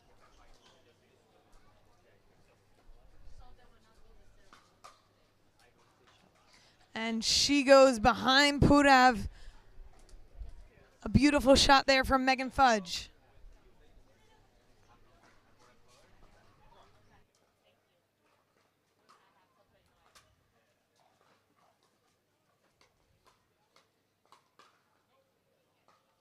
We're seeing some great play here from Parav and Isha. Isha, I was lucky enough to play women's 35 doubles with yesterday, and she just gets out there. She's not afraid of anyone. She takes it at whoever is across the other side of the net, and I think these two are doing a really good job against a really great team of Andre and Megan here.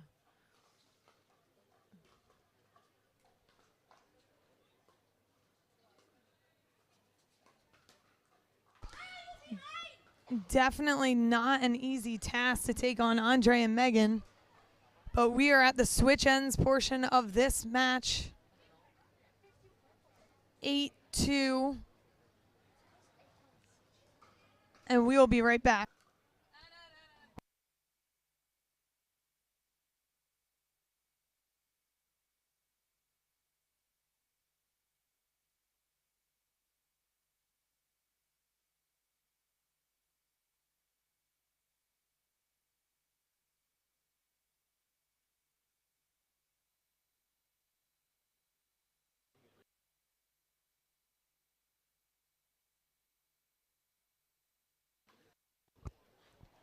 great player there from Isha again, looking to move up the court and just keep taking the ball on. And Megan just has such good defense, so it's so hard to get the ball past her. And Isha is finding a way.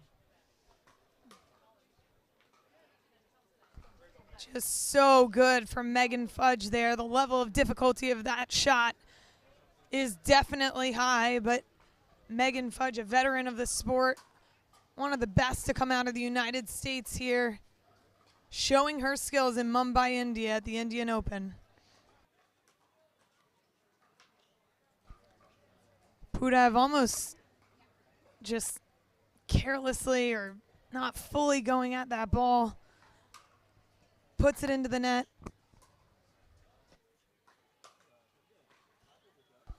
And a great speed up down the middle from Isha, forcing Megan's ball into the net. Andre on serve, 8-2-2.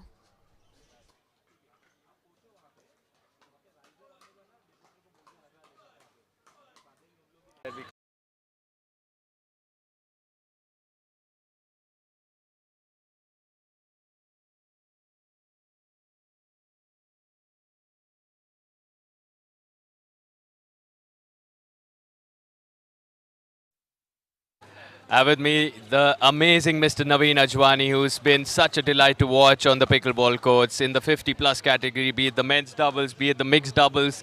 Where do you get all this energy from, Mr. Ajwani? Well, pickleball is a very addictive sport, and considering the exciting venue over here and the beautiful participation, and hats off to Global Sports for pulling this such a grand event. And the environment over here is so vibrant that you really feel like you should be playing more and more tournaments. And with a lot of people participating, and especially with the foreigners coming in, it's become more competitive. So it is really wonderful to participate, and your energy levels are high seeing all such a beautiful crowd. Without a doubt, you said it so perfectly. The competition here is for real. When you have such wonderful international players, top talent from across the world coming in, and the energy is palpable. And what do you think this does for the future of this sport in our country? Well, this is the launching pad, I would say, in terms of the arena, the mats, the equipments being given by Pickleball Global, the support they have put up, the amount of celebrities that are coming in and endorsing their views on the game. So this is actually the beginning of pickleball in India. Yes. And I hope the Pickleball Global does more and more beautiful events like this all around, and they really can make this sport a sport for every home. A sport for every home, and rightly so. You said celebrities that have been coming in. We have had Padma Shri Rohan Bopanna here. We have had the 6-time Grand Slam champion Sania Mirza here, and both of them for the first time played pickleball on a court yesterday. Yeah, were you able to witness that exhibition match? Yes, I saw. I saw Rohan play yesterday, and it was fantastic. And the world #1 doubles player coming in and supporting this tennis player was really great. So the message from Mr. Ajwani. Any final thoughts, sir? Final thought, I would say, let us make pickleball grow in India. Let's groom the talent. We have so much talent in the youngsters, and if we're seeing the men's finals of Arman and Aditya, I think we just need to support the young talent, and we can make India a global player in this sport.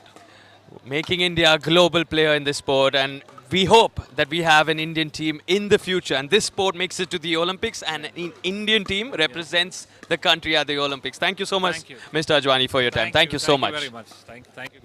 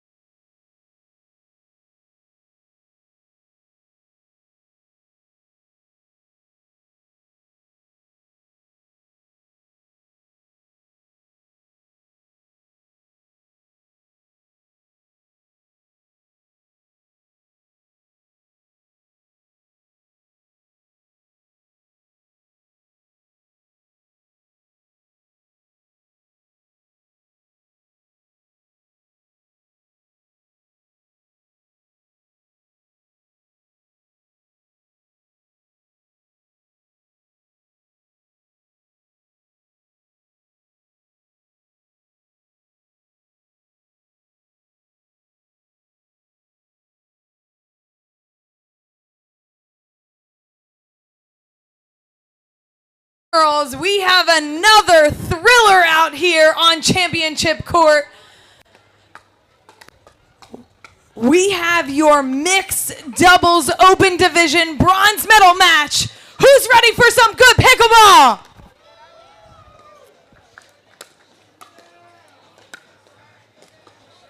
From England, the singles medal champion. Give it up for Pei.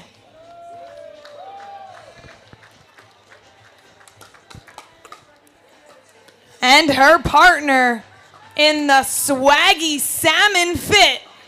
Give it up for Louie.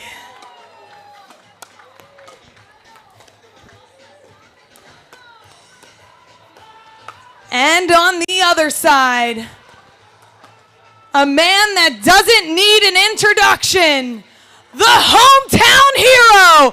Give it up for Vanchik. And his partner, also someone who does not need an introduction, who's been battling it out on championship court as well, smashing balls with her double-handed backhand. Give it up for Uje!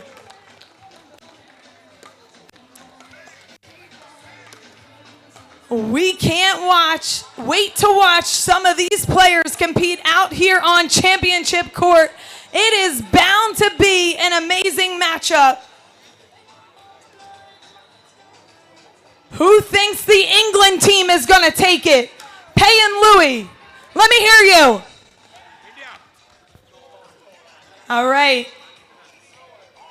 I know they have some fans.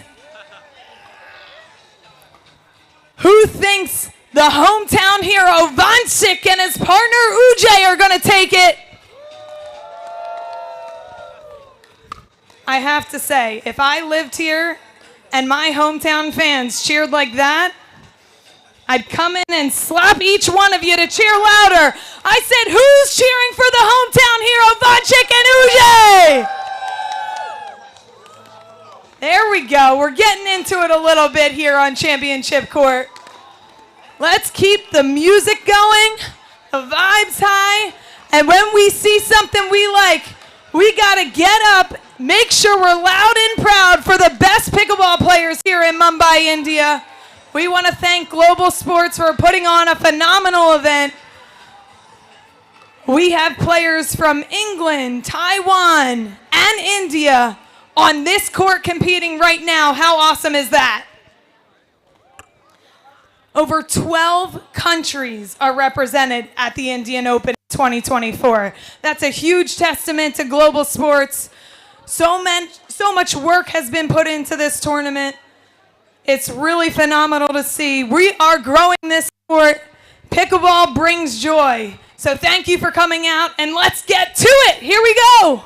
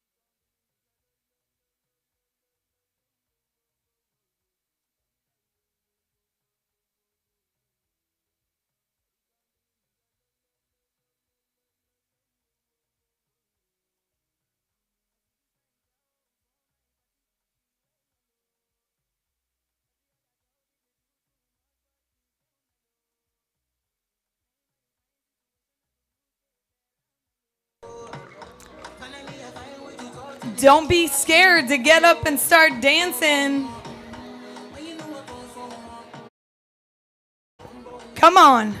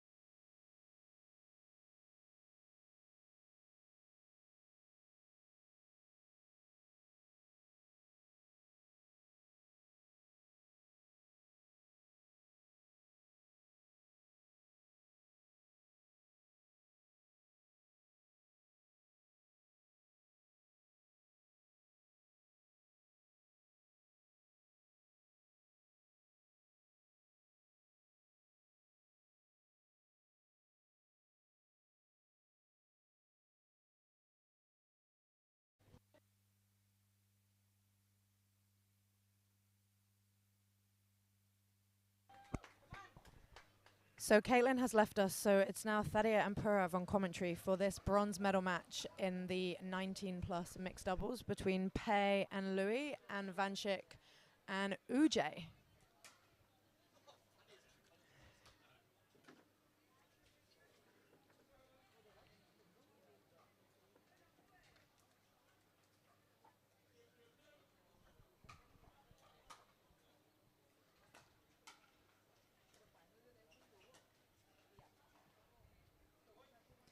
Thadia, it's a pleasure to be with you in the commentary box and welcome to India. I'd like to start off by saying this is the mixed doubles semi-finals. Bronze medal match. Sorry, third and fourth playoff. What have you learned in your experience, Thadia, being in India, and how has your experience been off pickleball, and where can we see it, considering we are used to a different sport on these courts and it's now a plastic ball and not really a tennis ball anymore? I have had a great experience coming to India to play pickleball. I think Global Sports have done an amazing job putting this tournament on. I think we've been looked after so well as players, and the level of pickleball in India is just amazing for us. We have a big European contingent here, and you know, it's been really tough for us. There's a lot of good Indian players, there's a lot of good Asian players, and yeah, I think, you know, like you said, Purav, coming from tennis, it takes a little bit of adjusting to a plastic ball rather than a tennis ball. But I think it's really good fun out here, and you've shown that, you know, you're making the transition pretty quickly. I try, Thadia, but you know, it's been tough for us as well to have you guys here, because you guys seem to win a lot, and we are just, you know, in the middle of one Indian and two Taipei and one English guy, and we're not used to that at the Indian Open. But you know, we welcome you guys, and honestly, it's really improved our competition. So thank you for being here, and I hope we can, you know, do this more often.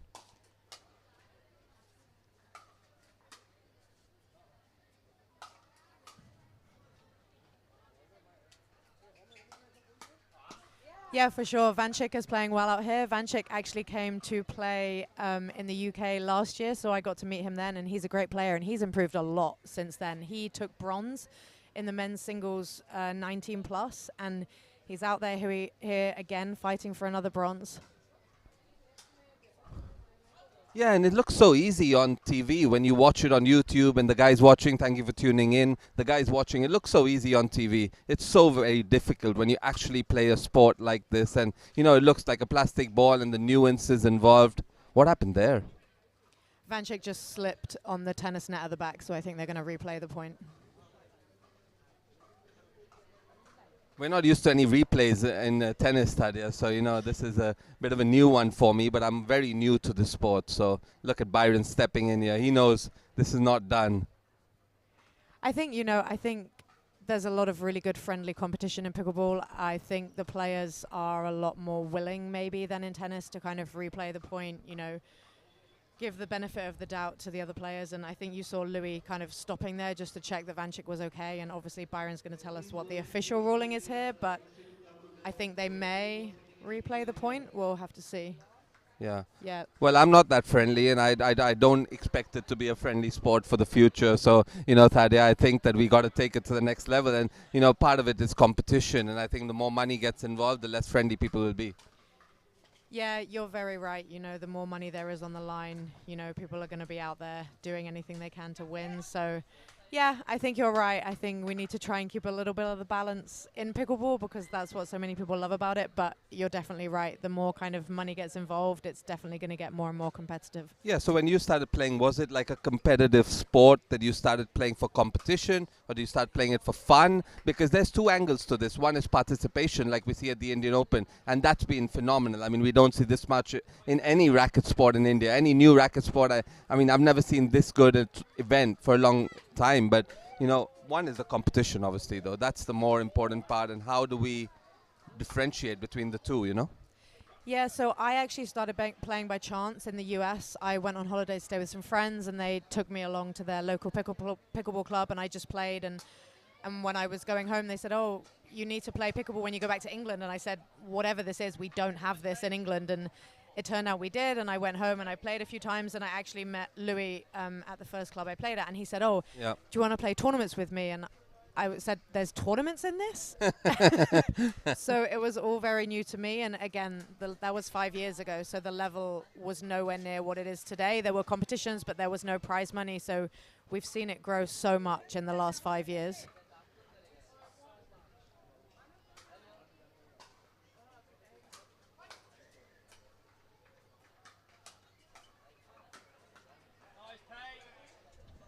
And that's tough to do. That kind of shot is so different from tennis, where you see Pei just taking over and drive volleying. We always thought to keep our swing short, and suddenly this girl's wailing at the ball from no man's land, and that's everything that we don't teach in tennis. So much undoing to do that, you know, I figured out that there's so much undoing of tennis before you come to pickleball. Yes, you can make the transition. Yes, you can be decent. But to be very good, you have to learn these kind of nuances of the sport.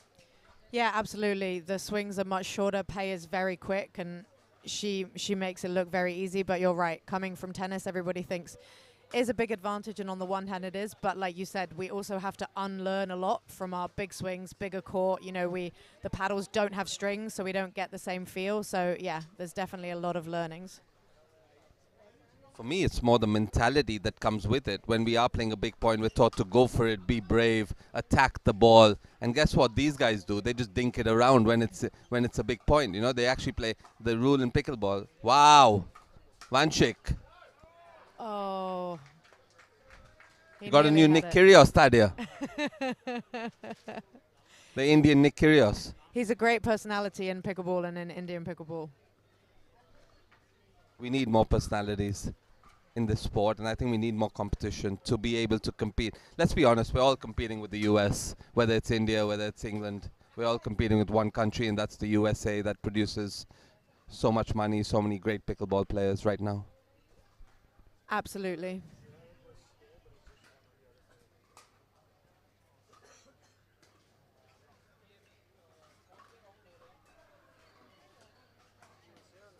You see Vanchik there again with a no look. He is trying to show Louis that he's going to go the other way. He's done that a couple of times now. I think he missed the first one, but he made that one. As long as he's leading, it's absolutely fine. It's 7-3, it looks like. Yeah, they're doing a good job, Vanchik and Ujay, right now. Ujay is the sister of Su Wei Shui, the tennis player. Wow. She's also a great tennis player herself. She played at the Olympics back in 2020, I think she was telling me earlier, and she still competes on the WTA tour on the doubles side. So, yeah, she's again brought her skills over from tennis. Wow, that's really cool. Su Wei Shui, one of the great doubles players we've had in tennis, and obviously her transitioning has been easy, you could say, because they're so talented. There are very few Su Wei Shuis and people like Ujays out there, so let's not go ahead of ourselves and think everyone can do that, because they definitely can't.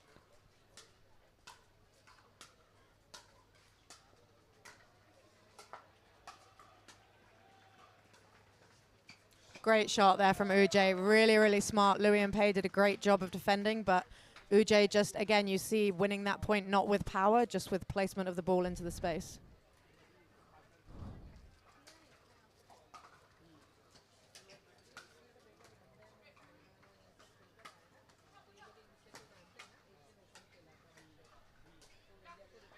Tell us a little about pickleball in the UK. Is it a growing sport?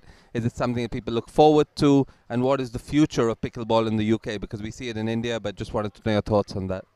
Yeah, so pickleball in the UK is growing, you know, week by week. We've got so many pickleball clubs, so many people playing the sport. We've got a big tournament in August. And yeah, I think there's a lot more people recognizing now the potential for building pickleball facilities. So I think over the next 12 to 18 months, we will see a lot more pickleball facilities coming up in the UK. And, you know, I think it's a great sport for so many reasons. You know, you said about the competitive side, but I think there's a lot of people that just play socially, and there's so many benefits, you know, mental health benefits, social benefits, health benefits. So, yeah, people are really loving pickleball in the UK. And when I first started, no one had really heard of it. But now most people, I would say, have now heard or seen something about pickleball.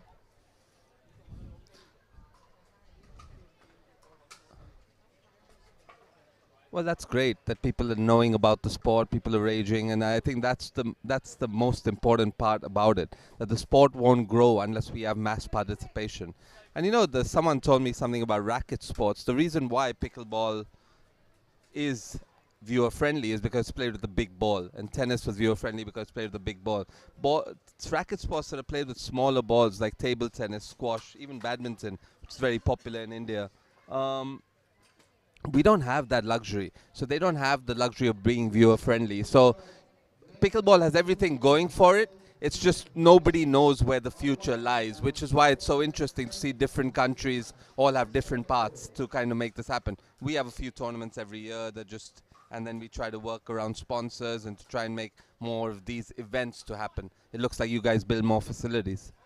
Well, we don't currently have any facilities, but I think we will start having a few more popping up. I think you guys, obviously, Pickleball United are the court sponsor here, and they've given the rollout courts, which again we used at the English Open, and this is a great solution, for a temporary court. So, yeah, I think the more courts that we can build in the UK and Europe and India, the quicker we will get more people playing.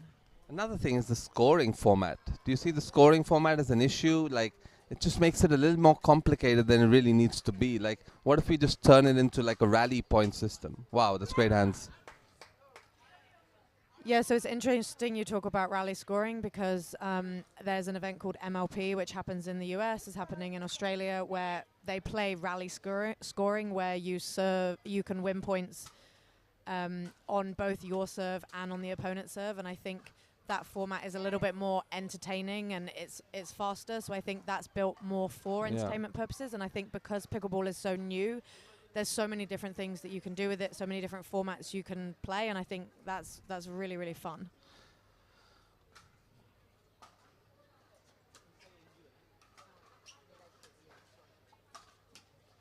Is this your first time in the commentary box, Tadia? Yes, my first time in the commentary box, and I'm so lucky that I get to be here with you, who does this for a living. I'm learning a lot. Not just that. We went to school. We went to school together. Yes. And that's why I opted to do this with you, Tadia. That's why I'm doing this with you. This is I'm very honorary right job.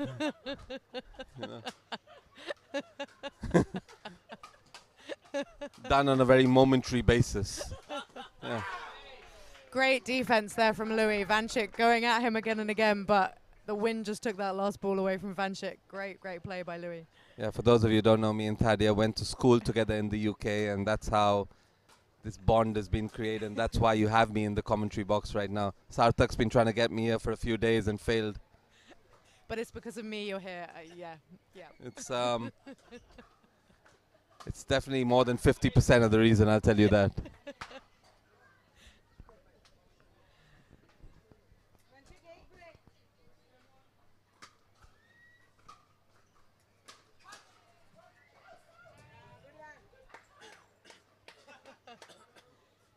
Louis and Pei hanging in this first set, trying to get a break to get back level.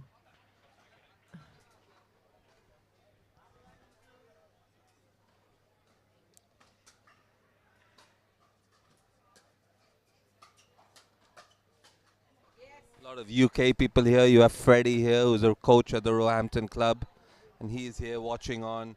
And pickleball future really lies in the hands of you guys, because you guys are kind of revolutionizing the sport in your country, so when it does get popular, you guys will be ahead of the game. I think it's just a matter of time. Yeah, I think we're in a lucky position at the moment, but the level we've seen from here, the level is so high of the Indians, and we have to keep working really hard so that in Europe we can keep up with the States, keep up with you guys over here, and yeah, it's been great seeing so many good players in India. Yeah, Freddie on the other hand mentioned he only plays once a week. So that's the problem. That if you don't have enough courts and you're playing once a week, how do we compete with someone like Desku or like a Rob Nunnery or like a Megan Fudge, who are our leading players who've come from, who play 5 hours a day? So the numbers are just not adding up.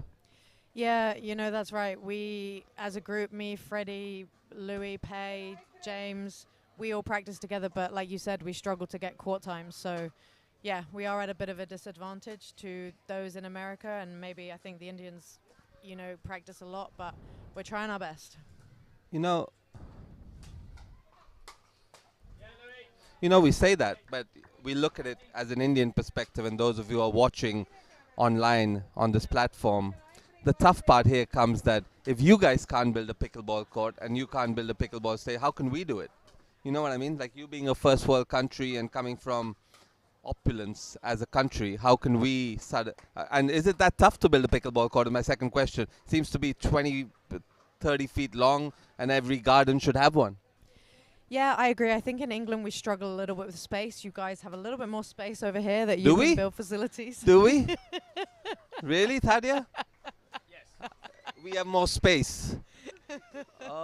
Last I checked, there were 25 million people in 10 square miles in Bombay. That's more than the UK has put together. You have homes. We have apartments. You have mansions. You have palaces. We definitely don't. The average guy in India is living like... But I think, yeah, I mean, space is something that is with infrastructure, and I feel like the UK has always been so far ahead, so I'm surprised that they're not in this situation.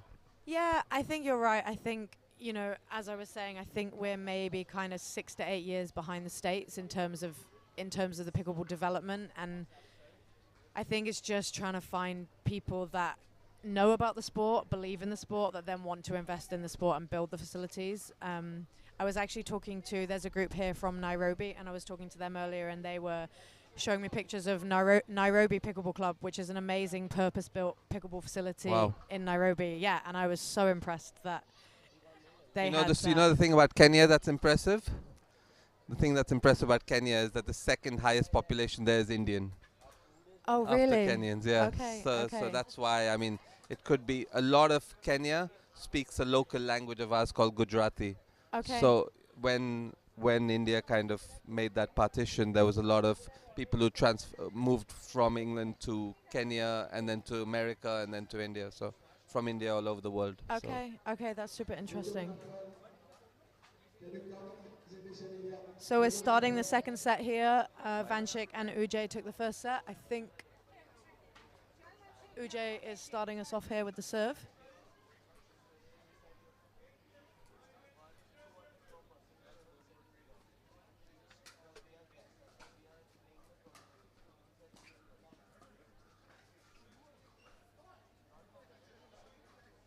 Such a weird energy sport in terms of you have to show your complete energy in such small movements, and I feel like that's the thing I find challenging. Like, I was playing a second ago, and I felt like you have to bend your knees, you have to get ready, you have to make the reset, and I'm only moving an inch and a half. Yeah, you're so close to your partner and the opponents. You don't have time to have big swings. You've got to be ready all the time. And like you said, there isn't a lot of side-to-side movement, forward-back movement. There really is a small space to cover, but it's that short, sharp movement that is really effective.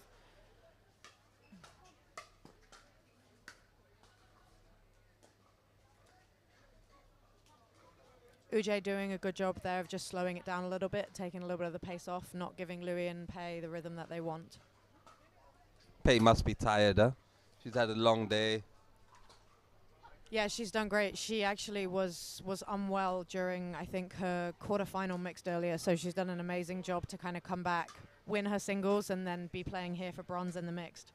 Are you still involved with her in the women's doubles? Yes, so we are in the women's doubles final. I'm not sure if we're playing that today or tomorrow, but yes, she has another match. Wow. Yeah. Thadia, Locke, and Pei in the women's doubles finals.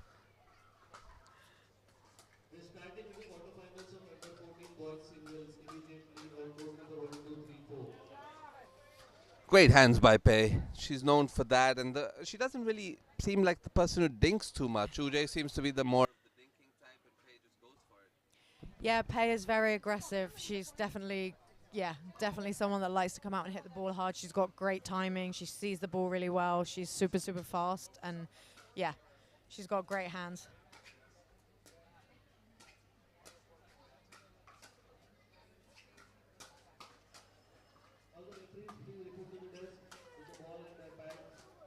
Ujay doing a great job there on the resets, but ultimately Louis getting in with that stronger last shot. Louis been playing pickleball for quite a while now.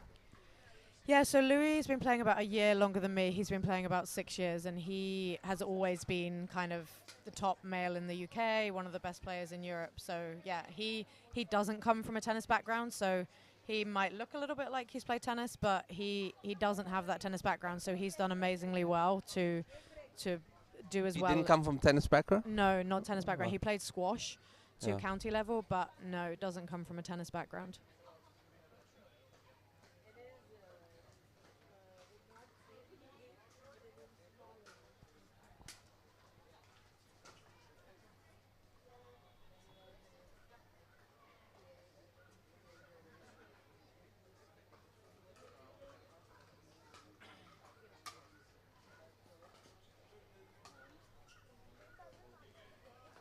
Too good there from Vanchik. He really, really waited to see what Louis and Pei were doing before he hit that ball and then just pushed it behind them.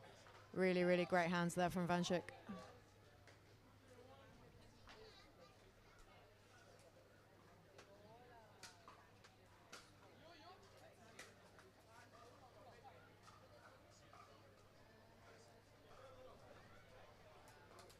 You can see how this team does do well. They seem to be the more energetic ones. They seem to be talking a lot more, communicating. A lot of these balls are about communication, how well.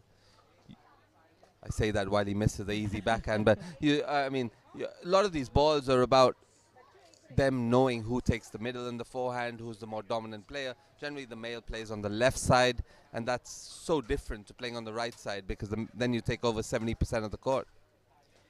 Yeah, definitely. Louis and Pei are a well-established team in Europe. They play together a lot, so you know they gel really well as a team. They know what the other one's going to do. I'm not sure if Ujay and Vanchik have played together I think they're before. scratch pairing, but they've done really well. They've done really, really well.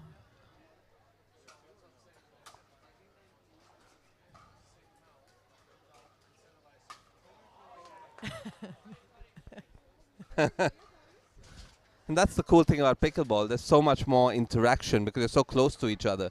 It's like a mini tennis court, and then you're almost like playing mini tennis with a plastic ball, but it's so complicated in the same thing.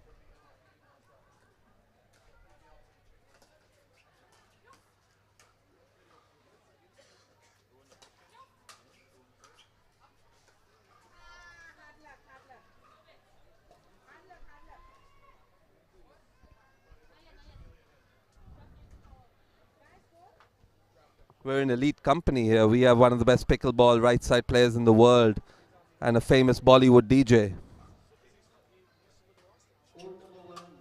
Yash Sippy and Rob Nunnery are with us in the house. My job's not honorary anymore, is it?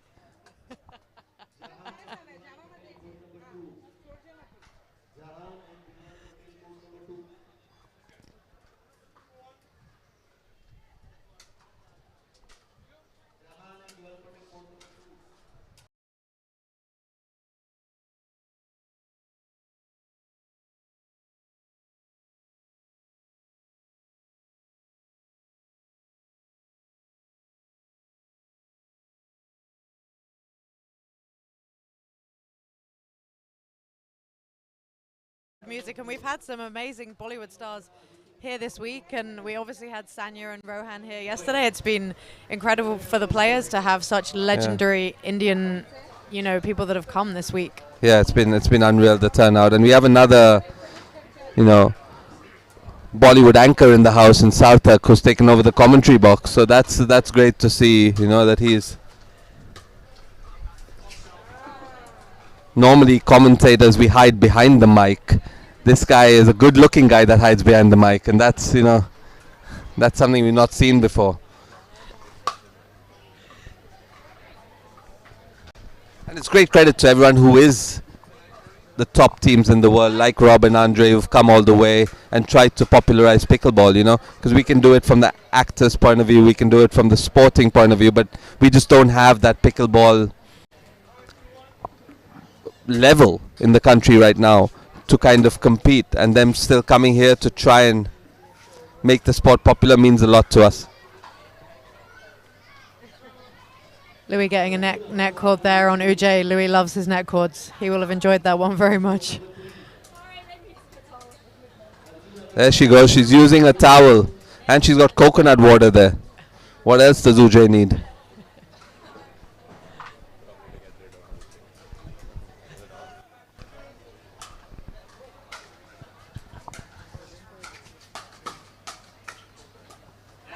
Great hands there from Pei.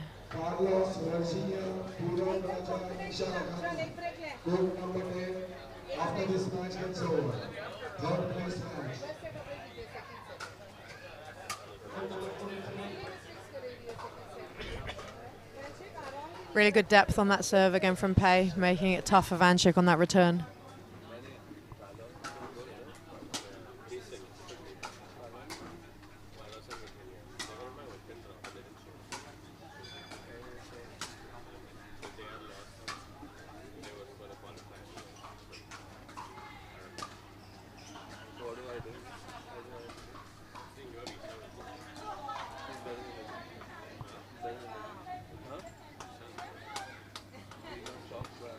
Louis getting called for a fault there, trying to go for the Ernie. I think his shirt might have touched the net.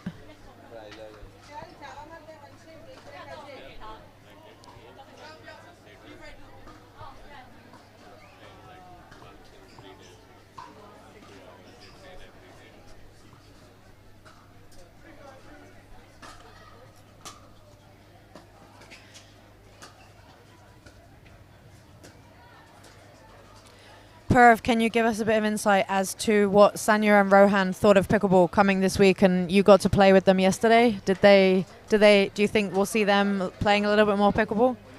Yeah, they absolutely loved it. I think they absolutely really enjoyed themselves, and they, when we come to pickleball, we always have that feeling that we've had so many of these fads come and go, but I think pickleball's here to stay. Whether it was soft tennis, or it was orange ball, or it was so many things that whether it's touch tennis. So everyone is kind of trying to do it, and it seems pickleball's really done it. And that Sanya sent a message on the group saying I really had a great time ripping forehands, and Bopana loved ripping the volleys and the drive volleys and the dinks, and he was just thinking about the sport that actually looks much easier than it is. That was great. It's great to hear that they enjoyed it. They're such big stars here in India and have obviously had such amazing careers, and Rohan obviously still going, so yeah. Yeah, I mean, it was great for them to come out, and I didn't really think they would support, and I didn't know what to expect when they, when we asked them to come in the middle of their season, but they have so many commitments and they came out for pickleball, which is pretty crazy, which is like stuff that we don't see normally. So, I mean, they obviously see something there, and I see something here for sure, which is why I even, we even tried to do this sort of event.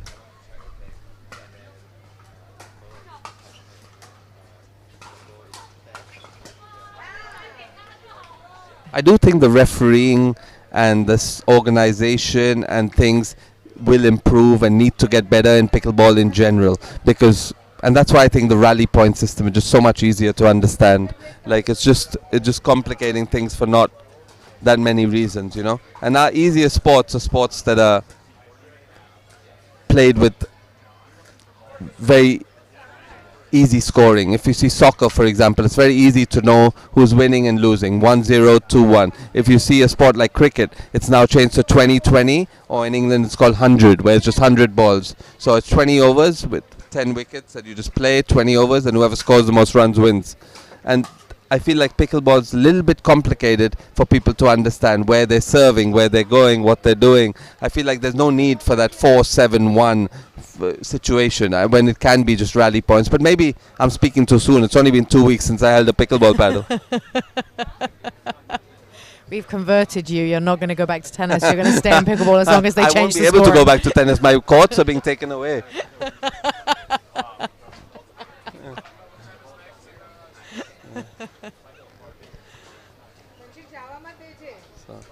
Every tennis court in the country has got some new pickleball line on it, and I'm just amazed to see that, it's tough enough to play tennis anyway. Now I'm playing with 6 more lines on the court.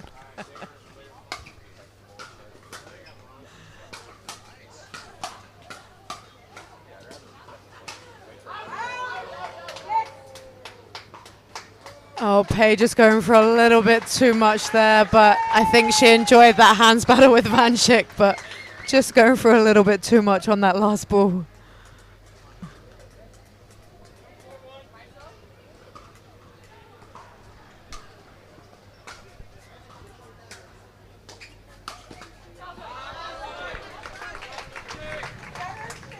Will we see a comeback here from Louis and Pei, or will Vanchik and Ujay close this one out? I'm worried about the energy of Louis and Pei.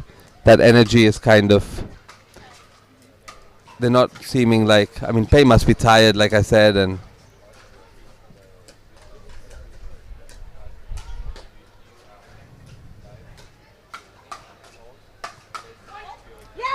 I agree. Vanchik and Ujay seem to be bringing a lot more energy to the court. It's easy to say at 8-4 in a set down that they're looking good because they're set in 8-4 up now, and they're, you know, but Louis and Pei have been impressive throughout the course of this tournament. I think Louis, if he doesn't have energy, I seem like he's half the player that he is normally. He needs to play with that little bit of come on, little bit like me actually. Me without energy is like a dead duck walking around. Yeah, I agree. You know, him and Pei play really well together, and it seems that he brings a lot of energy in the mixed. But, you know, they've had a great run today to be playing for bronze in what's been a really, really strong mixed doubles draw. You know, they've had an incredible day, and like you said, maybe they're just struggling a little bit. Maybe Vanchik and Ujay are a little bit more used to these conditions than Louis is, being from the UK. Yeah, even I lost, so the draw must have been really difficult. What round did you lose in, Purav? I lost to these guys. I think I lost to Louis the and Pei? team from Taipei. The team Nelson and Tadpole. Yeah, Nelson and Tadpole.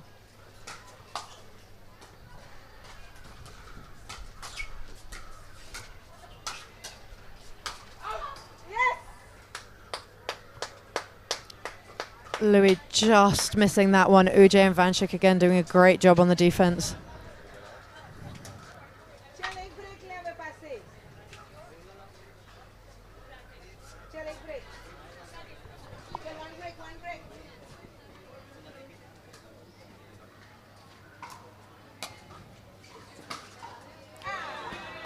We see Louis there with the lob serve. He loves slowing it down and hitting that lob serve to confuse the opponent, and managed to get that point against Vanchik there.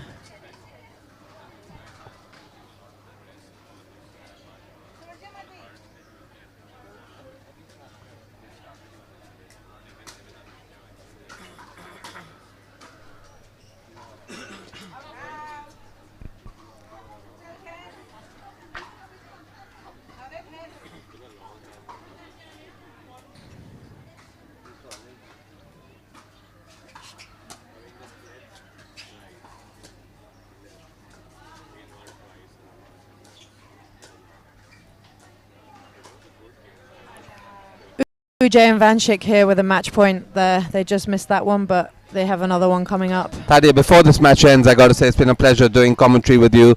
You're a natural, and you should keep doing it more and more often. I don't know what the opportunities are in the UK, but you're welcome to come to India anytime, and me and Sarthak will definitely help you out.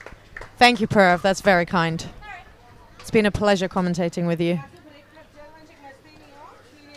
Thank you so much for your time here, Purav Raja, in the commentary booth. He, of course, heads to his bronze medal match, rushing to another court. And Thadia, I echo his sentiments. You truly are a natural in the box, and it's been a privilege to have you with us, covering all the action. Thank you for your time, Thadia. No, thank you so much. It's been really, really good fun.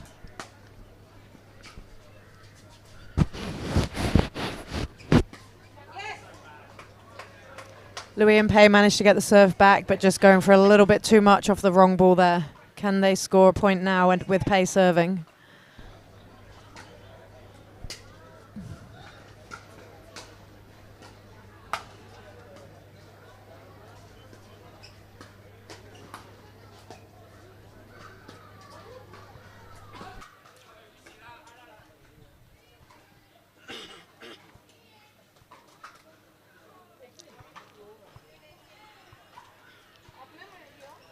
Vanchik and Ujay getting the serve back to serve for the match.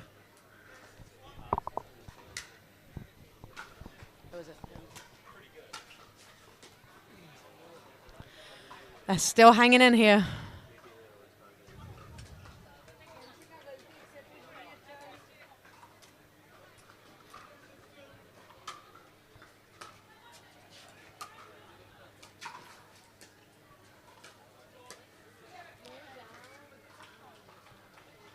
Oh no, you never want to see a match end like that. I think Louis foot faulted on that last shot, giving Ujay and Vanchik the match. But what a great game that was. Great camaraderie between the players here, a lot of respect and really, really good level. And congratulations to Ujay and Vanchik on their bronze medal. Yeah, so good to see the spirit in which all four of them embrace each other at the end. And just take a look at this. This is what we want to see on a pickleball court. The bond, the spirit. Tadia, we love it here, don't we? Yes, it's been amazing. Just such an amazing event put on here, and it's been great fun for me to play and commentate and meet a lot of new players and yeah, get to come to a country that I've never been to before. So just an amazing experience. And what is it about the Indian Open in particular that you liked or enjoyed the most? I think it's been awesome too. We had a little bit of time before the tournament started to see Mumbai, which for me is just amazing, just to see a completely different culture. And we've been so welcomed by the team here and so looked after, and you know, getting to come out and compete with so many great players. You know, winning medals here is tough, so just being able to, you know, get to semi-finals, get to finals, get to play on this amazing centre court, get to meet so many great, friendly new people, you know, everywhere when you're walking around the venue. Everyone is so welcoming, everyone says hi to you, and I've just had an amazing time here.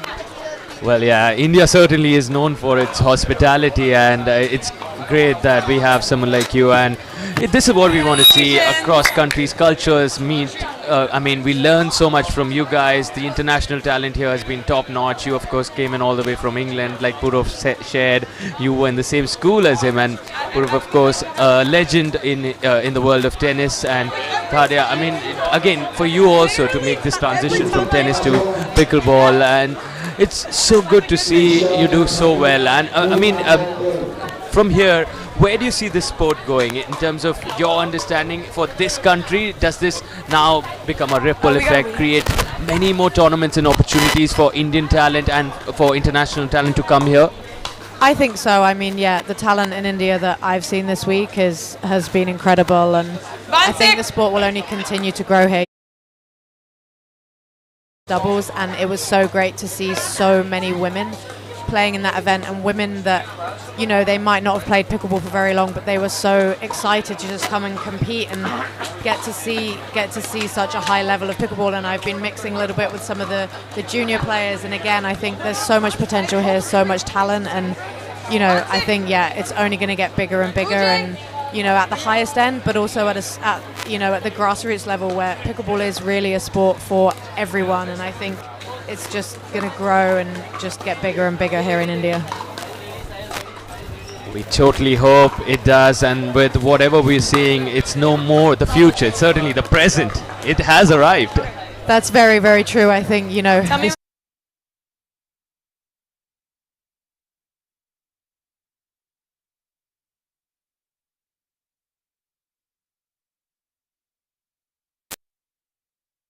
Welcome back to Championship Court. We just watched a phenomenal bronze medal match.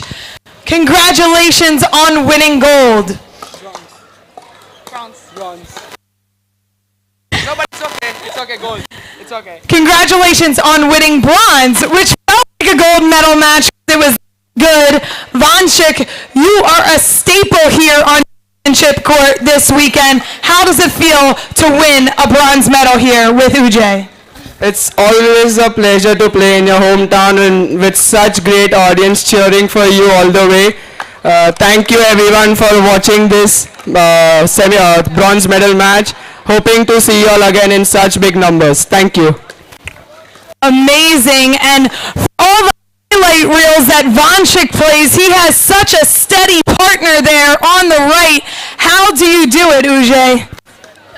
You know what? I'm trying to practice, like learning all the skill in the match. So I'm trying to steal everybody's skill. Be careful. Watch out. No, just kidding. Yeah.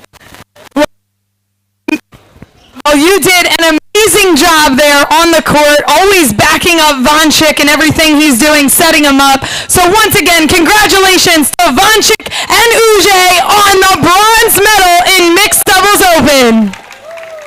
Thank you. Thank you. Thank you so much. Thank you. Thank you so much. Thank you. Well done.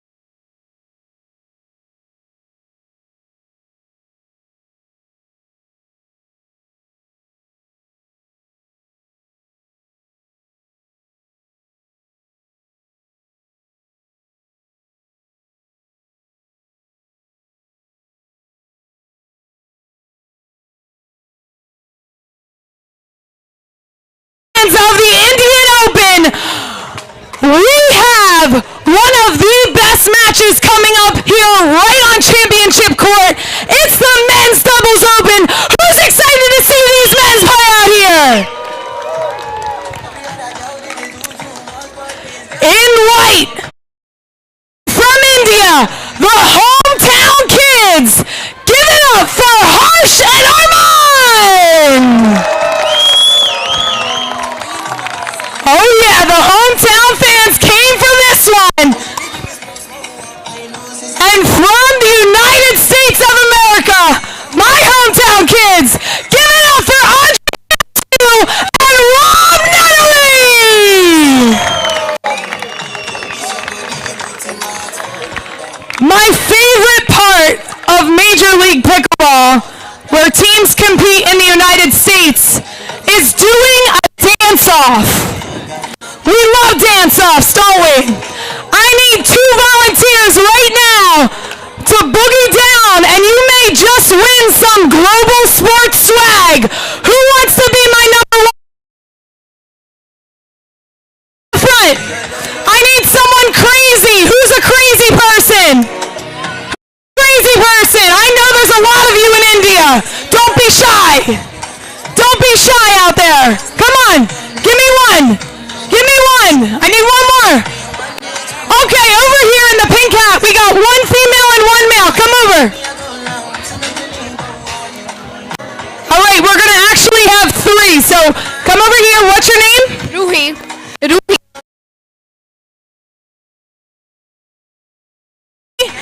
We'll do one more. Come on. Okay, we'll have 4. What's your name? Pratna. Pratna? Moksh. Moksh. Okay, we're going to do guys versus girls.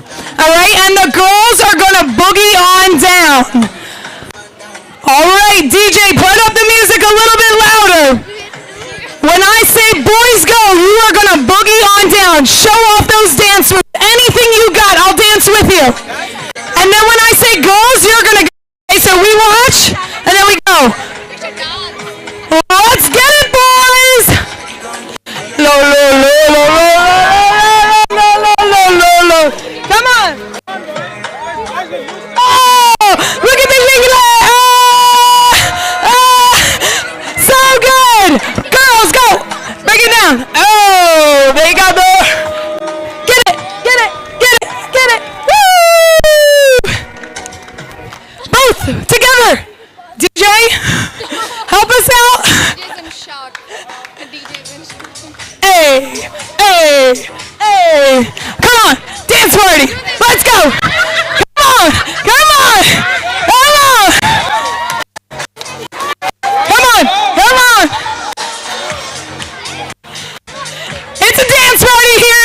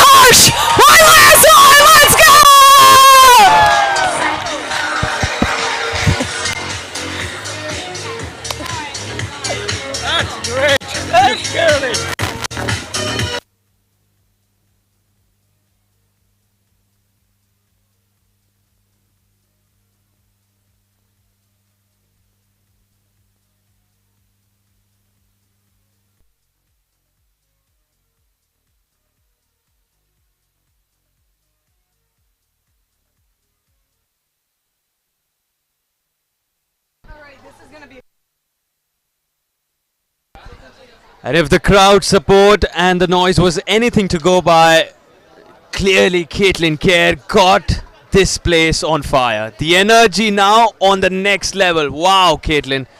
And the support pouring in for Harsh and Arman. That is something. Now, what do Andre and Rob have to say to that? They let their paddle do the talking? I think so. That's what they're used to doing here out on the pickleball court. I actually, just before this match, I saw Andre doing the craziest yoga pose that you could ever imagine. I will post that on my social later. But wow, he is... Rob kept on talking about how fit and what a professional athlete Andre is, such a competitor. And man, he is prepared, getting his body right after all of these hours on court. This is going to be a matchup you do not want to miss. Certainly is. And if you are watching, fasten your seatbelts. This promises to be a thriller.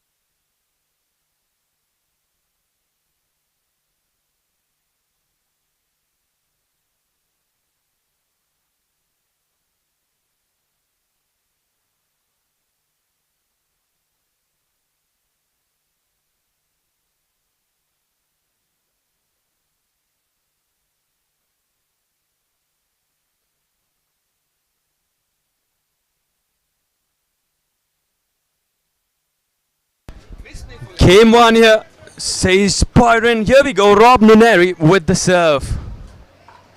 Hush at the return. Now a dinking battle right away. Oh, here they go. That's hard. The hands at work. Fast hands at the kitchen line. All four of these men have great skill here. And a great backhand flick from Rob. Look for that throughout this match. He loves that shot, and he executes it extremely well.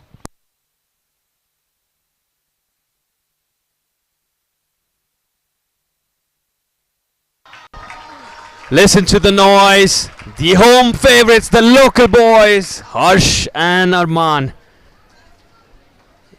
Can they use the energy at the National Sports Club of India? All the local support to their advantage.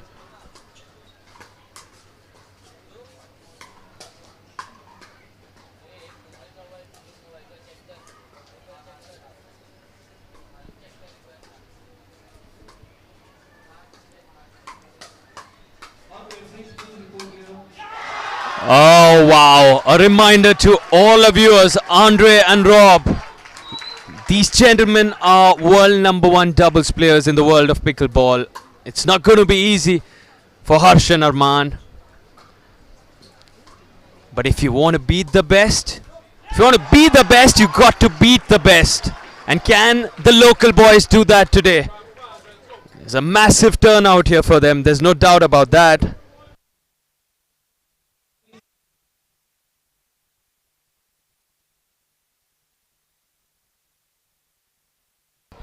And a great leave there from both Andre and Rob. Keen eyes, years of experience watching pickleballs go out just wide, and well done there.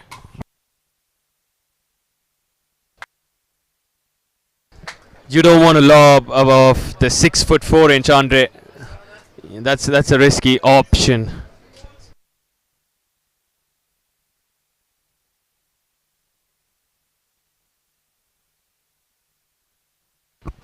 And once again, Rob's backhand flick on display here on Championship Court. One of the best in the game.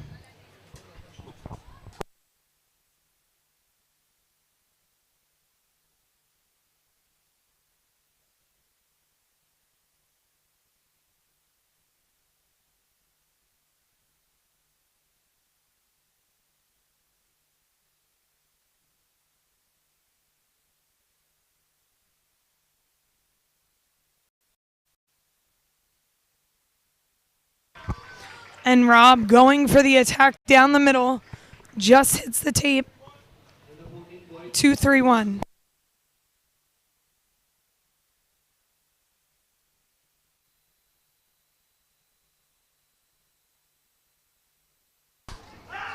Once again, it's a roller coaster ride, this. Especially given that all four of these men have spent so much energy on these courts over the last 3 days, back-to-back matches, and that's a challenge in itself. It-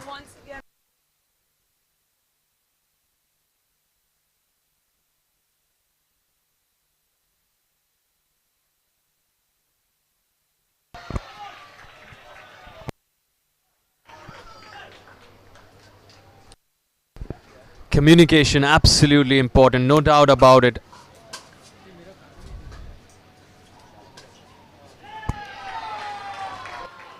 I really like that effort there from Rob. A very difficult shot off the backhand down the line. But if anyone can execute it, it's him.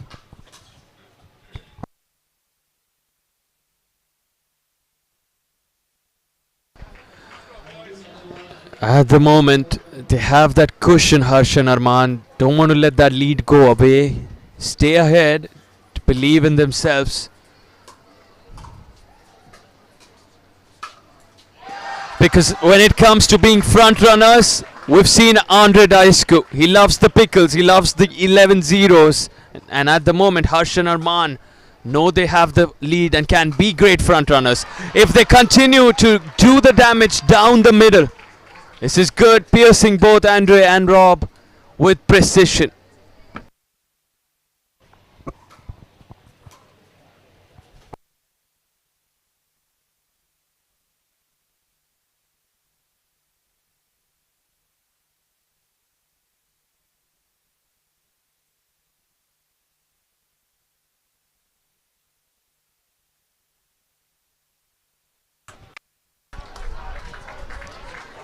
Again, a lot at play here. The breeze a factor. You don't want to let the wind get into your head because the ball is changing its direction at times.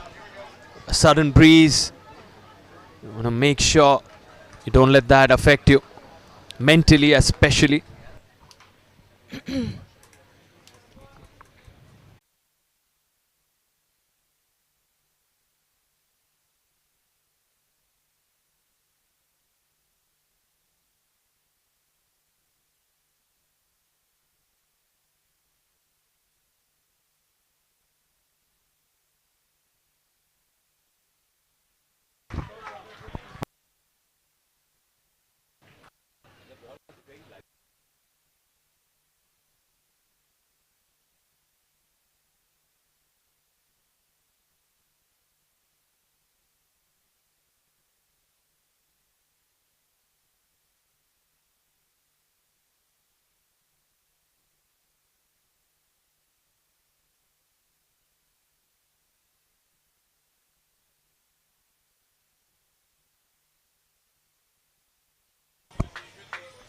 And a great point. Great defense there from Rob and Andre. But Harsh and Armand come out on top.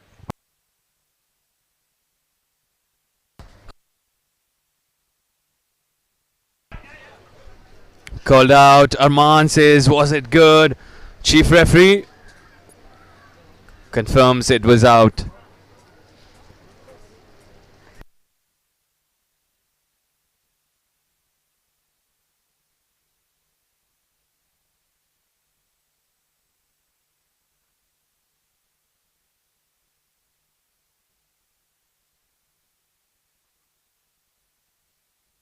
Wow, the hands from Harsh. He is taking the bull by its horns. So confident, this young lad. Has all the support behind him. Arman, of course, the men's singles champion.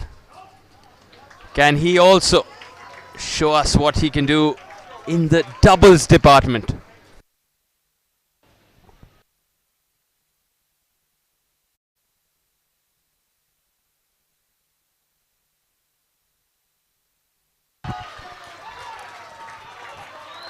Harsh and Arman are setting this local Indian crowd on fire.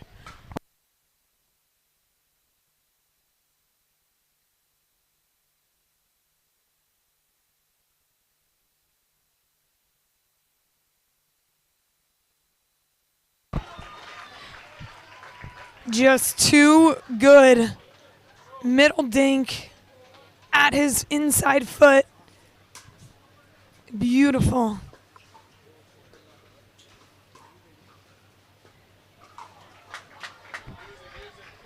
And an unforced error there from Arman. Not something you see that often.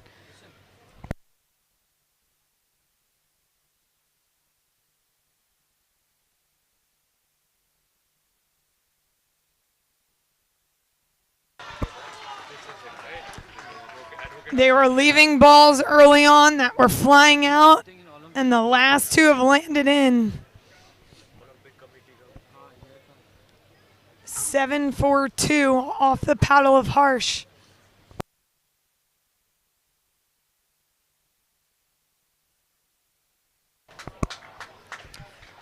Rob and Andre trusting their paddles. Essential in a final.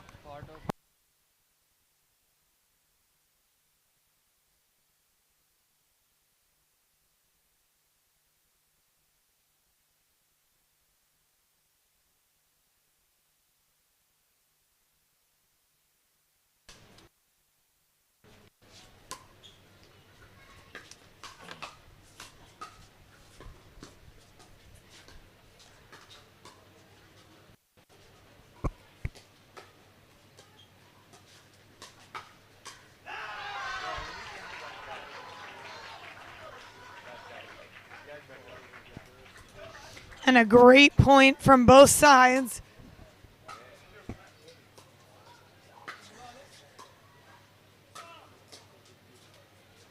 What a dig from Rob. On the first, but not the second.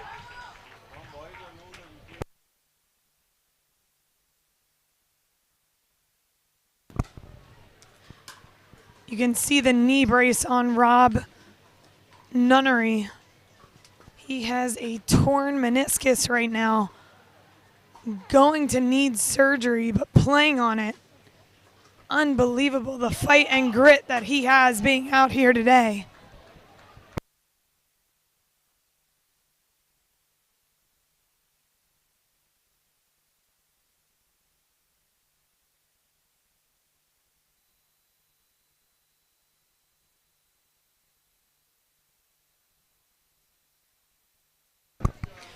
Rob trusting his hands, going straight at Arman.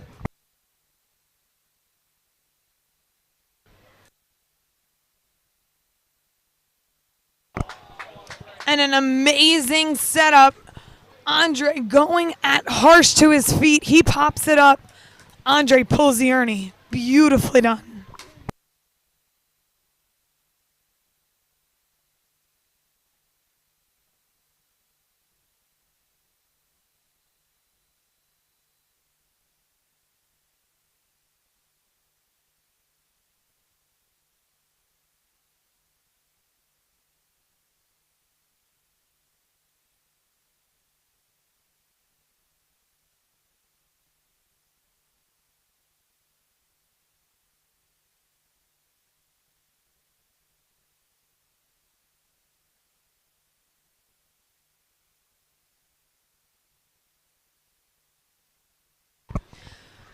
A little bit of discrepancy on the out call. Byron thinking that Rob called it in while Andre called it out. They're going with the out call here.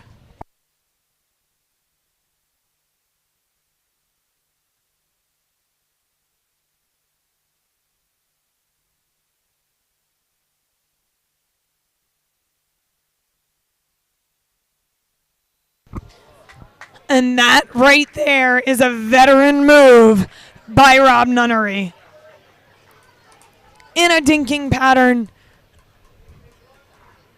And goes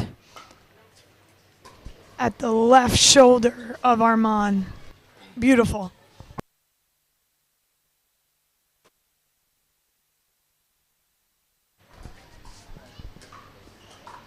delicate hands, and you just wait for that. That's what we want to see.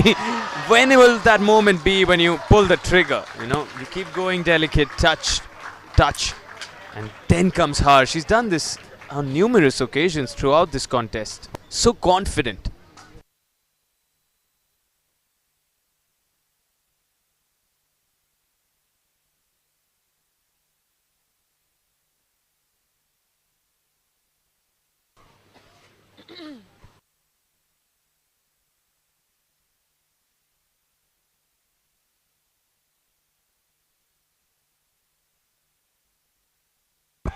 That is so good. I hope everybody watching can appreciate that pickleball point at the kitchen. My friend Samrik.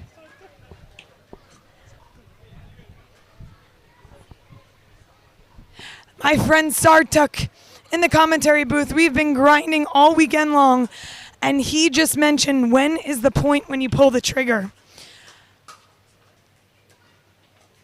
I'll get to it after this point.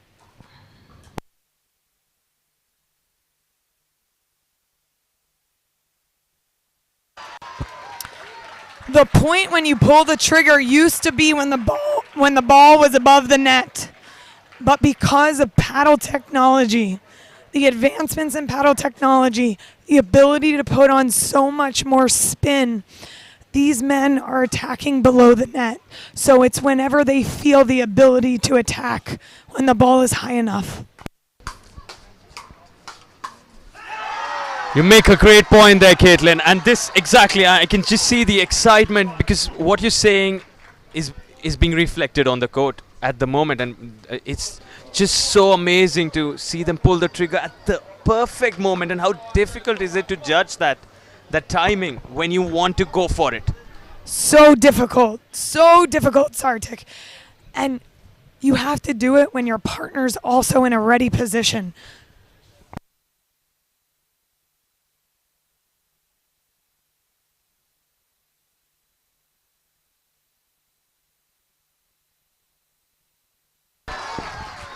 Listen to the noise.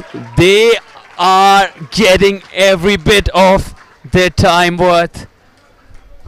They're loving it. And a great timeout called here by Andre and Rob. Harsh and Aman with a game point here, up 10-9. Trying to cut off their momentum. Can they do it? Stick with us. We'll be right back.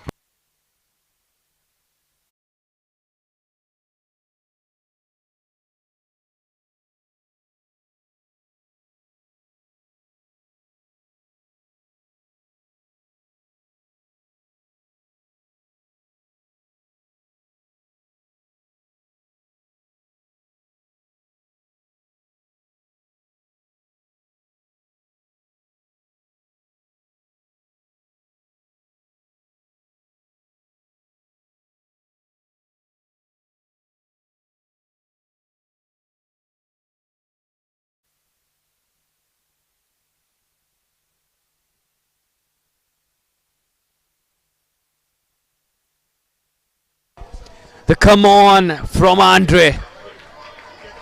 You don't often see Andre talking too much. Both Rob and Andre, very cool and composed at all times. And an animated Andre, that's an indication of what's to come.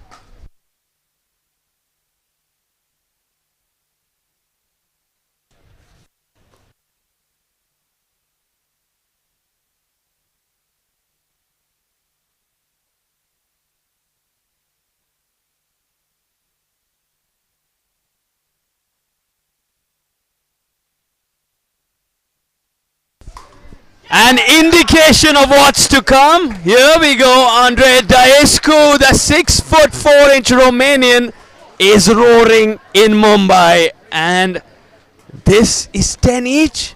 What is happening now?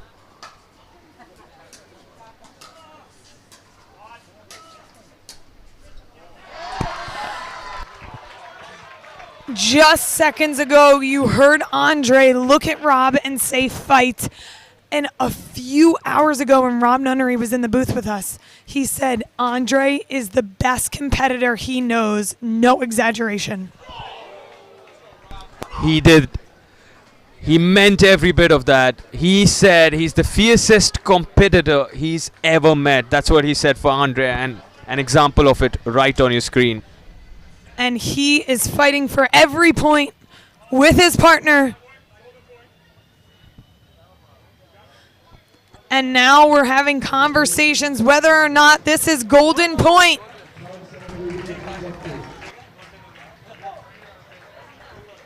And I believe it is golden point. Yes, they want it. They want golden point out here. Will we get it after this timeout?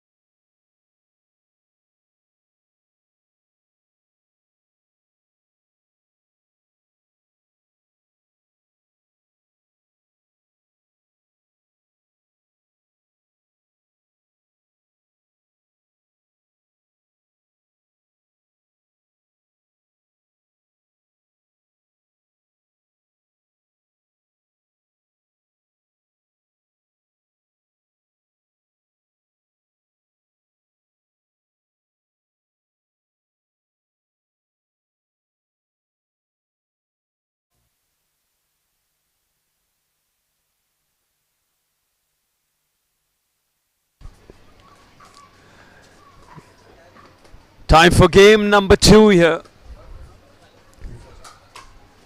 And it's Harsh doing what he did in the first game. He needs a lot more of those.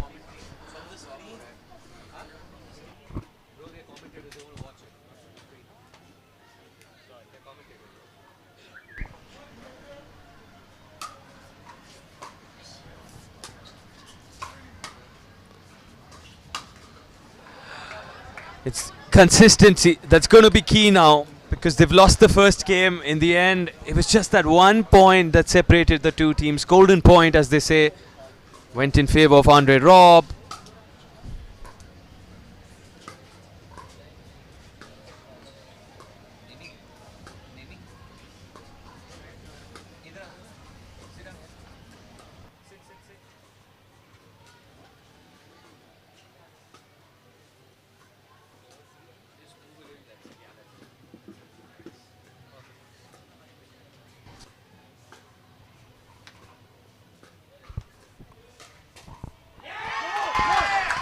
They love it.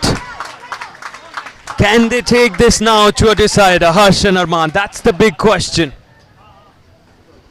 The mentality, of course. Arman, a champion today in the singles. What a thriller that was. 3 games there against Aditya. So easy.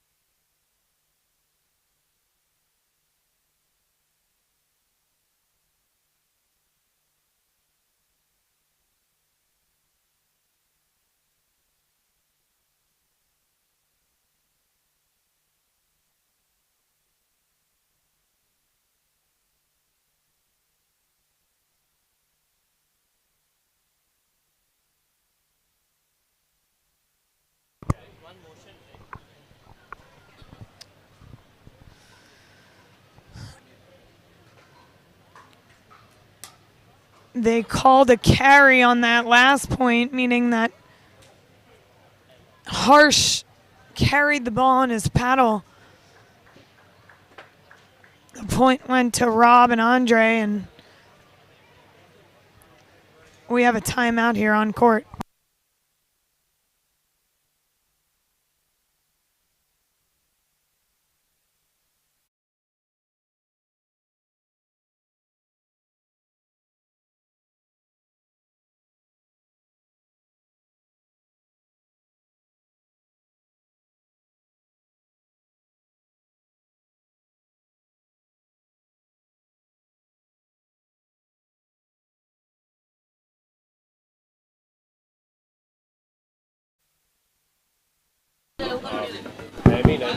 An absolute honor. Advocate Ashish Shela is with us, Mumbai BJP President, a vital component of the Mission Olympic Cell Committee.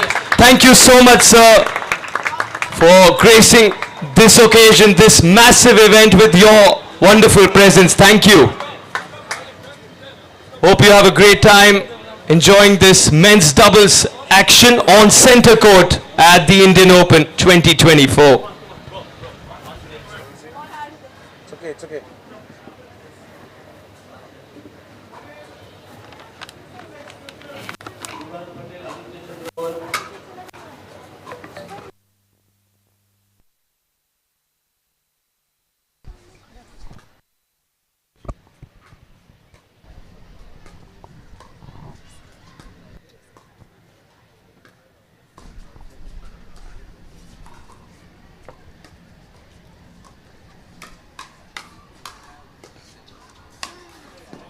Wow, great focus from Andre Daescu, and we've not seen such an animated Andre. We said this in the previous game.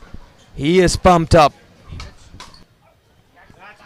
To say the least, Andre comes out and fights harder the moment he gets onto the court.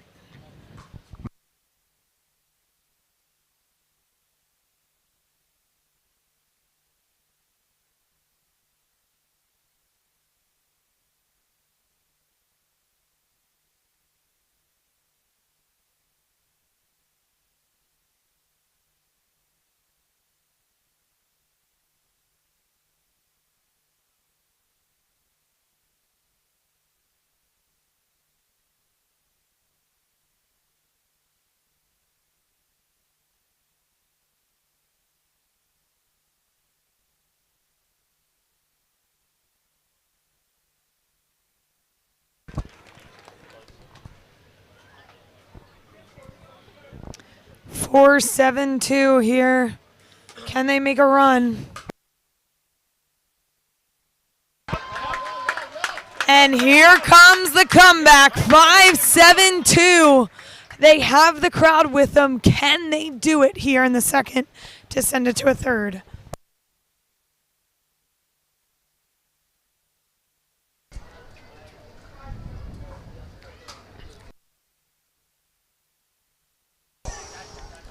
They say the third shot is often the deciding shot in a rally. It pretty much sets up the tone, and the third shot there not the way Arman would have liked it to be concluded.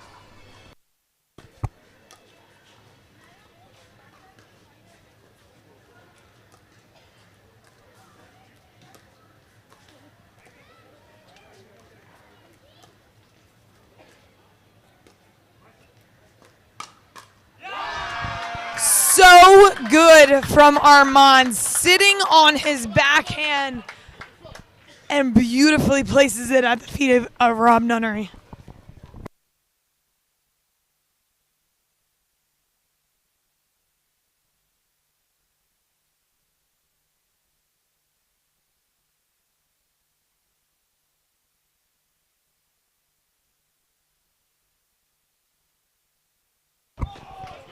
And a tweener from Arman. Unbelievable shot. Absolute highlight reel. But unfortunately, Rob hits an amazing shot and touches it into the kitchen line.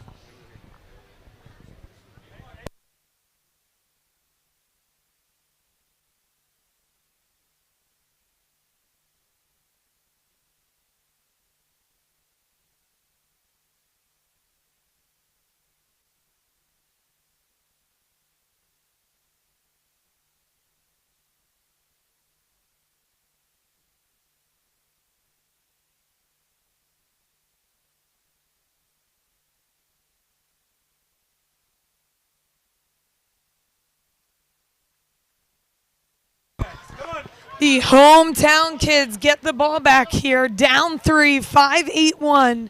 Can they make a run?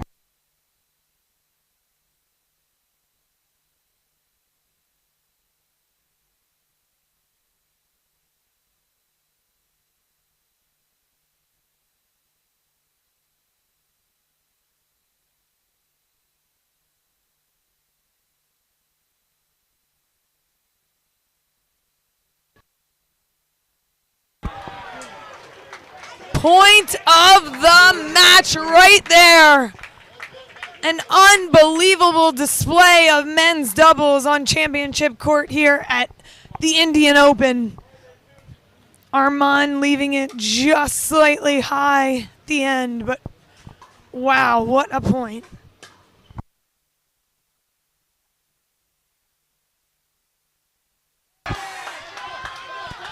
Back-to-back backhands at Armand. They let that ball go, 6-8-2.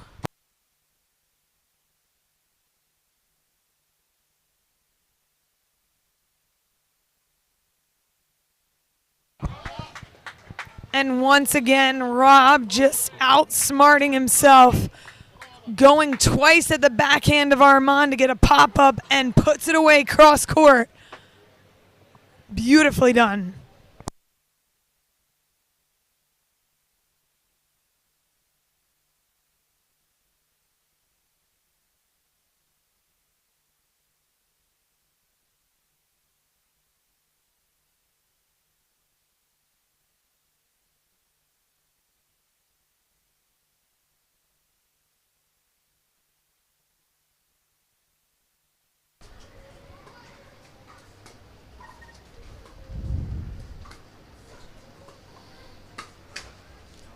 There's a reason they say pickleball is a lot like chess. You can see some masterminds at the kitchen. The effort in the dinks, the tactics in every moment. Incredible.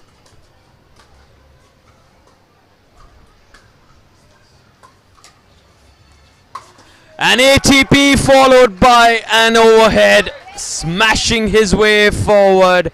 And Mr. Ashish Shela, he loves it. He's a major part of the Mission Olympic Cell Committee, watching closely. And we need all the support because this sport is here to stay.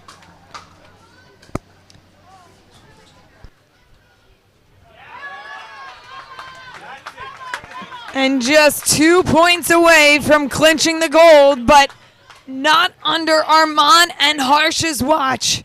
They get the ball back, 6-9-1.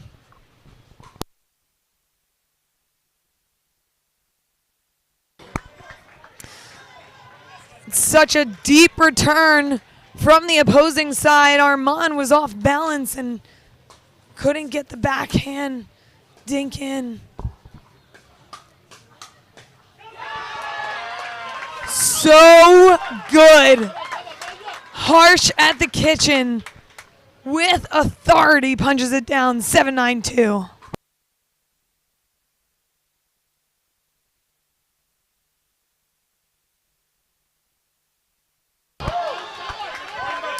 And they are back. Down by 1 in the second. Must-win scenario. Can they do it?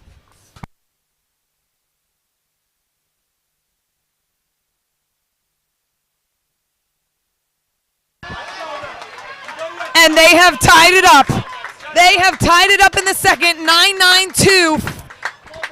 Forcing a timeout here from Rob and Andre. What a thriller. What a thrilling battle. The first one went to 10 each. The first game, golden point. The second game, 9 each. This is just incredible. And if you notice in that last point, Rob Nunnery chose to stay on that left-hand side. Usually Andre's on the left. I don't know if that was strategic, but the point went in the favor of Harsh and Armand, and they've tied it up here. They have such an amazing support system in the crowd, giving them confidence and energy. 2 more points to send it to a deciding third game. Can they do it?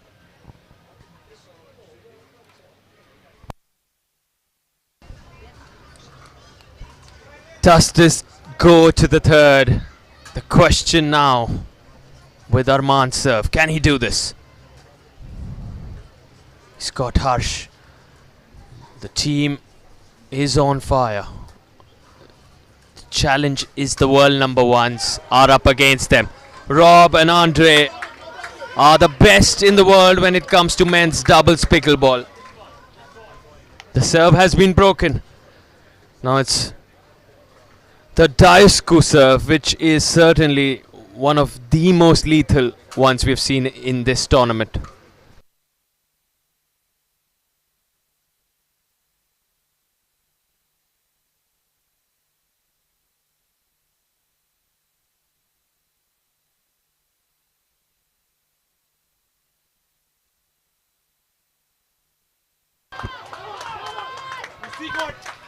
In the last couple points, you see Rob and Andre trying to slow the game down, trying to get in dinking battles, thinking that they can succeed there. Rob trying to speed up and just into the net.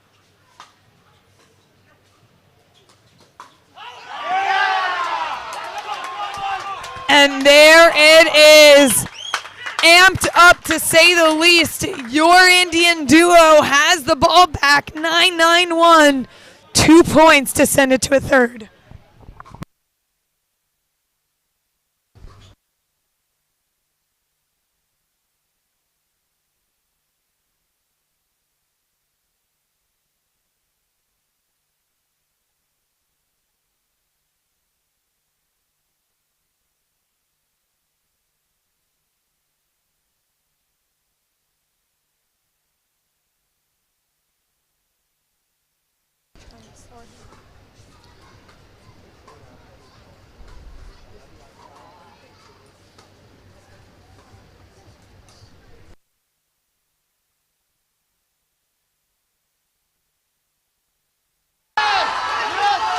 Patience personified, elegance all the way. The ability to wait, to hang in there, send back that extra ball time and time again. Just wow.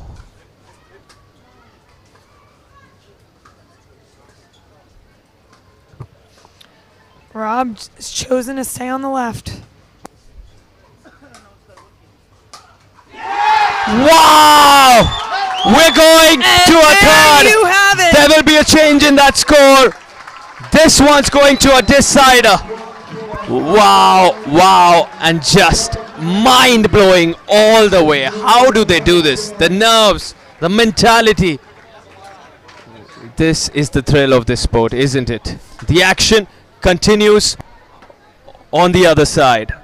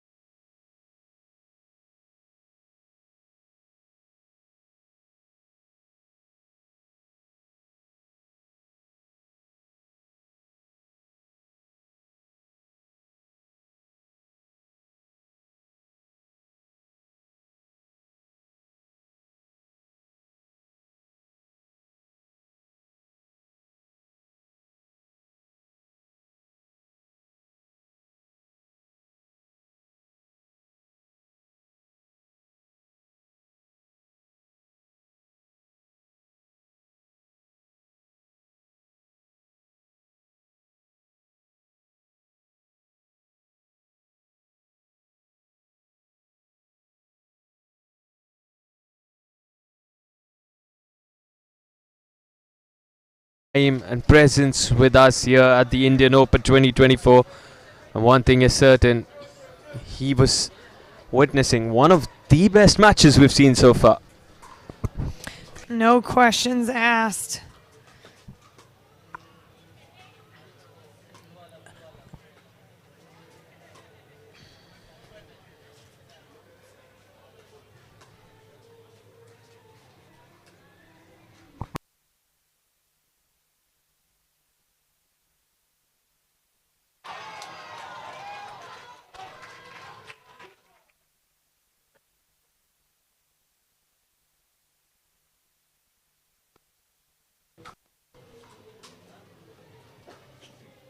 on one leg.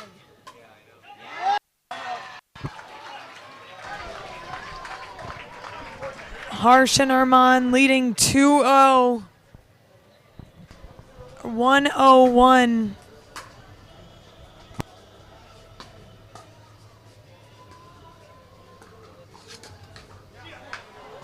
This weekend in Mumbai will be remembered for numerous reasons. One amongst them, we also have a fantasy pickleball app now with us to make the fans' experience with pickleball all the more enjoyable. It's Fans Play, home of the fans. So if you want to enjoy some wonderful fantasy experience, go ahead, download Fans Play on your mobile phones.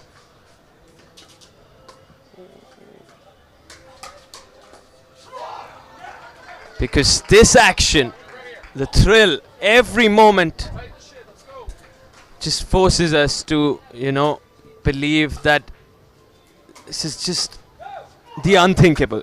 You cannot imagine this quality.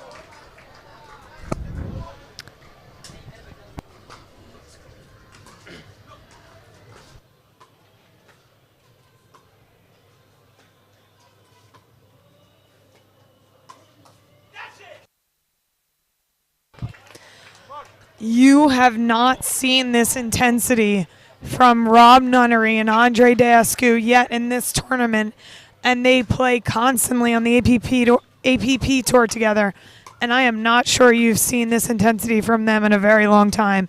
It truly shows the type of match that they are in with Harsh and Arman. And a few points ago in the crowd, I heard someone say, pickleball is alive and well. If there is a duo from India pushing these two phenoms from the United States that win gold medal after gold medal in the place where pickleball is said to be the best in the world, the future is bright.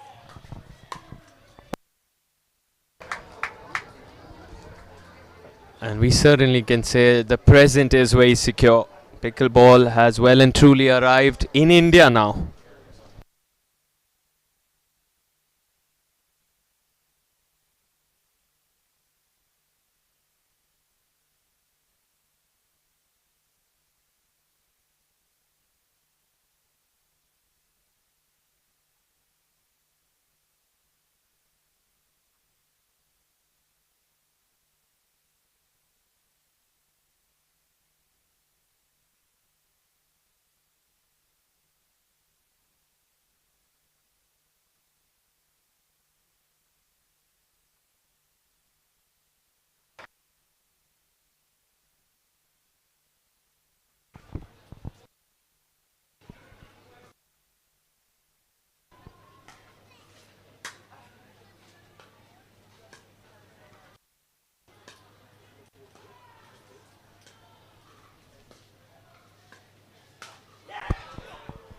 Rob and Andre not choosing to switch there, and I believe it is now because of his knee.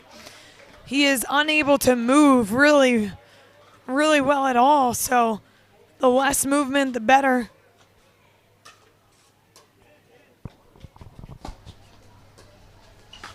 You said, Caitlin, for all of you, as the man on your screen, Rob Nunnery, has a massive strapping on his knee.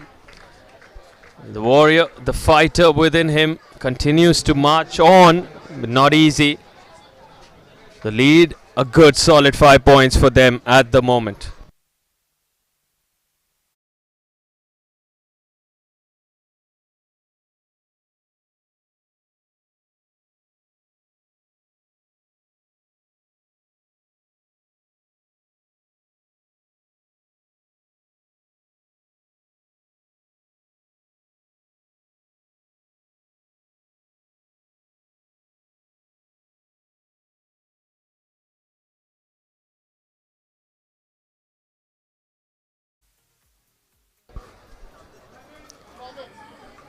The fans in the crowd, the supporters for Harsh and Arman saying energy, energy.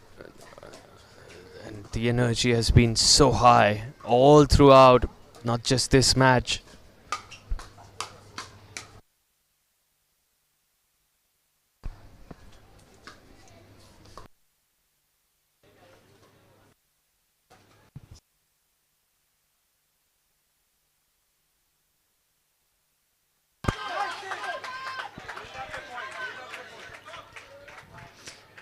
A beautiful point by both sides, and earlier on in the point, Rob sped it up down the line at Harsh, and a lot of times these players aren't trying to put the first speed up away, but they're trying to put themselves in a better position to finish on the second or third.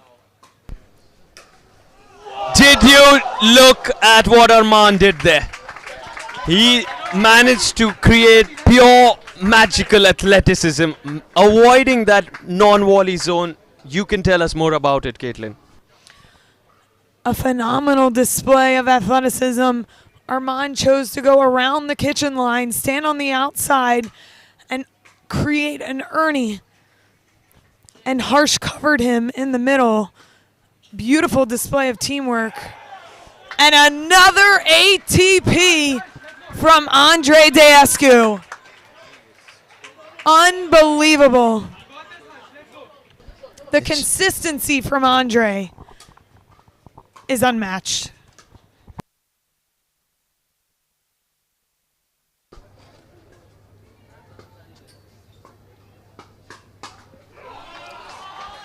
The temperament the Americans have shown here, Andre and Rob, remarkable.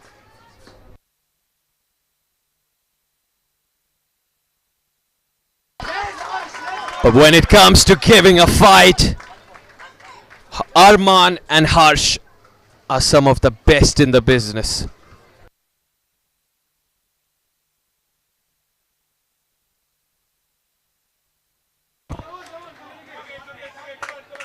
Unfortunate, but Harsh and Arman in this third game, the energy seemed to have died a little bit from their side. The fans trying to regain that energy for them, pumping them up. Can they push them? They get served back. They need that energy, that fire within to come back.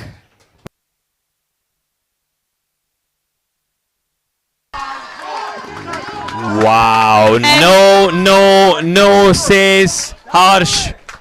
He gives the finger wag to Andre and Rob. Unbelievable.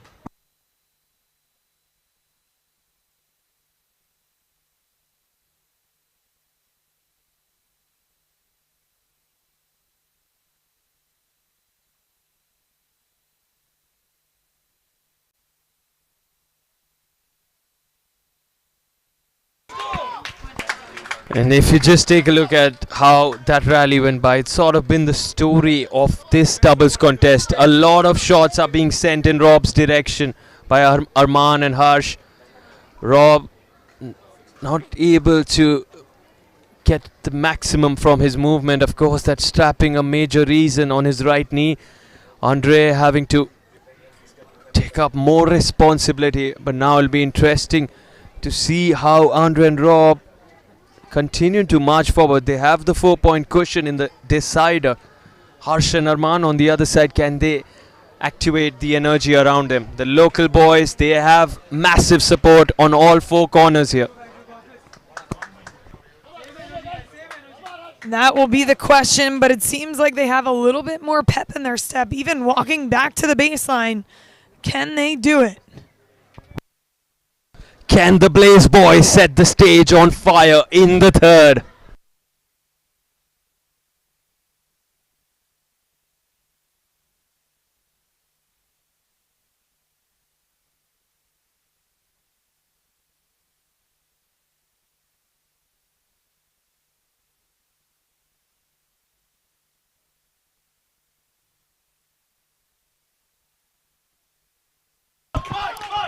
Harsh and Arman absolutely amped, and their cheering crowd just feeling the energy.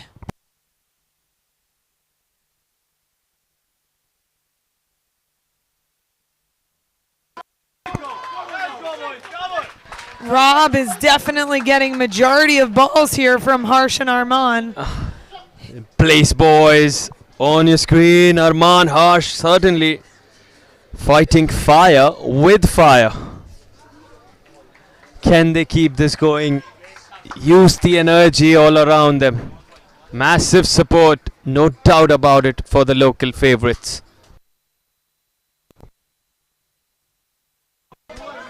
Tentative. Seems like Andre and Rob are discussing whether or not they're going to switch here.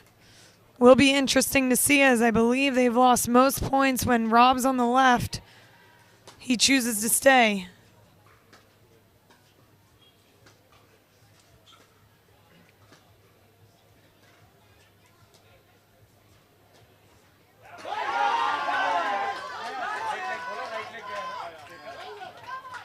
He can't even move his right leg, just feeling unbearable.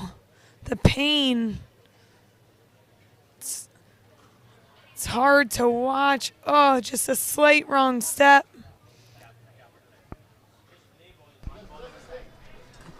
Rob Noneri in excruciating pain at the moment, and you have to feel for him.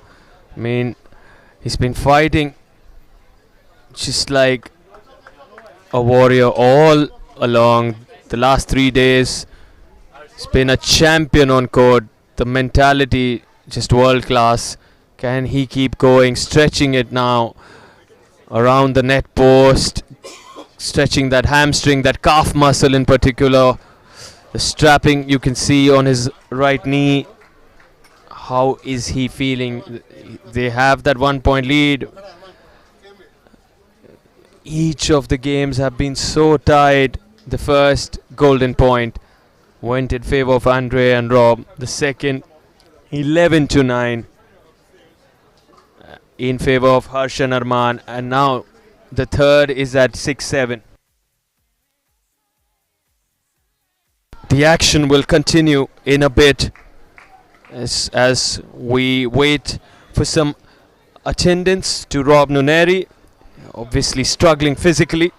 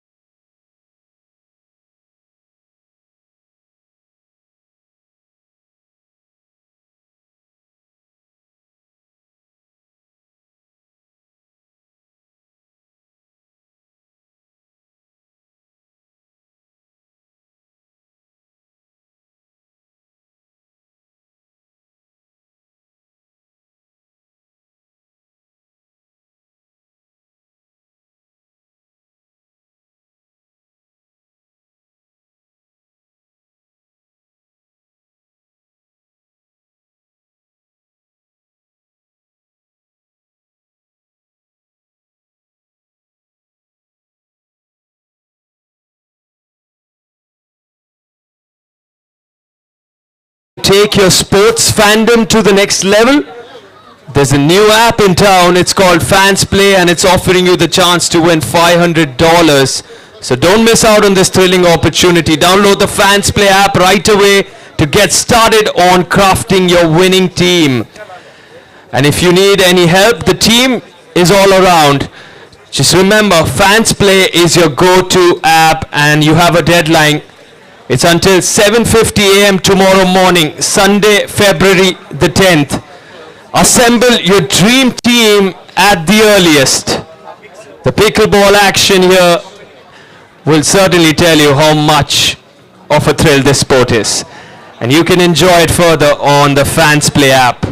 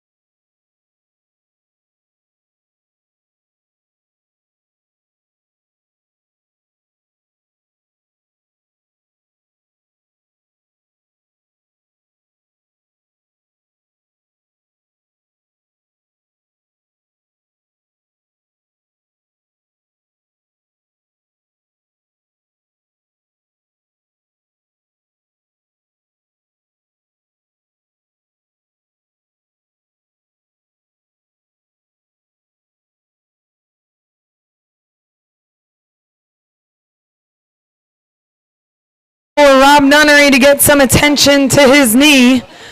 I'm standing next to the man, the myth, the legend, Pran. Pran has done so much for the sport of pickleball in India and across the world. Pran, what makes you so excited to have the Indian Open here in India, in Mumbai, with 12 countries represented throughout the world? I mean, you can just look at the energy. The crowd is getting into it fully. We're so happy that all our sponsors, including ABP, Mega Shrey, everybody has done their part, and we're thankful to Byron to officiate this match. We don't feel like it's any other tournament of any other any caliber that is happening elsewhere in the world, in the US. It's up to the mark, right up there, and so the crowd is into it, the players are into it, and look at the fantastic finals that we're having today.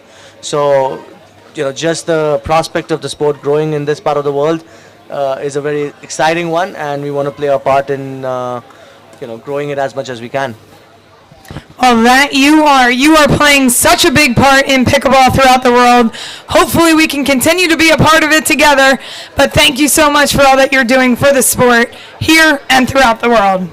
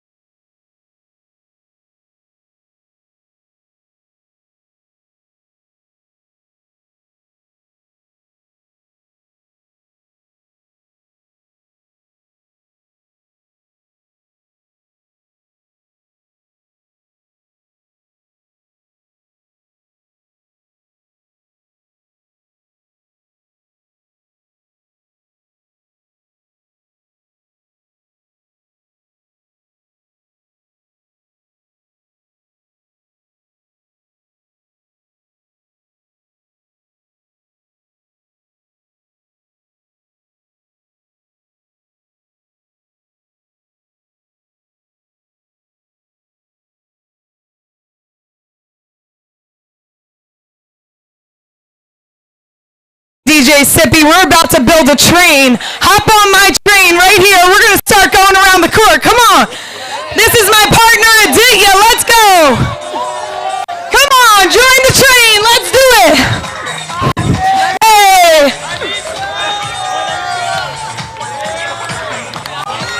All right, I only got two. Come on. Come on. Get in here. Come on. Bring your friends. Let's go. Hey, hey, hey, hey, hey.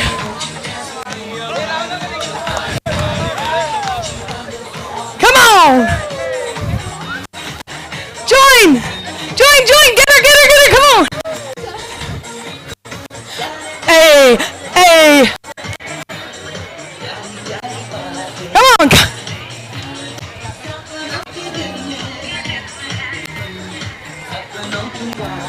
Get him! Come on!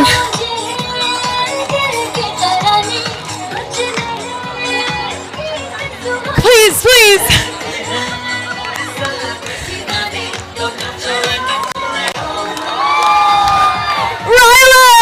Ryler joining the party! Yes! Yay! This is the dance party right here! Hey!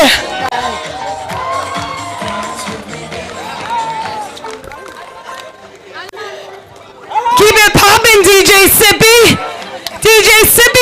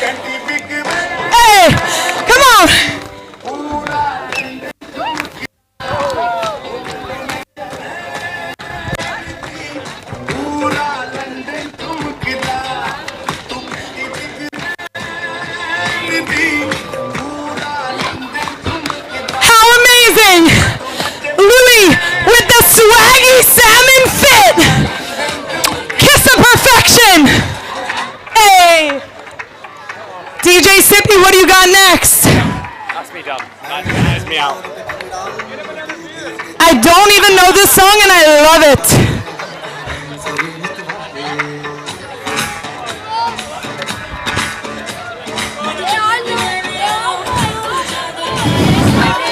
Come on! Come on! I saw you there! She's coming! She's coming! I saw her getting down in the chair! You see this? Hey!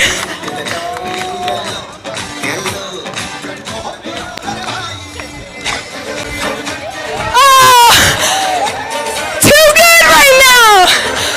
Go, girl! Go, girl! Hey!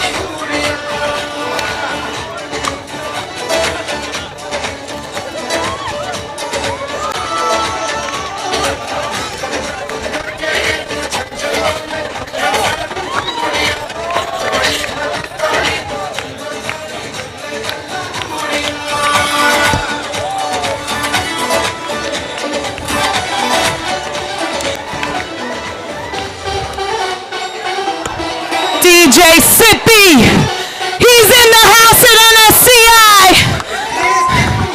It's getting hot in here. Where are you going?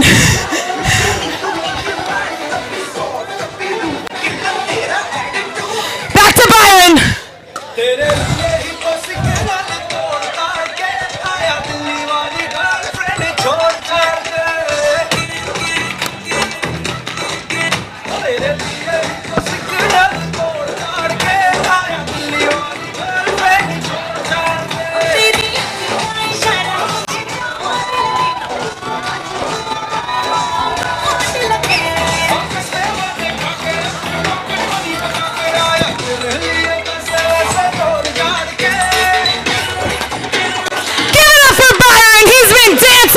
All day calling these matches, giving us the best pickleball in the world here in Mumbai. Give it up for Niraj, the tournament director here at the Indian Open, doing an incredible job, making us all share the joy of the sport on court. Give it up for Niraj. And how about we all give a round of applause to Global Sports. Without global sports, we all wouldn't be here today sharing the joy of pickleball. Give it up for the global sports team.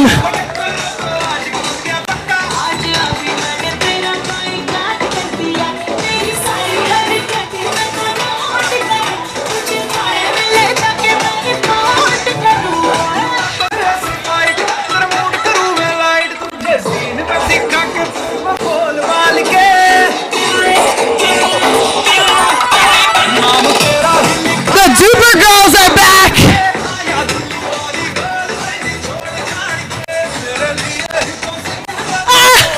Yes!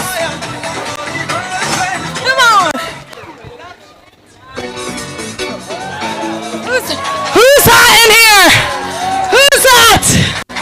Come on! Yes! Yes! Yes!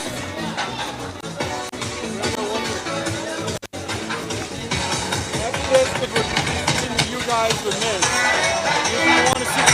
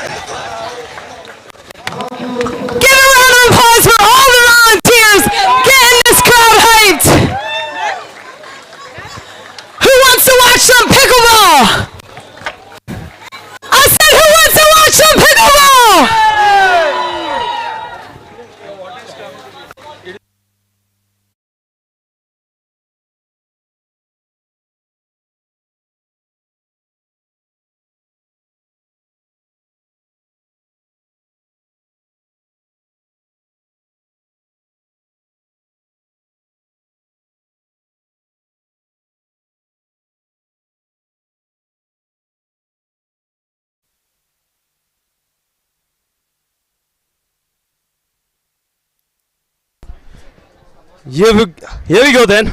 6-7, the deciding game. Rob back after some treatment. Andre and Rob, can they keep this going? Harsh Arman, we saw them keeping themselves warmed up through the break. The medical time out there.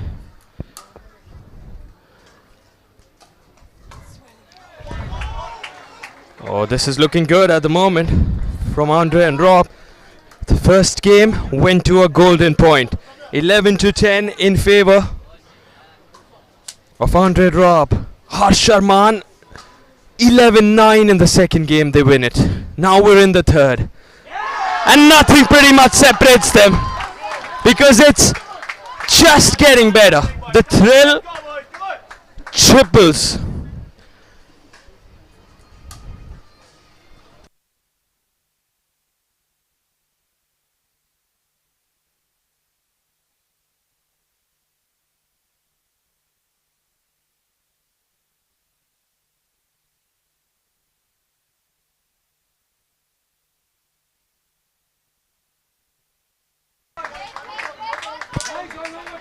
Harsh has taken the initiative at numerous occasions throughout this contest.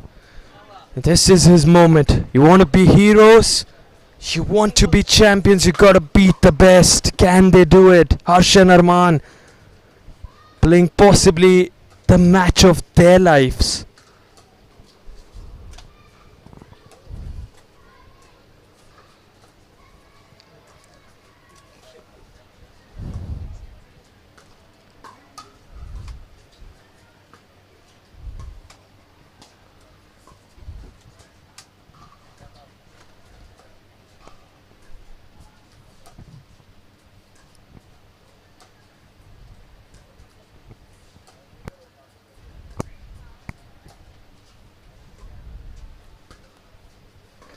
This is just unbelievable.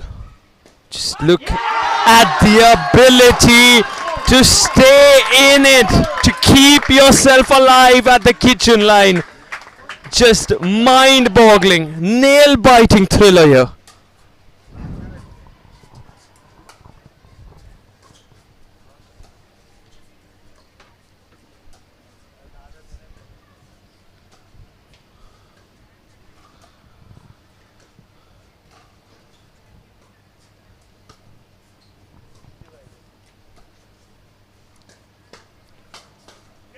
He changes directions at the very end there. Rob Nuneri is so close, so difficult to differentiate between these two teams. That's been the story across all three games.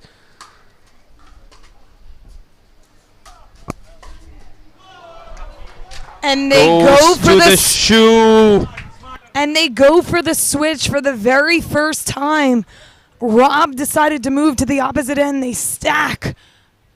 They realize they were unsuccessful with Rob on the left. And they go back to Rob on the right, even though he had to take the extra step. It's just so difficult to imagine what all four of them are going through from a physical standpoint, especially with the long, grueling contest they have already been involved in before this one.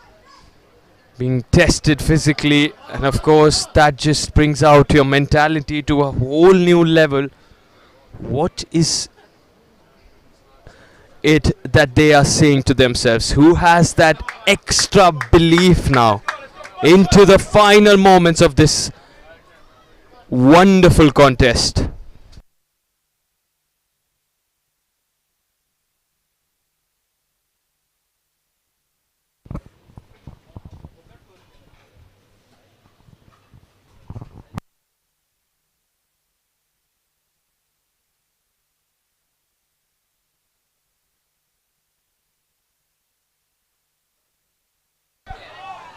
So close, yet so far. And here it is, match point on Andre Deescu's paddle. Can they finish it?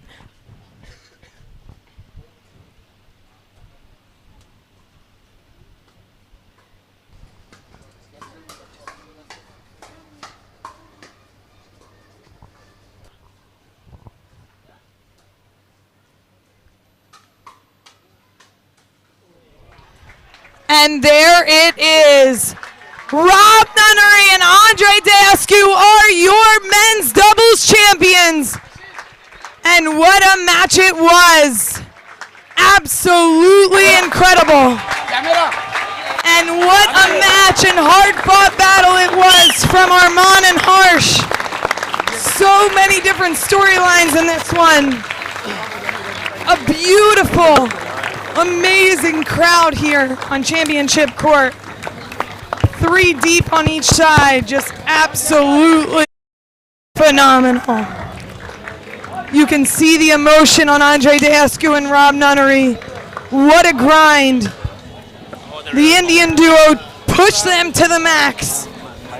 Rob had to get attention to his knee. He's basically playing on one leg and wins the championship here. Ladies and gentlemen, first a round of applause for our finalists, Arman Bhatia and Harsh Mehta.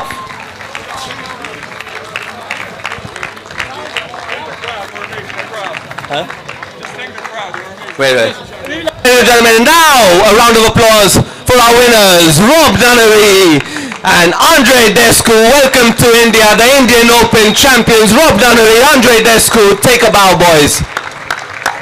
Let's hear it for them. Truly remarkable. The intensity across all 3 sets, given the physical tolerance they've shown before this match, coming in with so much effort, so many thrillers. This is the best pickleball India has ever seen, and thank you all for coming out and witnessing this. We owe it to you, pickleball owes it to you, and thank you all for making this event so wonderful. I mean, these players deserve a big round of applause. I had goosebumps doing this match, and Arman and Harsh, commiserations, but we are so proud of you guys.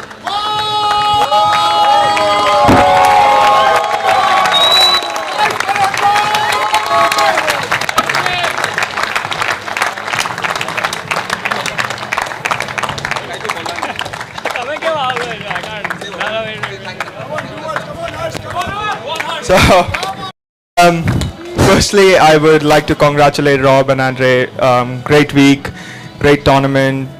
You just showed us how good y'all are with a torn meniscus. So I hope you recover soon, and thank you so much. Great match. I'd like to thank the crowd for backing us and staying by us through every bit of it. Thank you so much, everyone who came out and supported us.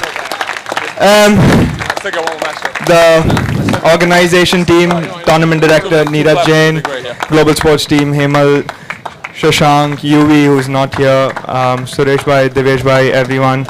Congratulations on a successful week, and hope we have a lot of more tournaments like this. That's it for me. Thank you so much, guys. I should be ready to speak now. Thank you so much, guys. Global Sports, all the fans, all the pickleballers, of course, our friends and family who's always been there with us, guiding, supporting, advising, and I think we couldn't have asked for a better final, a better place to play pickleball, and a better partner than Arman. So thank you so much, everyone. Thank you, Rob. Thank you, Andre. Really well played, guys. Round of applause for the last time for Harsh Mehta, Arman Bhatia. These guys have shown us how to play pickleball in India, and take a bow. We're really proud of you. From all of us here, from myself, thank you so much for putting on the show. Finally now, the men of the moment. Rob Nunnery, Andre Deascu, you guys are the first Indian Open champions. You guys are here, and we thank you for being here. Rob and Andre, we showed you we can play a bit of pickleball. Yeah, guys, you guys sure did. So a couple months ago, this guy right here, he's been in India before. He approached me about playing this tournament. I showed up on Tuesday at the airport not knowing what to expect. And I've had a blast so far. The hospitality from all these people.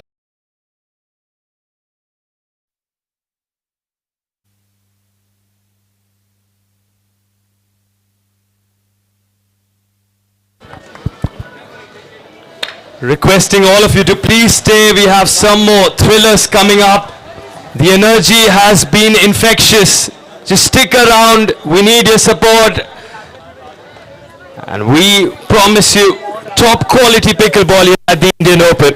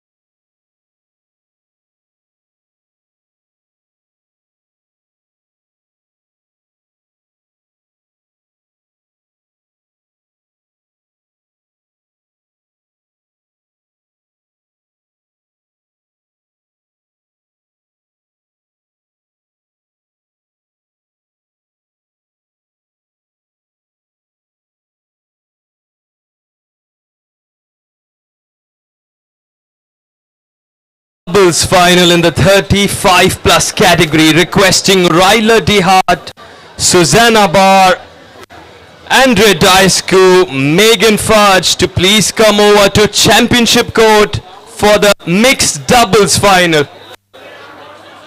Ryla DeHart, Susanna Barr, Andre Daisku, Megan Fudge. It's time for another mega final. The match starts in 10 minutes, guys. Yeah, very soft.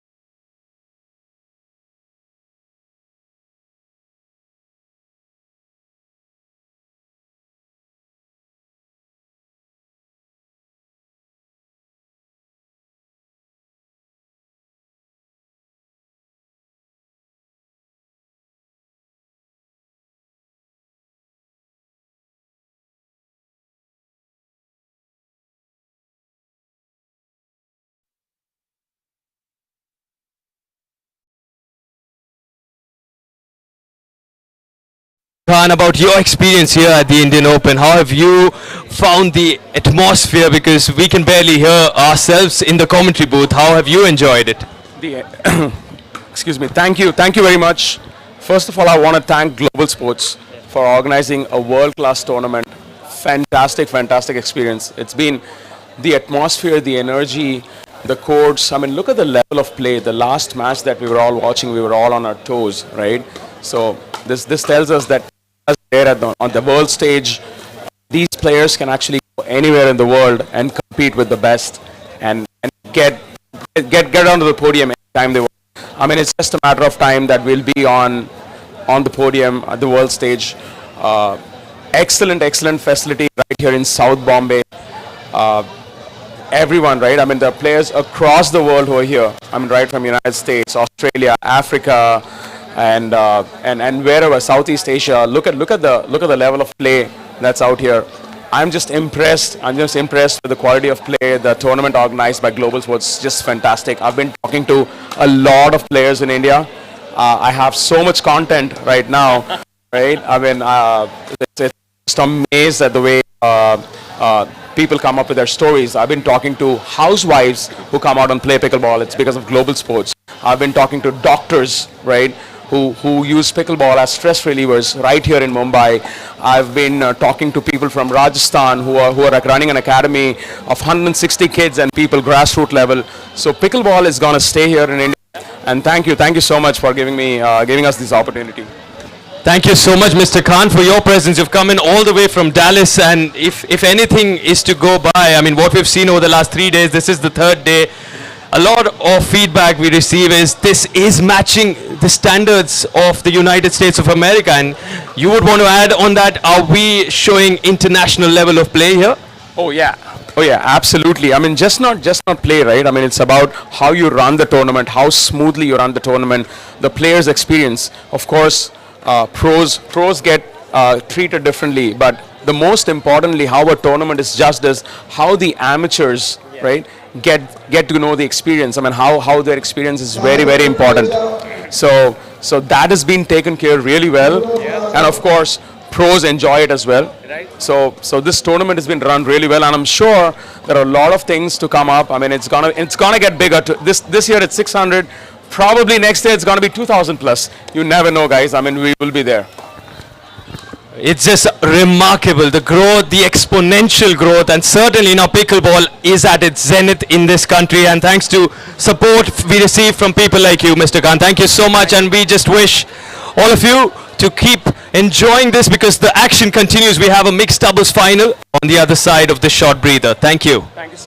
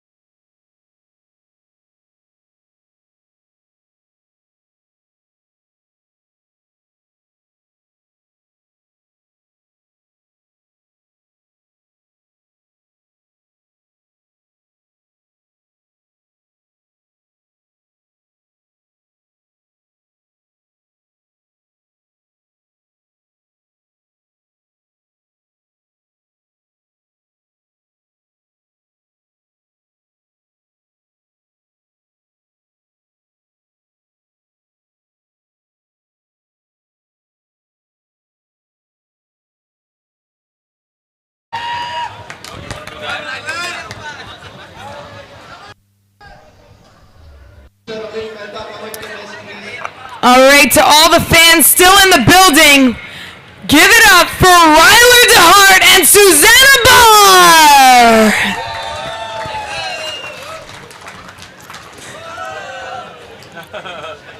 And on the other side, give it up for Megan Fudge and Andre Deascu.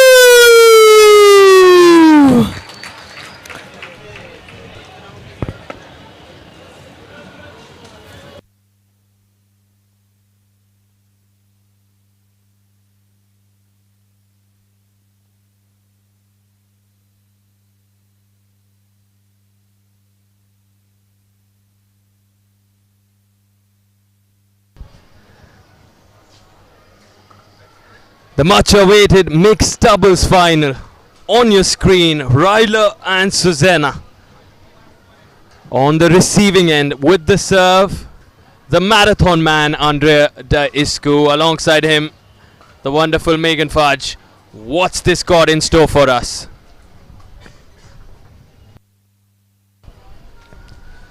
The start so important for both these teams.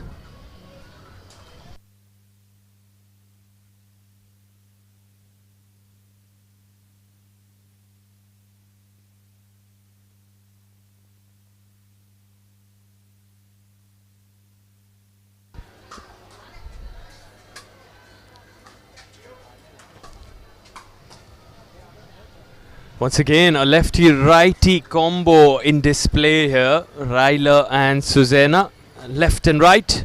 Susanna, of course, the righty. Ryler with his solid left-handed swings.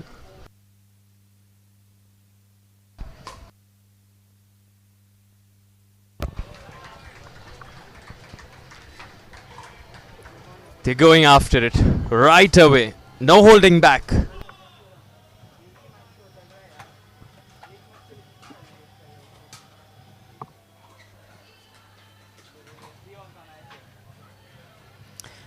So good down the middle from Ryler.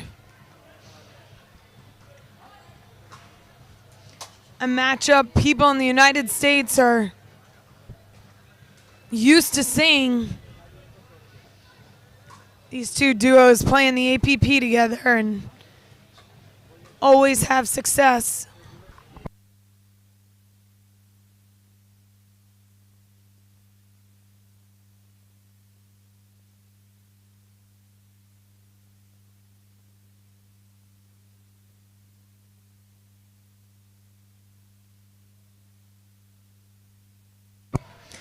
What a shot from Megan Fudge. Cross court, just hits the line.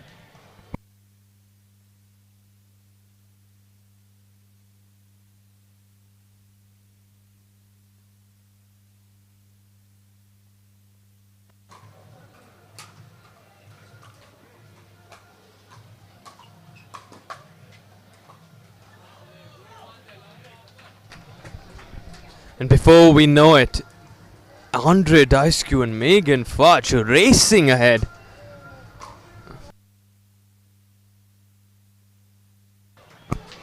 And a great drop from Ryler DeHart as he's tracking back. Sends it cross court to his wife. She's unable to get it. And a great cover in the middle. That's why you put the lefty on the right-hand side. Strategically, most teams choose to go with 2 forehands in the middle when they have a righty-lefty combo.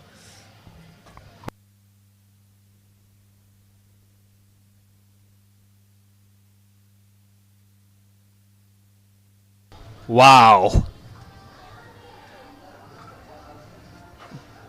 Just what you want to see at the Indian Open 2024.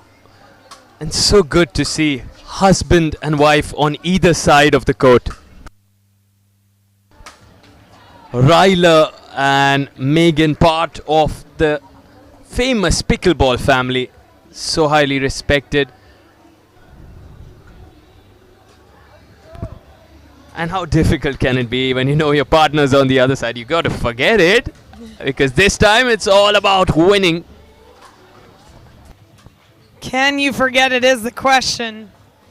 But these are professionals. They travel throughout the United States in an RV with their 2 children.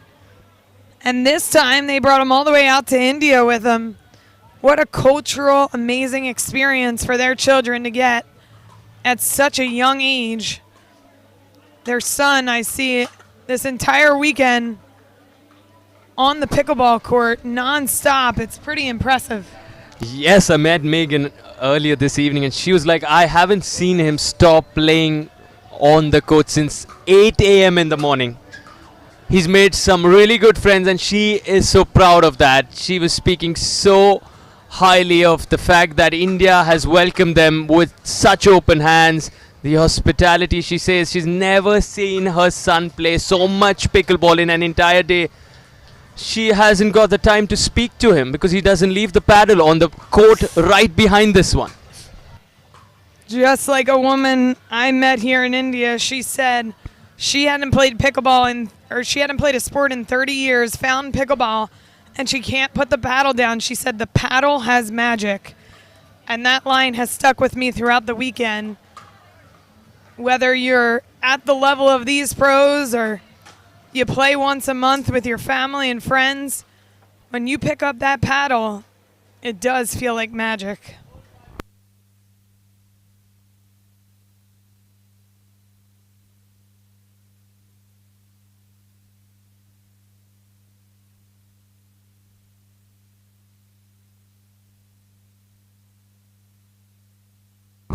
Susanna, knowing she should have let that one go, apologizing to her partner, Ryler. But that's what it is here in mixed doubles. It's a partnership. Somebody makes a mistake almost every point. You got to let it go. And a great angle from Susanna Barr, an easy put away.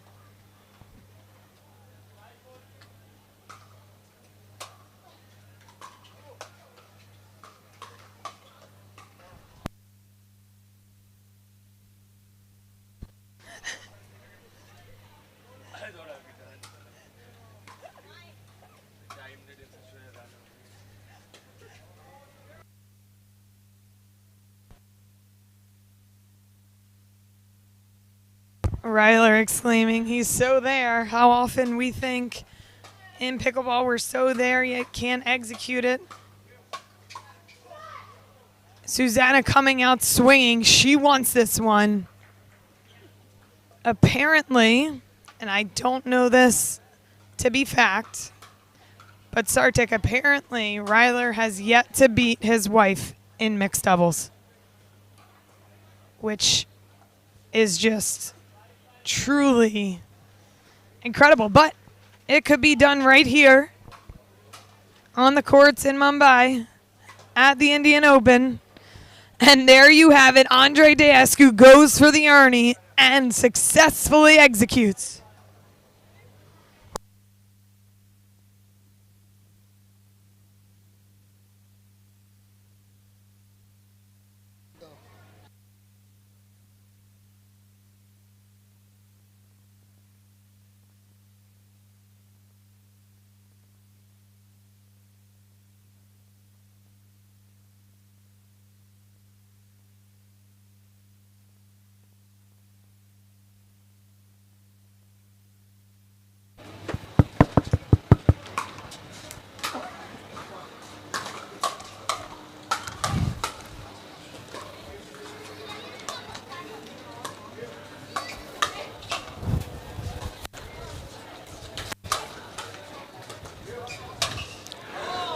Some of the best doubles players in the world on center court. Legends, Ryler, Susanna, Andre, Megan.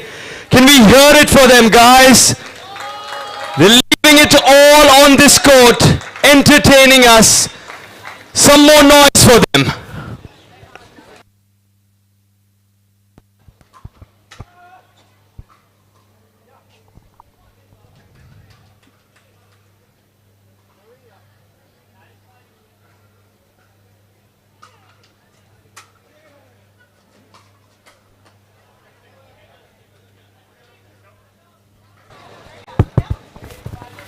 Although I watch these players every week back in the U.S., this tournament is really amazing me at watching it from a first-hand experience, being here on court, how many hours they're putting in and day out on the court. I feel like a total wimp. And we're at game point in the first game. For all those who do not know, we have husband and wife on either side here in the black outfits. We have Ryla and Megan up against each other. They are part of the popular pickleball family. Let's hear it for husband and wife Ryla, Megan, and Andre and Susanna. Cheer on for them, guys.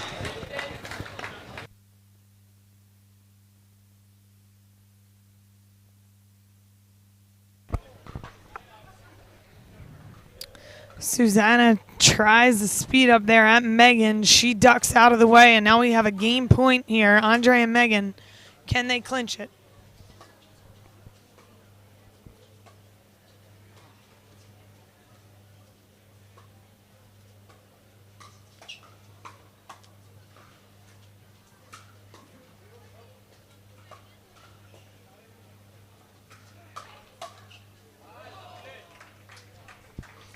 And Susanna decisively putting that ball at the feet of Megan Fudge.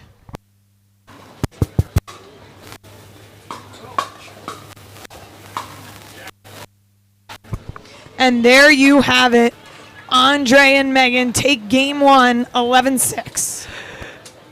So the first game in favor of Andre Diascu and Megan Fudge, 11-6. This is a best of three. Will this also go to the decider? The entertainment continues. Can we have some noise for our mixed doubles finalists? Legends on both sides. Let's hear it for Megan Fudge. On court, Megan Fudge.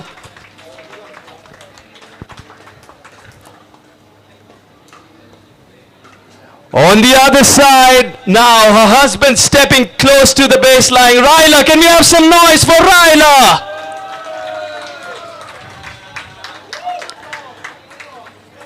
And the warrior, Andre Diascu, what a champion. He's just won the men's doubles. He's back on court for the mixed doubles. What a warrior. Hear it for Andre Diascu now. And of course, the wonderful, the lovely Susanna. Here we go. Game number 2 begins.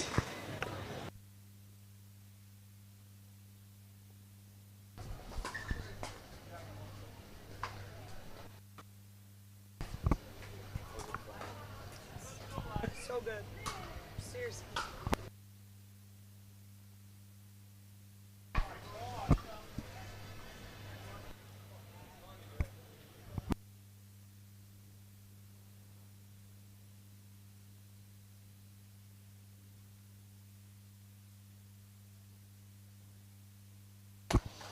And a great angle there from Ryler to Hart to finish that one.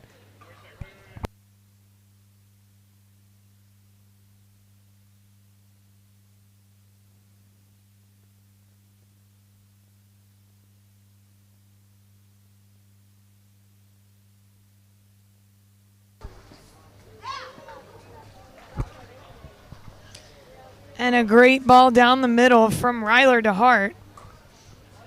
The speed up, he put a lot of top spin on to keep that one in. Just beautiful.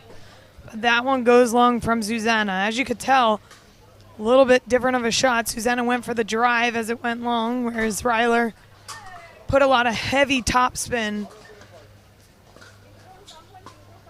to keep it in bounds.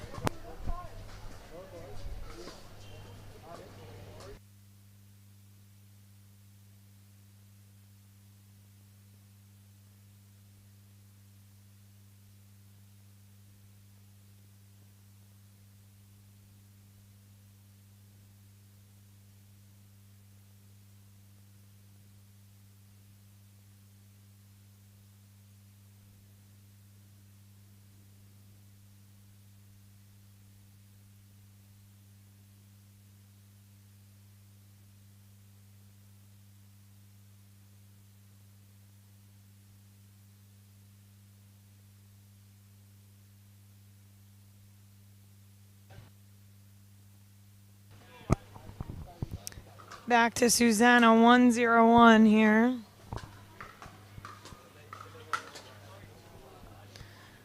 Ryler with the forehand in the middle, reaching in, decisively putting that one away.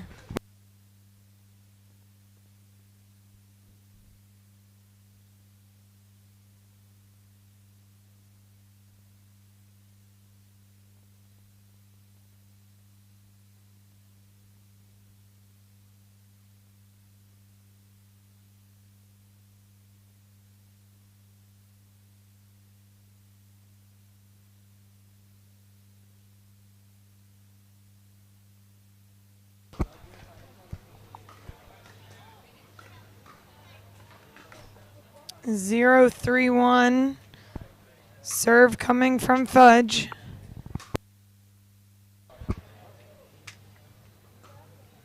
And a great drive drop.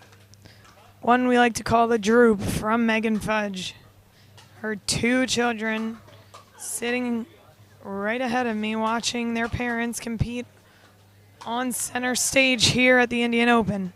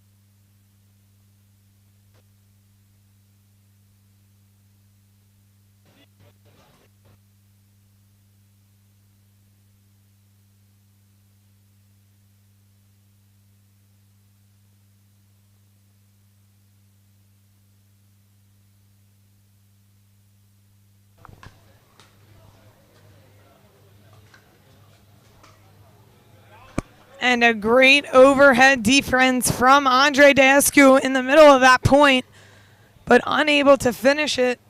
And Ryler gives the let's go.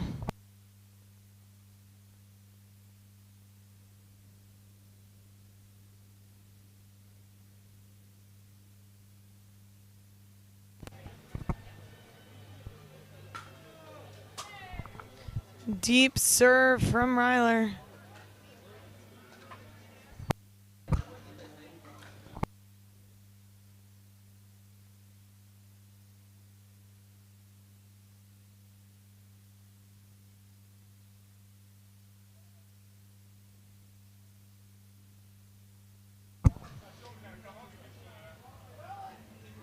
Andre says no. No, Ryler. That is out. And indeed it was. He tried going for a very difficult angle there.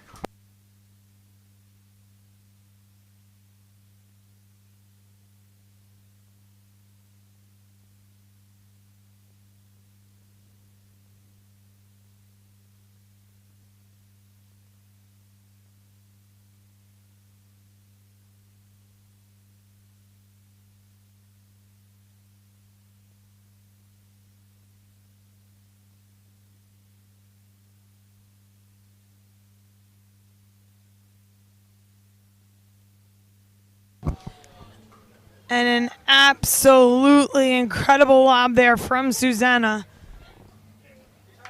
So good. A lot of top spin on that ball. Spinning towards the back. Just so good. But pops that one up. Andre able to put it away.